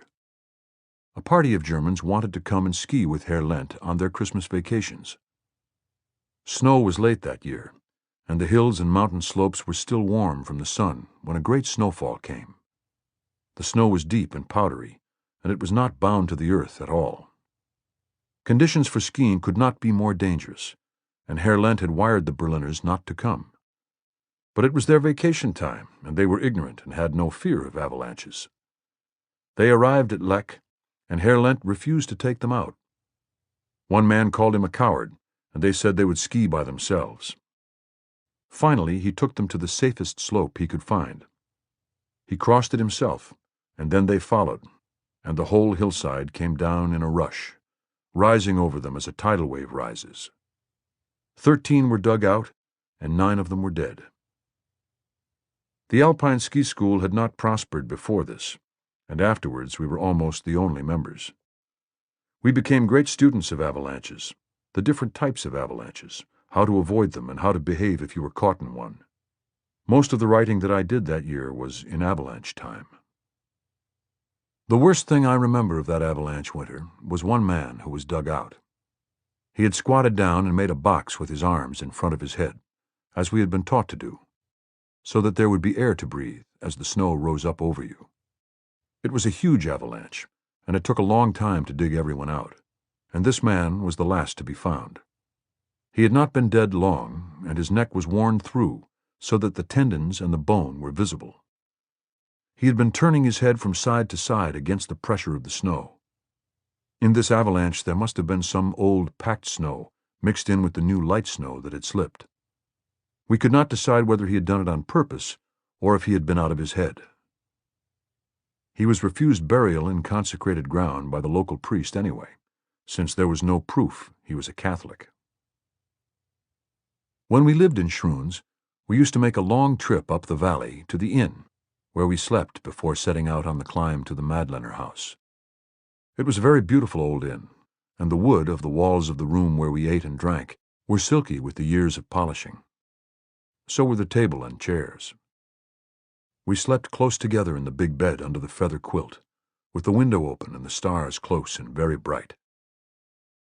In the morning after breakfast, we all loaded to go up the road and started the climb in the dark, with the stars close and very bright, carrying our skis on our shoulders.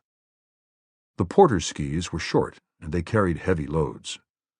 We competed among ourselves as to who could climb with the heaviest loads, but no one could compete with the porters, squat, sullen peasants who spoke only Montafon dialect, climbed steadily like pack horses, and at the top, where the Alpine Club hut was built on a shelf beside the snow-covered glacier, shed their loads against the stone wall of the hut, asked for more money than the agreed price, and, when they had obtained a compromise, shot down and away on their short skis like gnomes.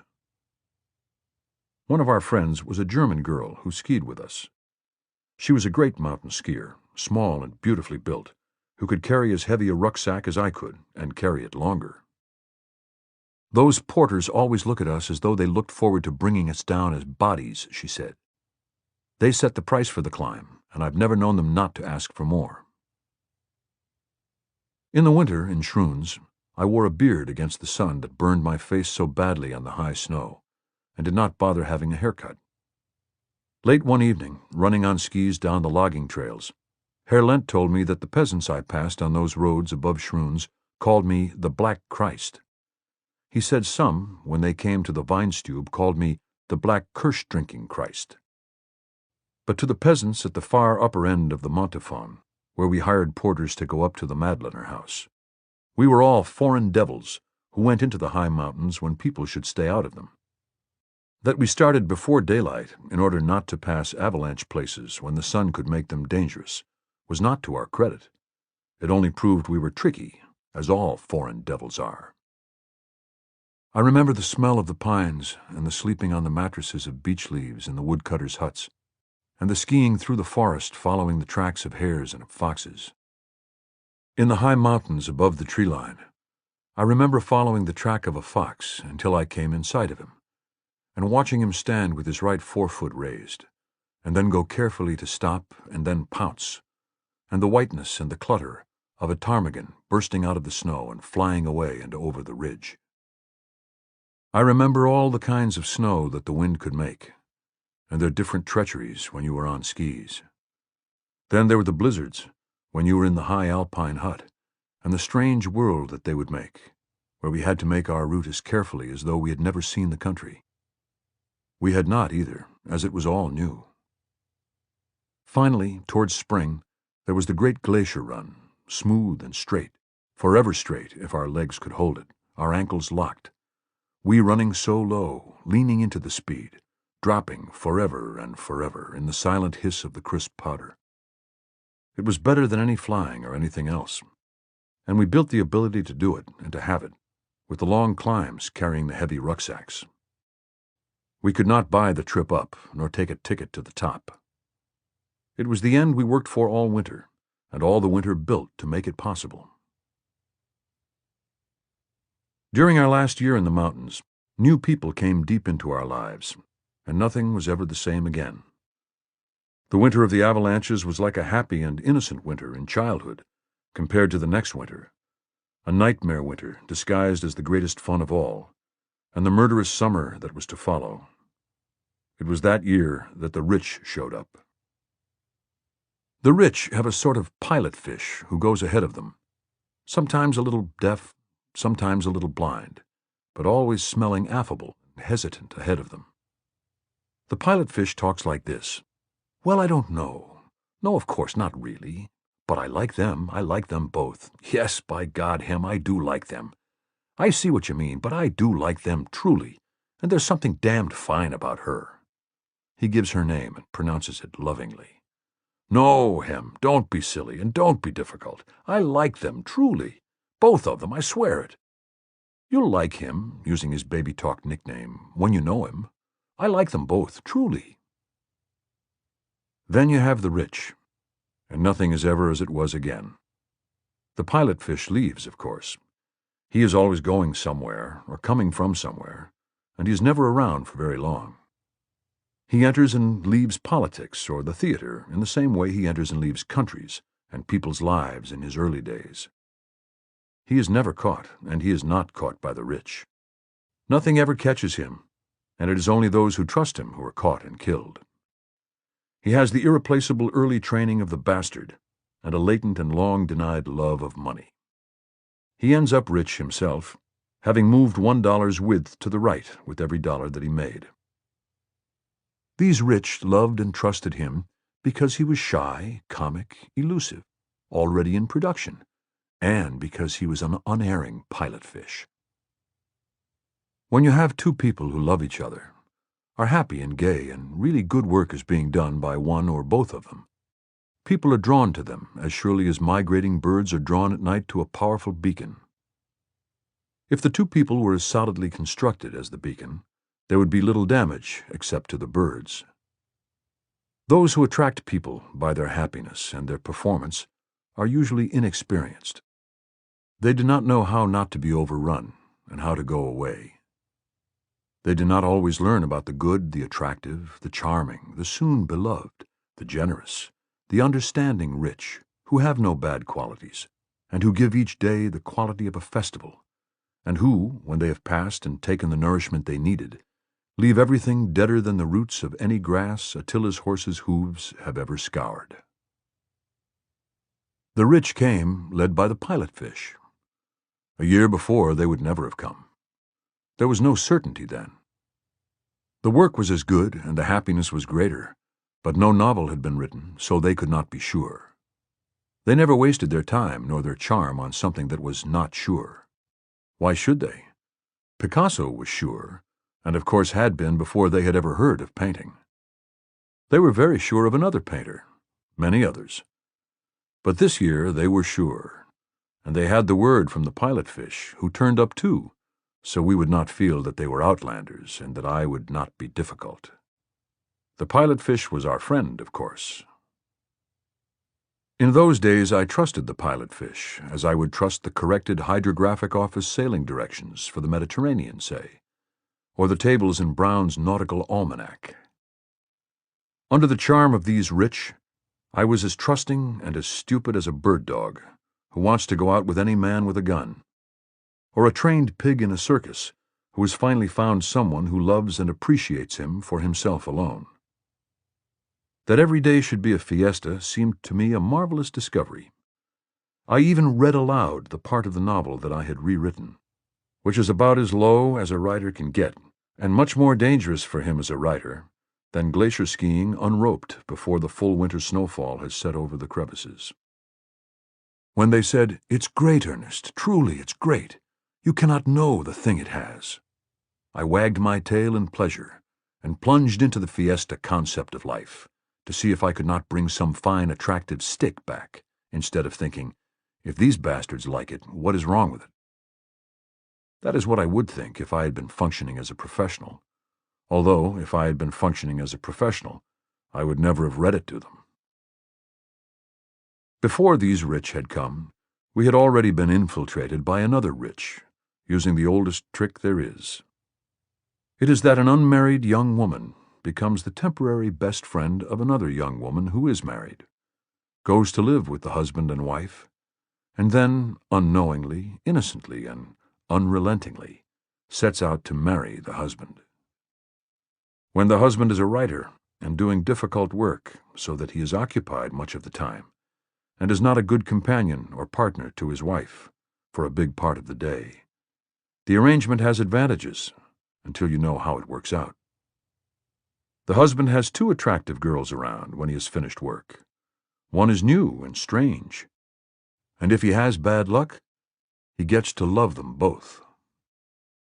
Then, instead of the two of them and their child, there are three of them. First it is stimulating and fun, and it goes on that way for a while. All things truly wicked start from an innocence.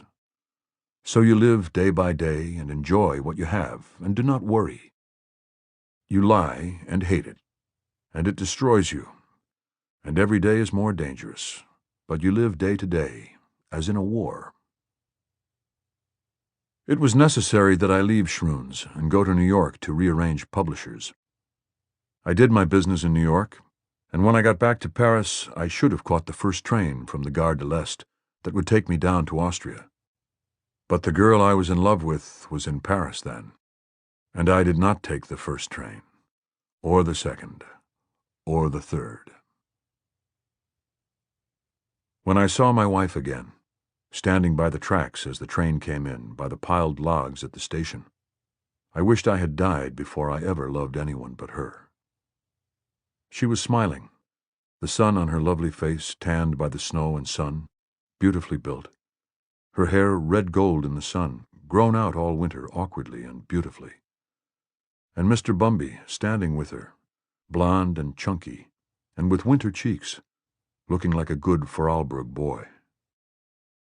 "Oh, Tati," she said, when I was holding her in my arms, "you're back, and you made such a fine, successful trip.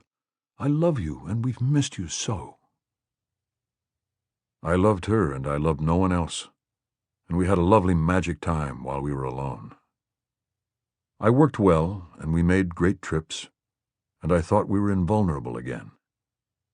And it wasn't until we were out of the mountains in late spring and back in Paris that the other thing started again. That was the end of the first part at Paris. Paris was never to be the same again, although it was always Paris, and you changed as it changed. We never went back to the Vorarlberg, and neither did the rich. There is never any ending to Paris, and the memory of each person who has lived in it differs from that of any other.